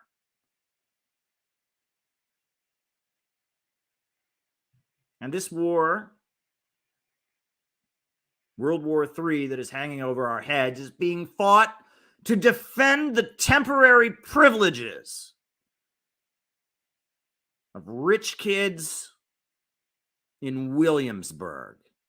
It is being fought to defend the temporary privileges of gentrifiers in Charlotte, North Carolina. It's being fought to defend the temporary privileges of wealthy suburbs that surround Detroit. Grosse Pointe. It's being fought to defend the privileges, the temporary privileges of the laptop class. It's being fought to defend the temporary privileges of middle class, college educated, Ivy League pieces of shit. That's who it's being fought to defend. It is being fought to defend the temporary privileges of the cosmopolitan middle class, the laptop class, the people who've never had a relative go to prison, people who don't have a single relative in the U.S. Armed Forces. That's who it's being fought to protect. It's being fought. The escalation with Russia, the threat of a new war against China is being waged in defense of people from Beverly Hills. And they can pretend to be socialists all day long. They can pretend to be revolutionaries. They can put on Che Guevara hats. But when the rubber meets the road, they support the FBI. They support the Pentagon. They support tech censorship. They support silencing people. They support lockdowns. Because in their minds, they are more afraid of the rabble. They are more afraid of the rabble. They are more afraid of the black folks in Oakland. They're more afraid of the black folks in Louisiana and Alabama and Mississippi. They are more afraid of the low-income white workers in Oklahoma.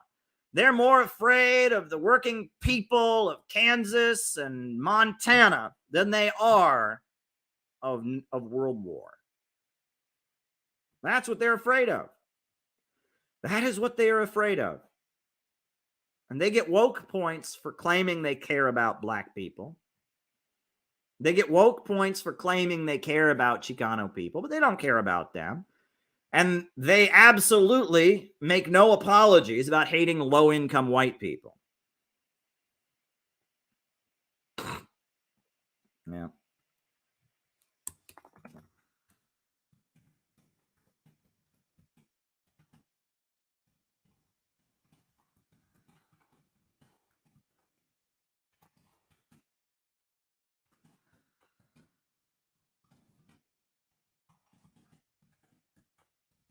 Now it's all about how much they hate low-income white people.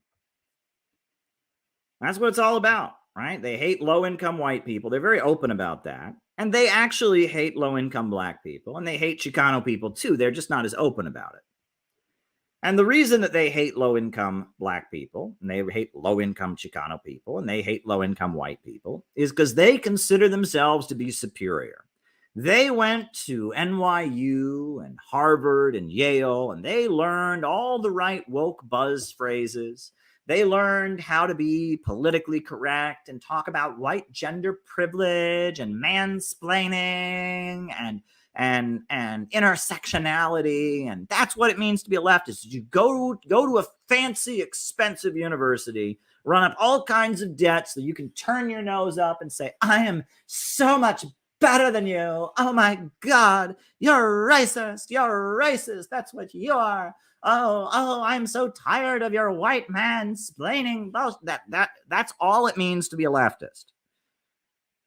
And most of those folks blatantly support arming the Nazis in Kiev. Most of those folks blatantly support a new war against China.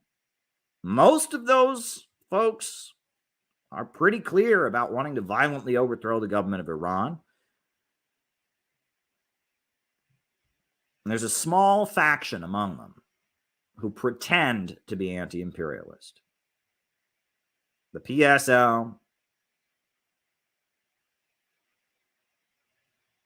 Black Agenda Report, people like that. They pretend to be anti-imperialist, but they are way more afraid of the working class than they are of these wars. They would much rather have World War III than have the working class in motion. They hate the workers. They hate the workers. That's what they hate. They hate the working class. They're terrified of the working class. They hate the working class. Well, folks, there's an expression that I heard many years ago.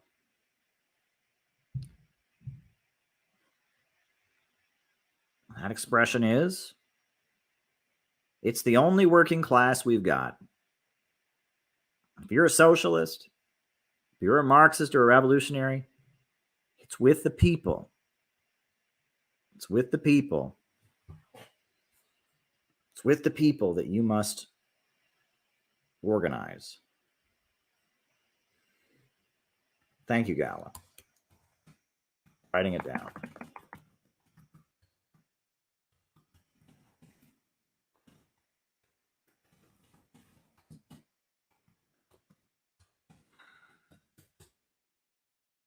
This rally is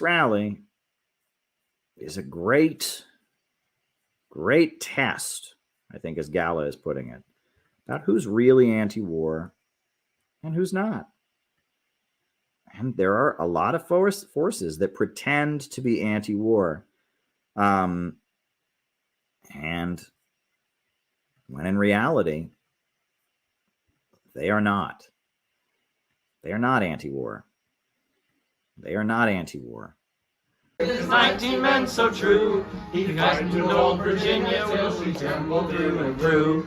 They hanged him for a traitor, they made themselves a traitor crew, but his soul goes marching on. Glory, glory, hallelujah. Glory, glory, hallelujah. Glory, glory, hallelujah. His soul goes marching on. Imperialists to fight for Julian, for transparency, humanity, justice, and his freedom, taken from him by the U.S. government and its allies. The anti-war movement in America must unite and take action to demand his immediate release and pardon. We cannot accept smears on his character or view him as a lost cause. The threat to Assange is a threat to the entire anti-war movement at home and abroad, and we need to fight the extradition as Julian would, at any cost. That's right. Free Assange! Free Assange! Free Assange! Free Assange! Free Assange! Free Assange! Free Assange! Free Assange! Free Assange! Free Assange! Free Assange! I'll take it in stride as I just ride myself away.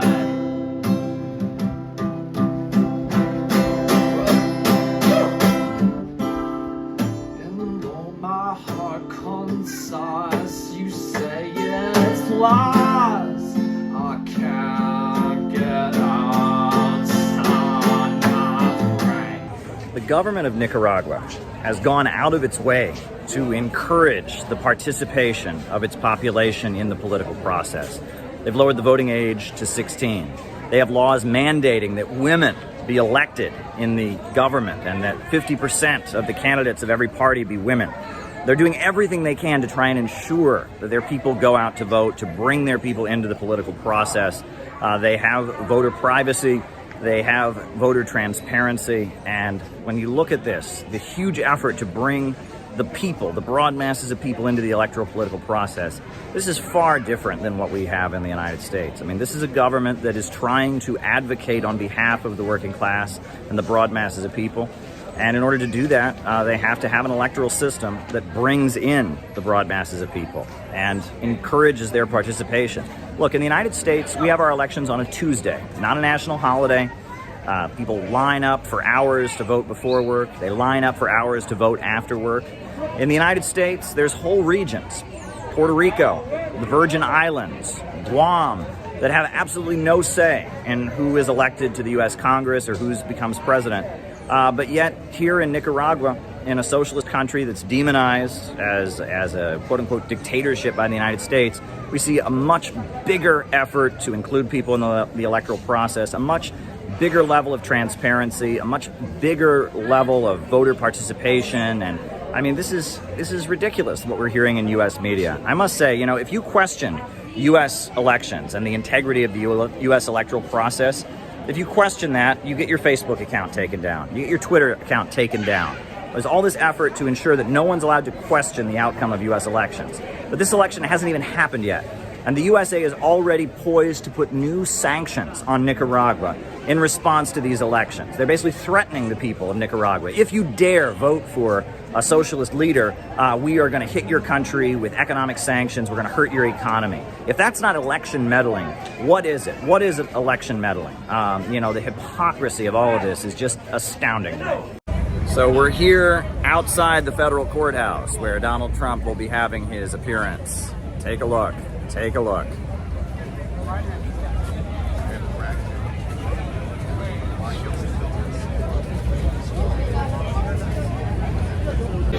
Well, I don't speak any Spanish either. No, okay, that was another guy. Hey, can we get a How you doing? Yeah, good, thank you. Yeah, one thing I like about Trump is he wants to stop the wars. You know, he doesn't like how Biden's sending all of our American money to Ukraine and such. But I also think we don't need any war against China. You know, China's not our business. What do you think about that? I mean, I'm just a reporter. I don't really have an opinion. Yeah, but how many Americans would die if we went to war with China? I mean, and they got a huge military. I mean, we wouldn't win. There's nothing for America in Taiwan. You know? Don't you agree? The thing is, as a reporter, I don't really have the luxury of an opinion. You're with Epic Times, you're with the Falun Gong, you know, their newspaper, and it's like, it's escalating us to a war against China. And I think you're a good guy, but I don't agree with that. You know, I think we need peace with China, peace with Russia, America first, right? Well, when you expose the truth, whether that's escalatory or not, if it's the truth, what's the problem with that? Well, absolutely, I agree with truth, but we shouldn't be. I mean, we're pouring all these weapons into Taiwan. It's like we want Taiwan to be attacked by China so we can demonize them. That's not good for America, right? I mean, how many Americans are on South Korea? They should be brought home. Peaceful reunification of the Korean Peninsula. That's what Donald Trump was all about in his presidency. He went and met with Kim Jong-un. That was a beautiful moment. You have to admit that was beautiful. Peace in the Korean Peninsula. Wouldn't that be awesome? Wouldn't that be awesome if the Korean people could come together? Again, like you're talking to me like I'm a politician with a platform, just a reporter who reports. I hear you, and I'm a reporter too, but I love my country. I'm an American. You know, I work in Russian media, but I'm an American, and I worry about World War III every day. I mean, it scares me, you know, and I don't want a war with China any more than I want a war with Russia, North Korea. You know, we should be doing business with all these countries, trading with them, be friendly with them, you know. I don't like what Biden's doing, so I just wanted to let you know that, you know. Thank you. Yeah, peace with the whole world. It's the ideal. Yeah, isn't it? And after that, Mao made a public statement in support of the black liberation struggle in the United States. Bet you didn't know this. This is not history that you're being taught. This is what Mao said in 1963. He said, an American black leader now taking refuge in Cuba, Mr. Robert Williams, former president of the Monroe, North Carolina chapter of the NAACP, has twice this year asked me for a statement in support of the American black people and their struggle against racial discrimination. On behalf of the Chinese people, I wish to take this opportunity to express our resolute support for African Americans and their struggle against racial discrimination and for freedom and equal rights.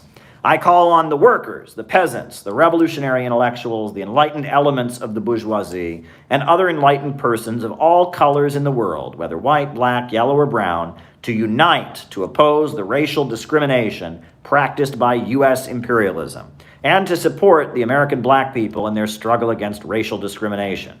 In the final analysis, national struggle is a matter of class struggle. Among the whites in the United States, it is only the reactionary ruling circles who oppress the black people. They can in no way represent the workers, the farmers, the revolutionary intellectuals, and other enlightened persons who comprise the overwhelming majority of white people. At present, it is the handful of imperialists headed by the United States and their supporters, the reactionaries in different countries, who are oppressing, committing aggression against, and menacing the overwhelming majority of nations and peoples in the world. That was Mao Zedong. Chairman Mao Zedong made that statement, and there's more to it. It's a very long document. And that was Mao speaking up for the rights of African Americans. And from Cuba, Robert F. Williams started a radio program. He started broadcasting a radio program from Cuba called Radio Free Dixie. And from Cuba, he started broadcasting calls for black people in the United States to rise up and fight for their rights. Radio Free Dixie. And little known fact, but that statement that Mao Zedong gave, calling for the liberation of black people in the United States, it was distributed. Over 20,000 copies of it were distributed in 1963 at Dr. Martin Luther King's March on Washington. A lot of people don't know this, but you know, the famous March on Washington, where Dr. Martin Luther King gave his speech, I Have a Dream, was a huge gathering, a huge mobilization in support of the Civil Rights Act. 20,000 copies of that statement were handed out by the Workers' World Party. The Workers' World Party, a communist group in the United States, made it their mission to hand out 20,000 copies of Mao's speech.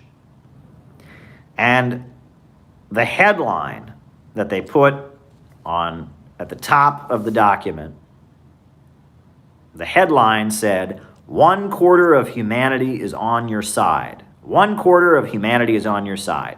20,000 copies of that were distributed. 20,000 civil rights marchers got a copy of a statement from Mao, and it said, 1/4 of humanity is on your side. Now, interesting side note, I actually find this kind of what you can call movement history to be very interesting. So the Workers' World Party, they distributed the statement of Mao. And the reason they did that was because the Workers' World Party was one of the only communist groups that was in full support of black nationalism at that time, right? The Communist Party at that point, in 1957, the Communist Party said that black people did not constitute a nation, that they were facing discrimination, but they were not an oppressed nation. The Socialist Workers' Party supported Malcolm X, but it was kind of confused and had different positions. But the Workers' World Party had been big supporters of black nationalism.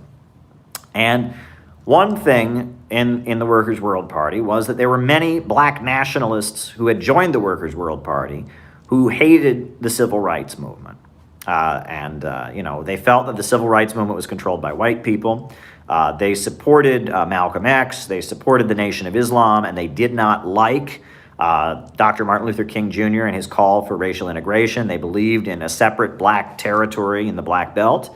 And so Sam Marcy, the leader of the Workers' World Party, he really wanted the party, the Workers' World Party, which was very new at that point, it was only 4 years old, he really wanted them to attend the Civil Rights March, the 1963, March on Washington.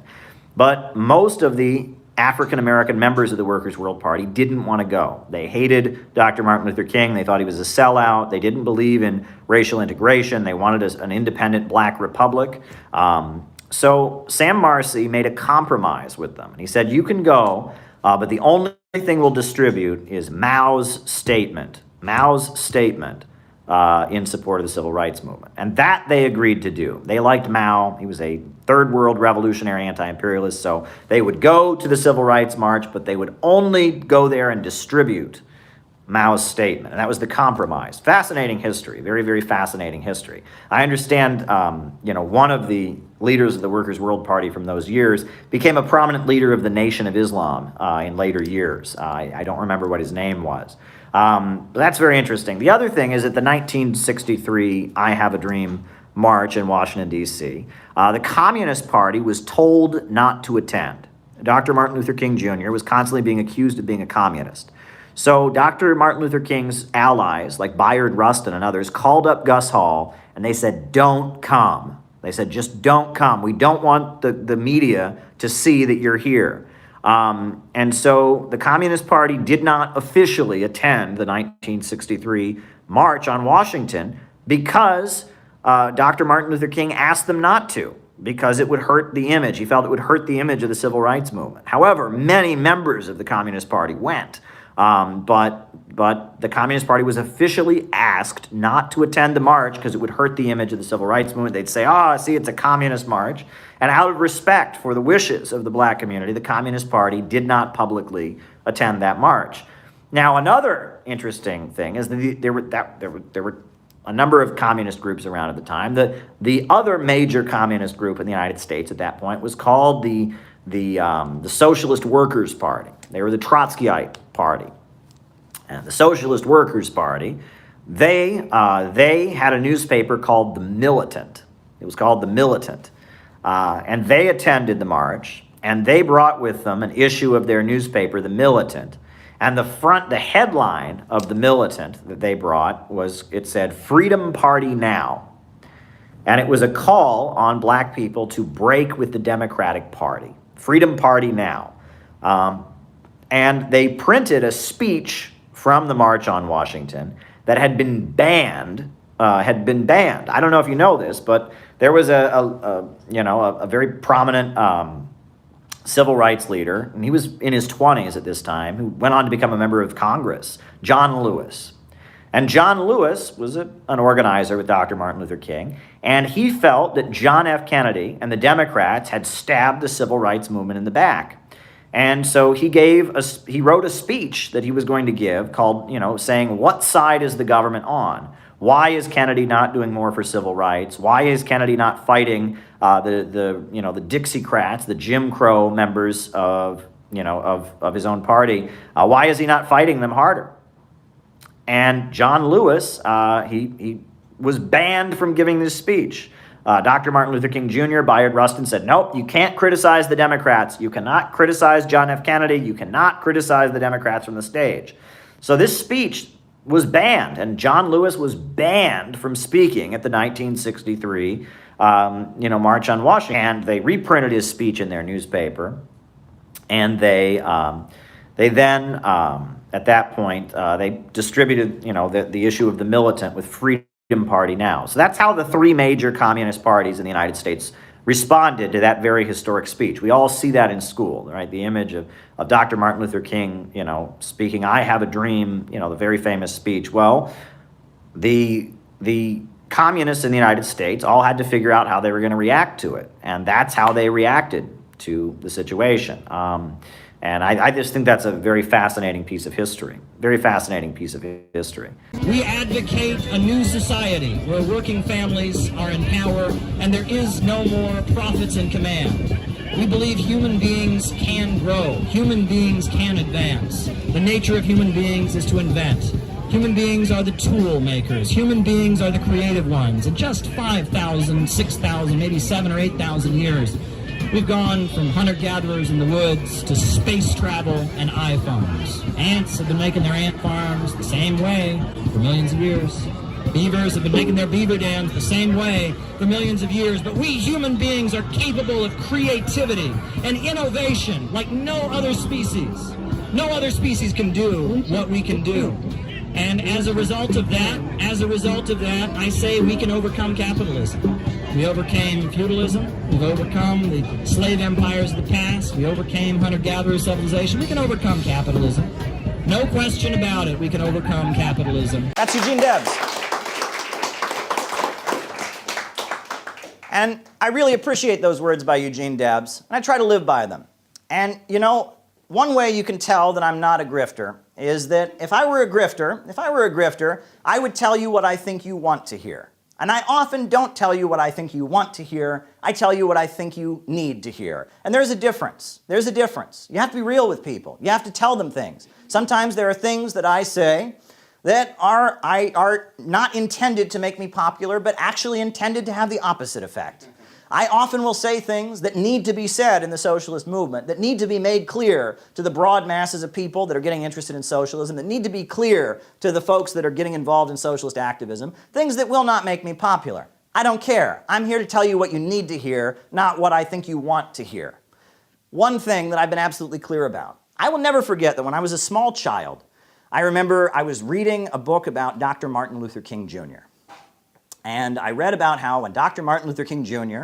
and the civil rights movement was organizing and protesting, there were obviously many people who disagreed with them for various reasons. And sometimes these people who did not agree with Dr. Martin Luther King Jr., they would assemble and they would have manure and feces and they would throw them at the civil rights marchers. Did you know this? This happened. The Southern racists, you know, go away and would throw literal feces at them. And I remember reading that as a kid and thinking, my goodness. Now, imagine one of those people was sitting in front of me. What would they have to say to me today? So you threw feces at Dr. Martin Luther King. You threw feces at the civil rights marchers. How do you defend yourself? What would they say? Oh, everyone else was doing it. Well, Martin Luther King he was bad. He was like opposed. They would have no defense. They would feel despicable, right? How can you look yourself in the face having done such a thing? And it's with that understanding that you should never join the mob. You should never just go along with popular sentiments. It's with that understanding that as someone who works in the press, I will never throw shit at Russia. I will never throw shit at Iran. I will never throw shit at Venezuela. I will never throw shit at China. I am not going to join a campaign to lay the case for war. I will never do it. I'm not going to spread lies about weapons of mass destruction. I'm going to question their allegations about Uyghurs, their allegations about chemical weapons. I will never be involved in a shit-throwing campaign when they try to whip up the hysteria to justify another one of their wars. I'm not going to do it. I don't care if it makes me unpopular.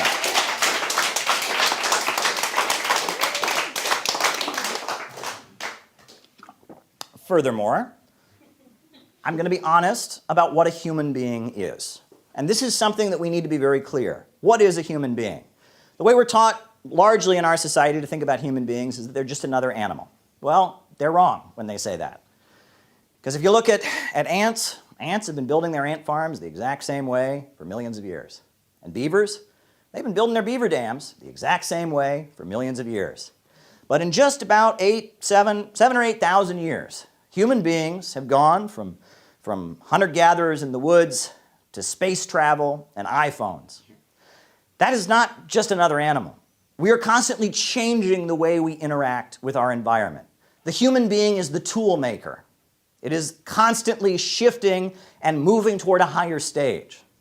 And growth and innovation and creativity are what defines human beings and separates human beings from animals. We reinvent ourselves. We rise to a higher plane. We want to have a better life than we already have. We want our children to have a better life than we have. That is the nature of human beings. Human beings are all about growth. Human beings are all about expansion. That is the nature of the human being.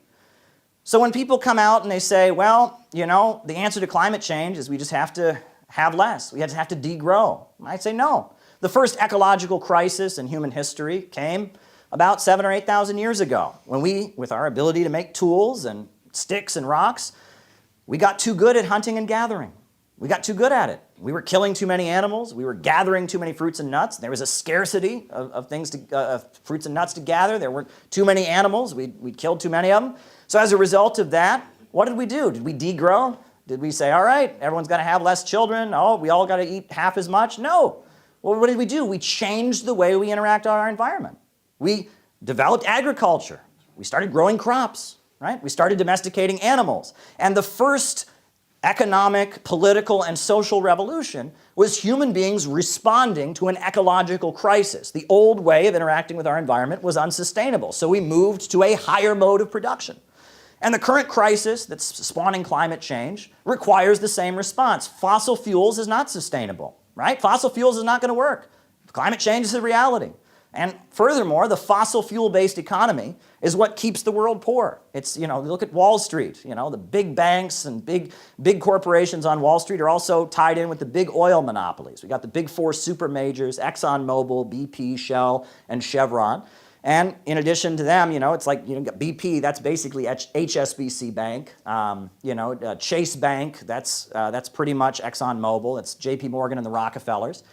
And the Wall Street global order is based on having an oil-centered economy. We need to get beyond an oil-centered economy. That is the solution to climate change. We need to change the way we interact with our environment, not to have less, but to have more in a sustainable way.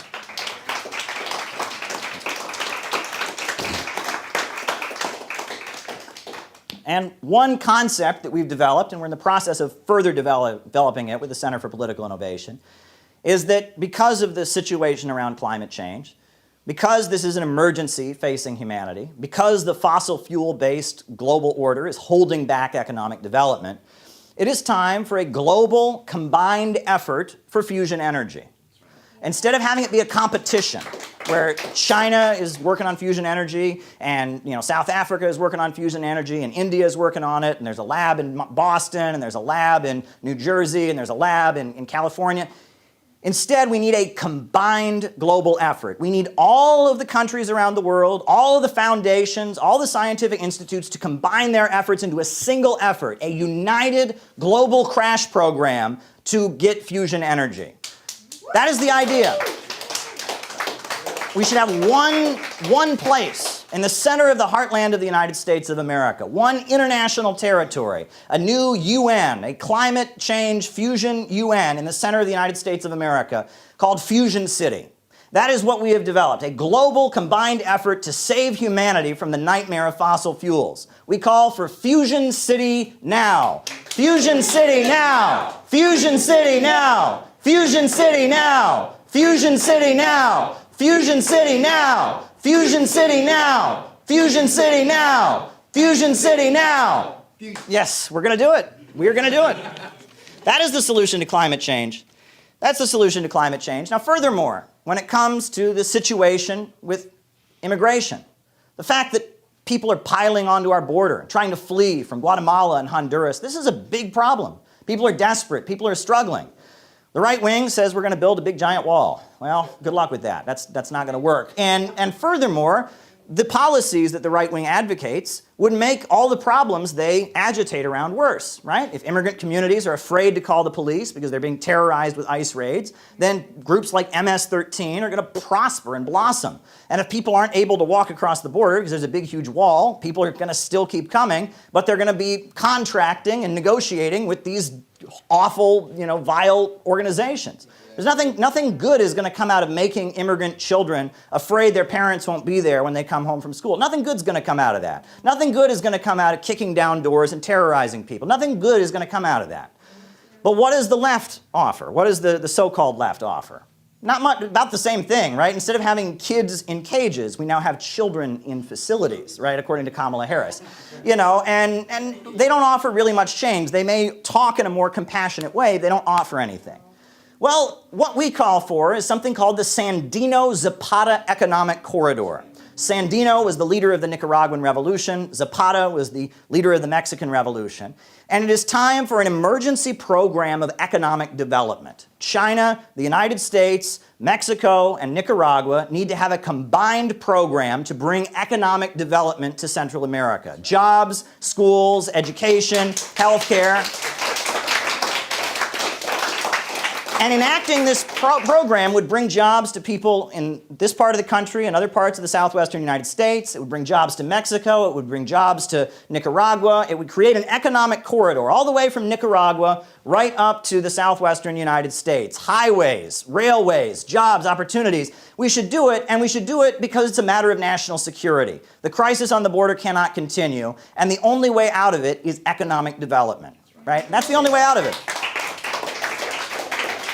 And people say, well, why don't you just let the market do that? Why don't you just let the free market do that? Well, the free market isn't doing that. The free market isn't doing that. We need to get rid of these free market conceptions, right? You know, the invisible hand, the magical invisible hand is going to solve your problems. You know, I mean, if you were a parent and you know, you had like a 2-year-old child and you went out someplace and someone said, oh, did you hire a babysitter? And you said, no, the magical invisible hand is taking care of my kids tonight.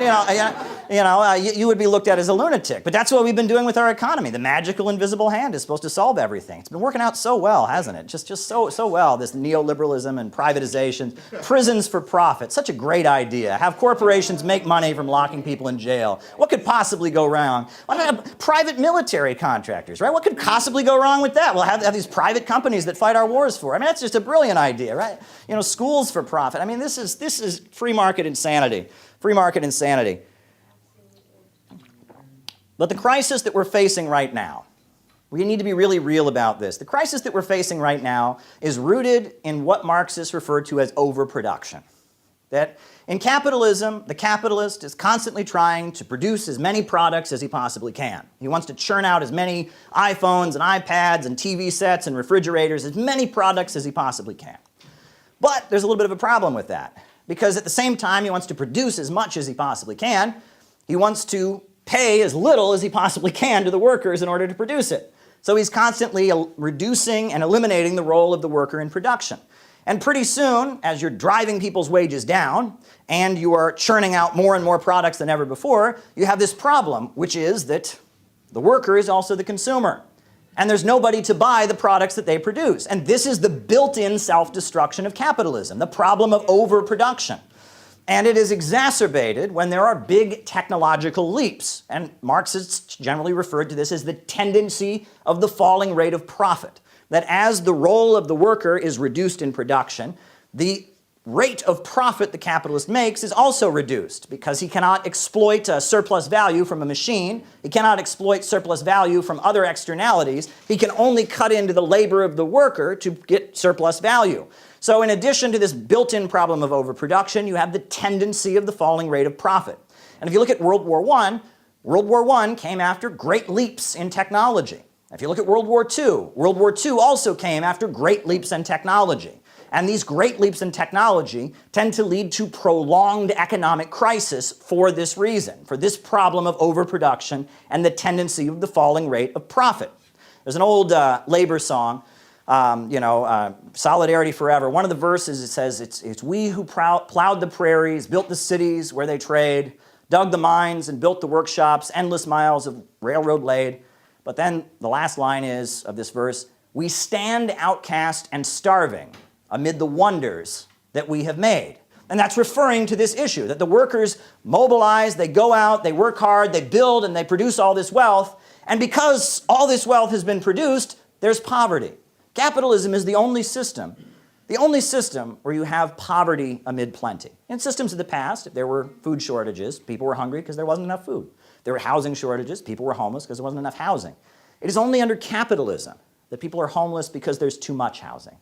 It's only under capitalism that people are hungry because there is too much food. And the response to this is the mobilization of society to take control of the means of production. The banks and the factories and the major industries and the centers of economic power must be organized to serve public good and not the profits of a few. That's right.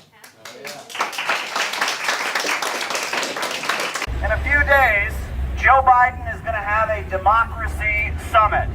and his Democracy Summit is about spreading war propaganda and lies, trying to build the case for war against China, trying to build the case for war against Russia, trying to build the case for war against Cuba and Democratic People's Korea and all the socialist countries. They have backed brutal regimes and dictators all over the world. They've backed death squads and murderous counter-revolutionary terrorists. They have backed extremists all over the planet, and they justify it with propaganda about victims of communism. Welcome everybody. This is Caleb Maupin, your ideological leader, with a morning message for the Center for Political Innovation. And this is a little bit of historical information. Now, right over there, you can see the Statue of Liberty. That's a famous American landmark. But what many people don't realize is that in 1976, in June, the landmark was seized by revolutionary activists in the lead up to their July 4th protest for the bicentennial of the country called "We've Carried the Rich for 200 Years, Now Let's Dump Them Off Our Backs." The Vietnam Veterans Against the War and the Revolutionary Communist Party actually seized the Statue of Liberty. And they unfurled banners from it calling for an extension of GI benefits to those who had come home from the war, and also with their slogan, "We've carried the rich for 200 years, now let's dump them off our backs." Quite a brave action they engaged in 1976 in the lead up to their protest, saying that the 200-year anniversary of the United States should be met with protests. This is the song that they released also to promote their protest on July 4th, 1976. Enjoy.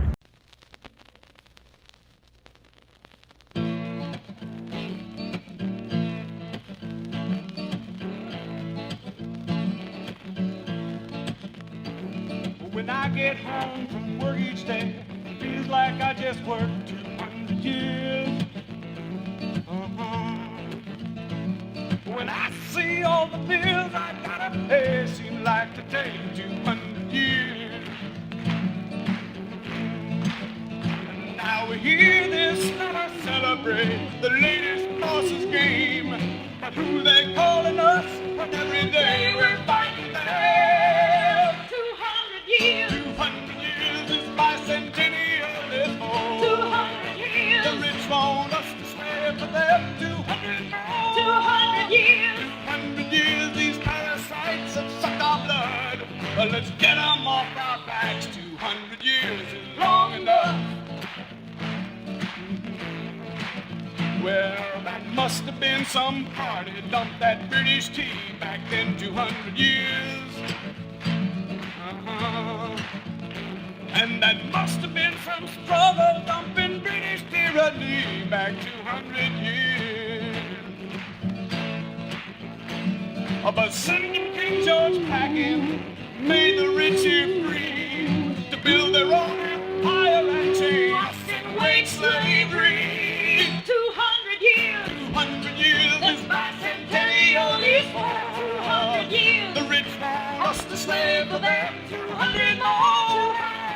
200 years, these parasites have sucked our blood. Let's get them off our backs. 200 years is long enough. Well, our class built this country. We have labored, we have slaved 200 years. But they're the class that runs it, taking all the wealth we've made 200 years. They're coming down, their time is up. 200 years is long enough. Their rule has brought us misery, unemployment, crime, and war. But every decent thing we have, our class has fought on for. 200 years. 200 years is bicentennial. Oh, 200 years. The rich want us to slave for them. 200 more. 200 years. 200 years. These parasites have sucked our blood. Let's get them off our backs. 200 years is long enough.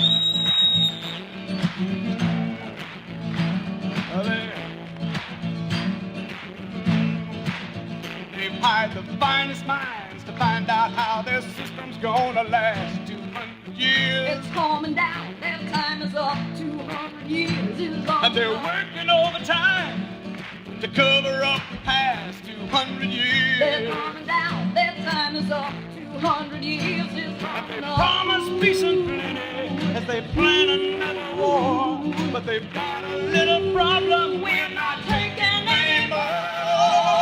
200 years, 200 years, this bicentennial is for 200 years. The rich want us to slave for them. 200 more, 200 years, 200 years. These parasites that suck our blood. Let's get them off our backs. 200 years is long enough.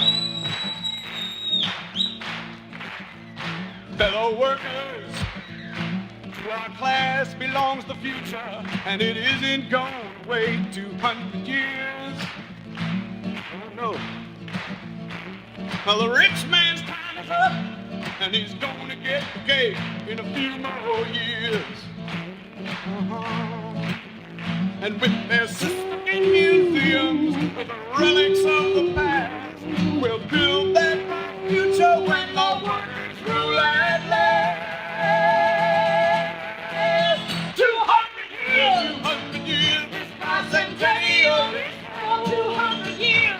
Want us to slave for them. 200 more, 200 years, 200 years. These parasites are our blood, but let's get them off our backs. 200 years is long enough. We'll bring them down. Their time is up. 200 years is long enough. We'll bring them down. Their time is up. 200 years is long enough. We'll bring them down. Their time is up. 200 years is long enough. 200 years. 200 years. This bicentennial is for 200 years. The rich want us to slave for them. 200 more. 200 years. 200 years. These parasites that suck our blood. Let's get them off our backs. Say it, let's get them off our backs. All right, let's get them off our backs. 200 years is long enough.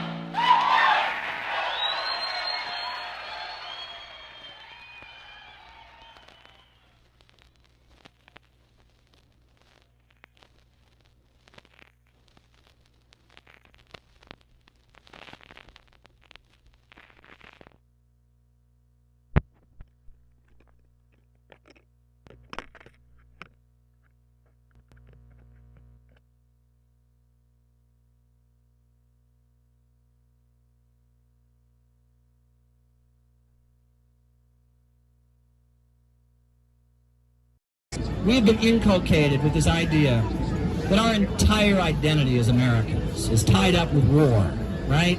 We're a gun country, we're a military country, our whole identity is tied up with war. But our whole identity is tied up with capitalism and individualism. They say cutting schools, privatizing things, letting hungry people starve. They say that's just the American way. That's just the American way. Well, I got news for you.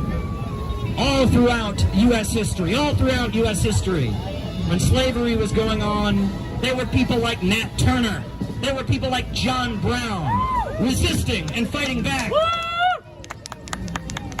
Every single time this government has launched wars, there has been an anti-war movement, from the time of Eugene Debs to the time of people in the Vietnam era who burned their draft cards, said, hell no, we won't go, to the time when U.S. soldiers walked off and refused to fight in Vietnam, from the time of the Korean War, where there were protests in this city, amid McCarthyism. There's always been an anti-war movement every time there's a war.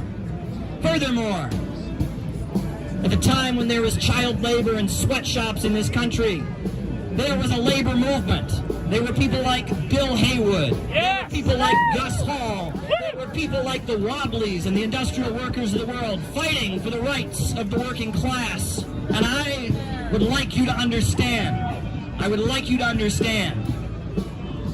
that those people who built the labor unions, and those people who protested the wars, and those people who stood against slavery, and Dr. Martin Luther King Jr., and the Black Panthers, and Fred Hampton, and all his heroic legacy of resistance in the history of this country, they are just as much a part of U.S. history as are the war makers, and the bankers, and the militarists.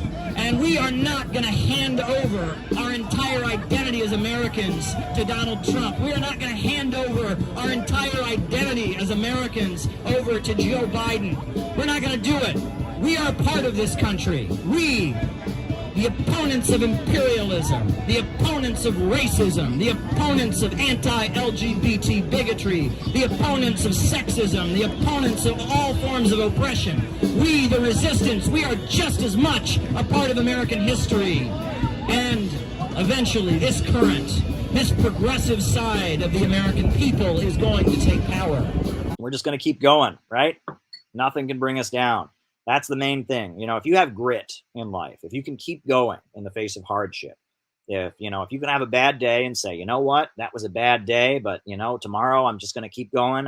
That is your greatest asset. If you can have grit, if you can grit your teeth and just keep going, you can be very successful in life. You may not achieve everything you want to achieve. I'm not an idealist. I don't say you can do anything if you just try hard enough. There are some things you can't do. But if you have the ability to just keep going, if you have drive, if you have the ability to push through, you can achieve great things in life. And that is a very important attribute. I want more people to have grit.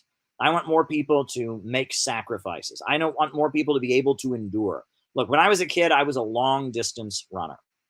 I was in 7th and 8th grade. I ran cross country, and I was not a very good runner. Honestly. I'm just not an athlete. I'm not a natural athlete. My body, my whole family, I'm not descended from natural athletes, but I was decent on the cross country team. I could get like 4th place, from my own team, sometimes. And the way that I did it was I learned to endure it.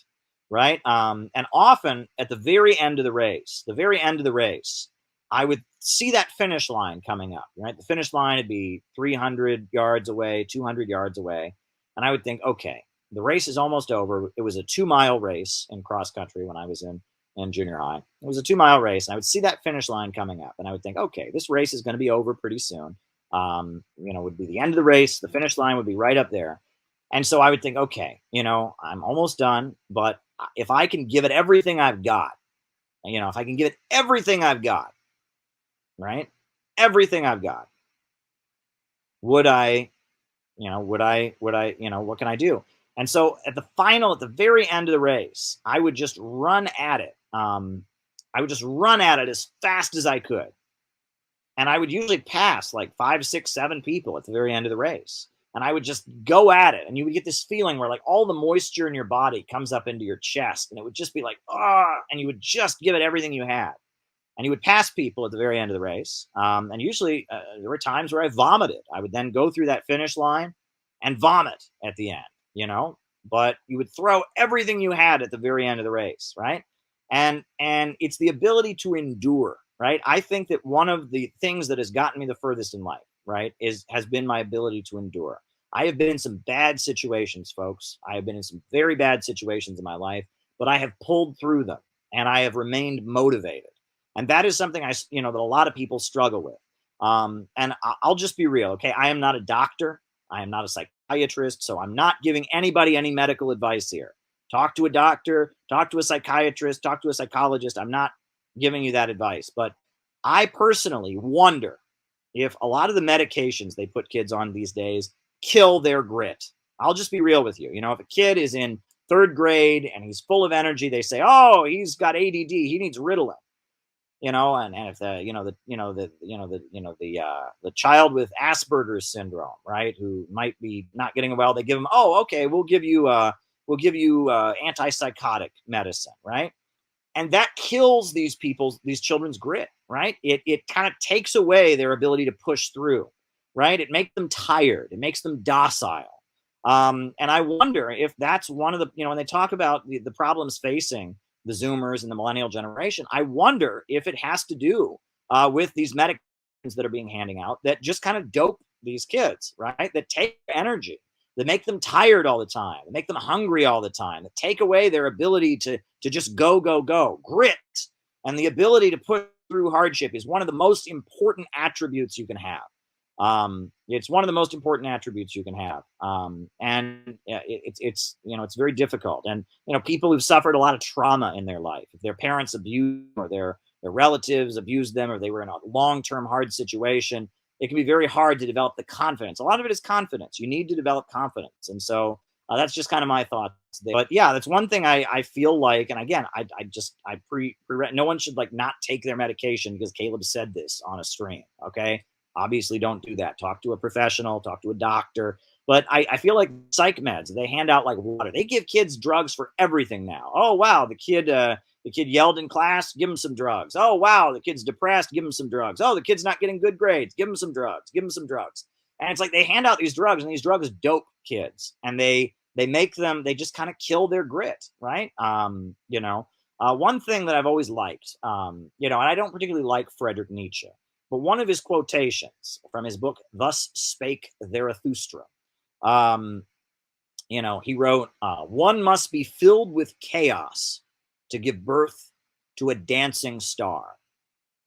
I have that quote on my Facebook. One must be filled with chaos to give birth to a dancing star. One must be filled with chaos to give birth to a dancing star, because this is true. Greatness and great achievements and great victories often come in states of difficulty and opposition, in high energy environments. Often you will look back in your life and say, the time in my life when I got the most done, when I achieved the most, has been a time where I was really stressed out, where I was really angry, where I didn't know if I was going to make it. It is that chaos and that difficulty that gives you power, right? And it is out of chaos. It is out of chaos that great things are achieved. For example, World War I, the nightmare, the chaos, the bloodshed, the horror of World War I is what brought the Bolshevik Revolution into the world. It was out of the nightmare of World War I that we got the first socialist state, the first workers' state. And it was out of the nightmare of World War I that a deeply poor, impoverished country like Russia had a socialist revolution and was able to set on the road to becoming an industrial superpower. Out of the nightmare of World War I, out of the chaos of World War I, we got a dancing star called the Soviet Union. And out of the chaos of World War II and the chaos of feudalism and instability in China, out of the nightmare, we got, the socialist revolution that set China on the course of building a new world, right? And some might argue that this means we should be in favor of mass destruction. That's not what I'm saying. I'm saying that often it is people that are full of vigor and energy, and sometimes that energy is chaotic, and sometimes that energy gets them in a lot of trouble when they're young, and sometimes that energy makes them very hard to control as parents, and makes them very misbehaving children. Sometimes those children have strength of character that will help them achieve things, and so when I see these younger folks who are just being given drugs, they just hand them these drugs that make them complacent, that space them out and make them tired. And I meet younger people that are just hopeless, and they say, what's the point of waking up in the morning? What's the point of life? Who cares? They just sit on the internet, and they just sit on the internet and they feel hopeless. I feel like perhaps there's a problem there. So that's just my personal opinion. So there you go. I just wanted to get that out there. We need unity. When do we want it? Now! Reconciliation. When do we want it? Now! All right, everyone, let's make some hearts and wave at the camera for the video. Now.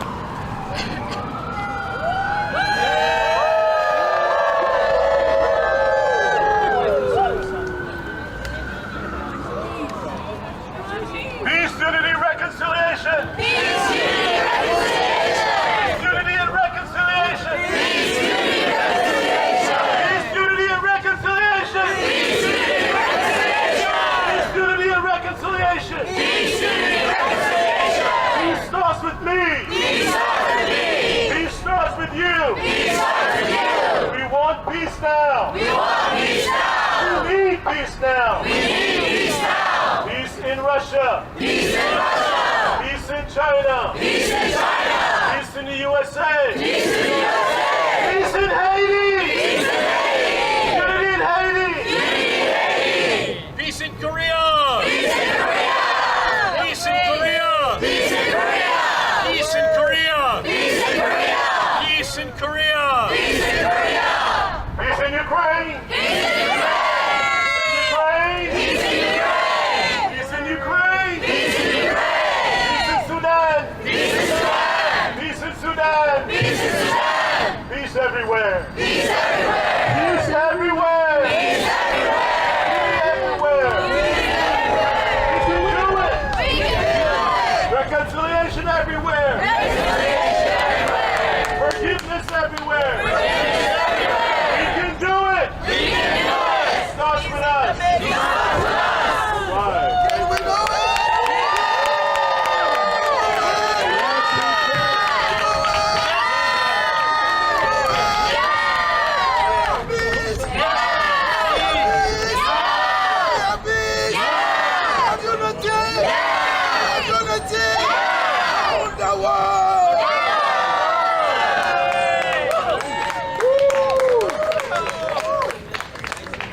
All right, thank you, everyone. Love you guys so much. Yeah, thank you so much. Good work. Yeah, thanks. Hey, And now? good to see you. Yeah, we're all gonna head out. This was great. This was a success. How are you feeling, by the way? Not any better. Yeah, no, it's getting worse. I just keep talking. He joined you guys? Oh no, yeah. You told me, yeah, right. Yeah, it was pretty great. So. Hey, does anyone want a T-shirt? They're $15 or $20. Yeah, we have it. You guys want a T-shirt, the white one? Yeah, we work with a professional marketer. She has her own network. Okay, well, if you can maybe send it to me or something. Yeah, I'd like to clip to show that I spoke here. And my message was well received, right? I said the right things. Yeah, you did. I heard it. Okay, good. Thank you for the opportunity. Yeah. I appreciate it. Yeah. We did our own thing that really worked. A little more communist than Unity Square, and then we came up here just to support anything. So. Yeah, last night was tremendous. You were amazing. That was just such an amazing conversation. It was really, wasn't it amazing? I thought it was. Yeah. I'm just like humble. I don't keep up with you guys. Yeah. Well, yeah, but I mean, it was a sweet conversation. It's like, you know, the name of the podcast is Strange Bedfellows. It's like, we're living in this period where everything seems completely new. So I'm really glad I could bring people. You've met my people before. So. Yeah. So this is Travis. So he's with the People's Party of New York. And then Irene is she's the chair of the Delaware Libertarian Party. Yeah, this is Irene. This is Pastor Milhan Stevens. Hi, nice to meet you. Yeah, and you know, a lot of people I've known for a long time. So, and then this is Liam Murphy. He has a YouTube channel called Space Force.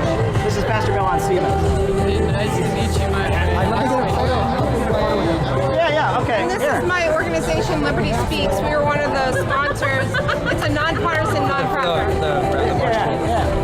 The Rage. I was one of the organizers. Yeah. Does someone want to take our picture? Yeah. Whoever wants to. Yeah. Well, here, there's You guys a want to GPA take kit. a group photo of our group? Yeah, can someone take a group photo? You got it. Okay. All right, there you go. I love you guys. Thank you for doing this. All right, thank you. I'm so glad this worked out. Yeah. Bring it in.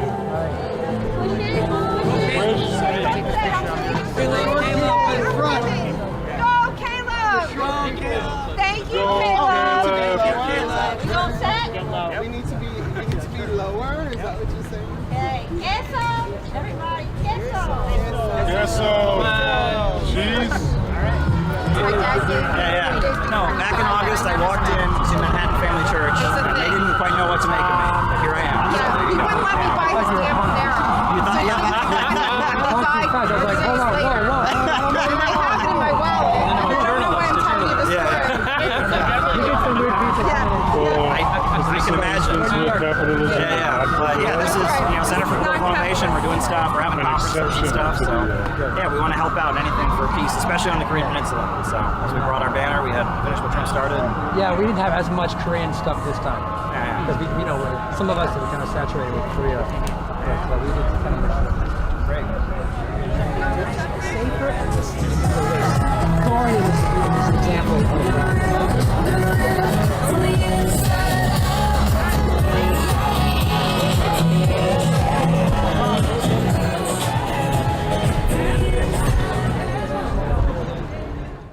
This is a nuanced position to take, and it's a tough position to take, but it's the position that we take. And it's because we take this position that we have brought people together in the Center for Political Innovation of different backgrounds, different perspectives, and we've talked to each other as people, and we've spent time together, and we've united around a socialist program. You will not find this in any other organization, and you won't find it, and there's something really, really special about what we're doing here.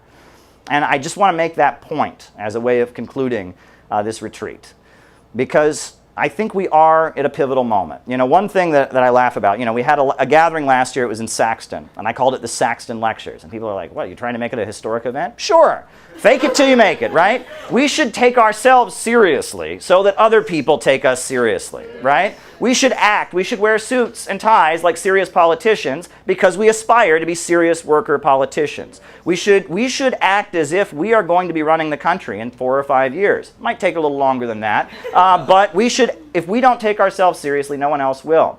Don't be afraid to talk about how historic it is, because honestly, folks, the way things are going, at the rate our membership is expanding over the last couple months, right now there's about 200 members of the Center for Political Innovation. We aim to do 1K by May, you know, but at the rate things are going right now, I think there's a very good chance that in the history books of the United States, they're going to talk about how when the Roe v. Wade ruling came down and the synthetic left were stripping naked in their churches and bombing things and breaking things, a very important meeting happened in Lynn Valley, Kansas. A very important meeting happened, and we were having a talent show and holding up pictures of John Brown, and we were talking about the future of the United States and hearing lectures about the World Land Bridge, and we were engaging with people of different perspectives, and I think people are going to remember this weekend. And I opened the retreat by talking about how this is a time of great transformation in the history of the country, but also it could be a time of great transformation in our lives. And I hope it was that for all of you. I hope that the relationships that are built here will last long and become stronger. Because ultimately, we need there to be weekends like this happening all across the country. At the rate we are growing, our goal at this point is to have weekends on a local level like this. You know, we have a local in Chicago. We have a local in the DC area. We have a local in California. And our hope is that by the end of the year, as new people are joining, we can have a weekend where new people are brought in and given the Saxton Lectures content as a way of inducting them into the group and leading discussions about that and kind of bringing them in. Because as I've repeated many, many times, we are in a race against time. We are in a race against time. We are trying to build the ship before the storm comes, because you can't build a ship in a storm. And when the storm comes, it will not matter how many dues-paying members we have. It will not matter how many likes and retweets we get on social media. All that will matter is the network we have built, the community that we have built that has the ability to mobilize people, to bring people together, to prop each other up, to support each other, and to face the storm that's coming. And when that storm comes, we can swing into action, and we can start providing the leadership that will really make a difference. That's what we are here to do at the Center for Political Innovation, and I feel like we have been very, very successful this weekend. I feel like this has been a weekend of great success, and I want to thank from the bottom of my heart Lily, the retreat coordinator.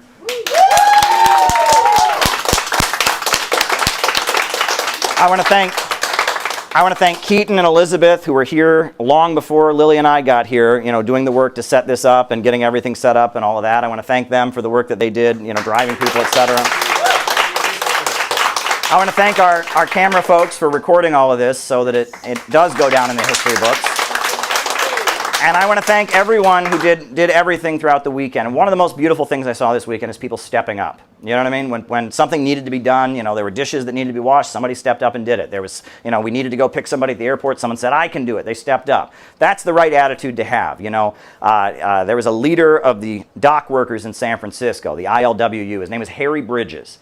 And Harry Bridges said, if it's 4 in the morning, and there's 2 guys on the mimeograph machine. That's an old photocopying thing, the mimeograph machine. He had to crank it. If it's 4 in the morning and there's 2 guys on the mimeograph machine, one of them's a communist. You can bet on it. That's what he said. And that's the spirit that we need to have, right? We need to be the ones who mean it, the ones who do it, the ones who make sacrifices. And maybe we don't always get what we need, and maybe sometimes we get a little cranky and frustrated. Maybe we have to make our needs clear to somebody else. But we're supporting each other, we're building each other up, and we're building this community, because this community, this ship that we are building, is all that really matters at the end of the day. 1K by May, I think we can do it. I really do think we can do it. I'm very excited about everything we've achieved this weekend. Now, the Pledge of Unity is the statement that we've put together for the Center for Political Innovation. We open every Zoom call with it. We open the conference with it.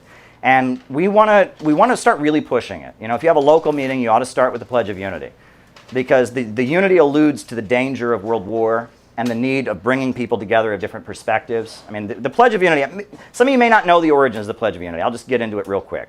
After the Second World War, the Soviet Union started convening world festivals of youth and students. They formed the World Democratic Youth Federation and the International Federation of Students. And they gathered the World Democratic Youth Federation, the founding members of it in Czechoslovakia, and this was the pledge to join the World Democratic Youth Federation. And the communist parties of the world, their youth groups joined it, and the socialist groups, many anti-imperialist groups joined it. It was open to anyone who agreed with their principles of opposing imperialism, opposing fascism, and wanting to build a democratic world where working people were being lifted out of poverty. And so we took the pledge of the World Democratic Youth Federation, but we're a multi-age organization. There's many people of different ages in our group. So we replaced the word youth with people. And that is the pledge of the Center for Political Innovation. But it's important that when we say it in a group setting like this, on Zoom calls we just have to go through, but in a group setting like this, that we don't have the person just read it straight through. That they read a sentence, we all raise our right hands, they read a sentence, and then we repeat it back. And then they read the next sentence, and then we repeat it back. You know, so if Elizabeth, when you read it, you can do it that way. I think you can do it that way, and then we'll have some chanting and some applauding, and we'll end a really fiery way, and that is how our Lynn Valley Training School, the great Lynn Valley Training School, that's how it will come to an end. So, Elizabeth, go ahead, and I'm going to take a glass of water to get through this pledge. All right. Stand up, please. Oh, and you want to get a mic, so. Yes. No, hold on.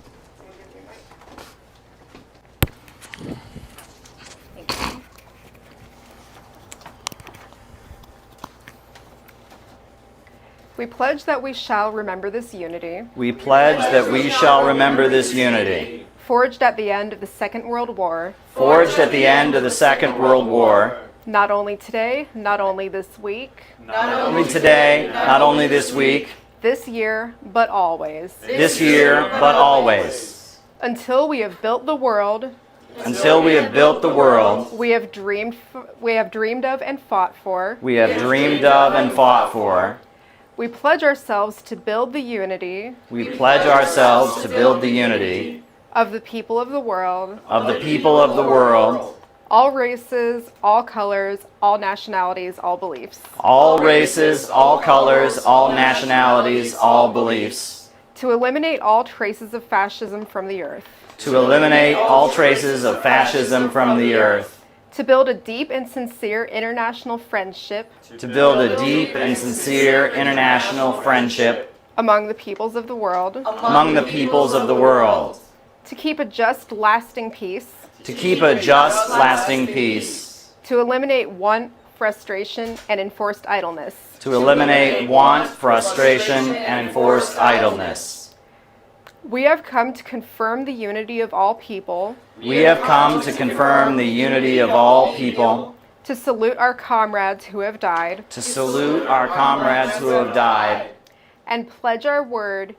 And pledge our word. That skillful hands, keen brains, and bold enthusiasm. That skillful hands, keen brains, and bold enthusiasm. Shall never more be wasted in war. Shall never more be wasted in war. CPI! CPI! CPI! CPI! CPI! CPI! CPI! CPI! CPI! CPI! CPI! CPI! CPI! CPI! CPI! CPI! Dare to struggle! Dare to win! Dare to struggle! Dare to win! Dare to struggle! Dare to win! Dare to struggle! Dare to win! Out of the movement! To the masses! Out of the movement! To the masses! Out of the movement! To the masses! Out of the movement! To the masses! Out of the movement! To the masses! Out of the movement! To the masses! Out of the movement! To the masses! Free Assange! Free Assange! Free Assange! Free Assange! Free Assange! Free Assange! Free Assange! Free Assange! Free Assange! Free Assange!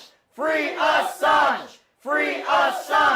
Slava Donbassu! Slava Donbassu! Slava Donbassu! Slava Donbassu! Slava Donbassu! Slava Donbassu! Slava Donbassu! Slava Donbassu! Dare to struggle! Dare to win! Dare to struggle! Dare to win! Dare to struggle! Dare to win! Thank you, everybody.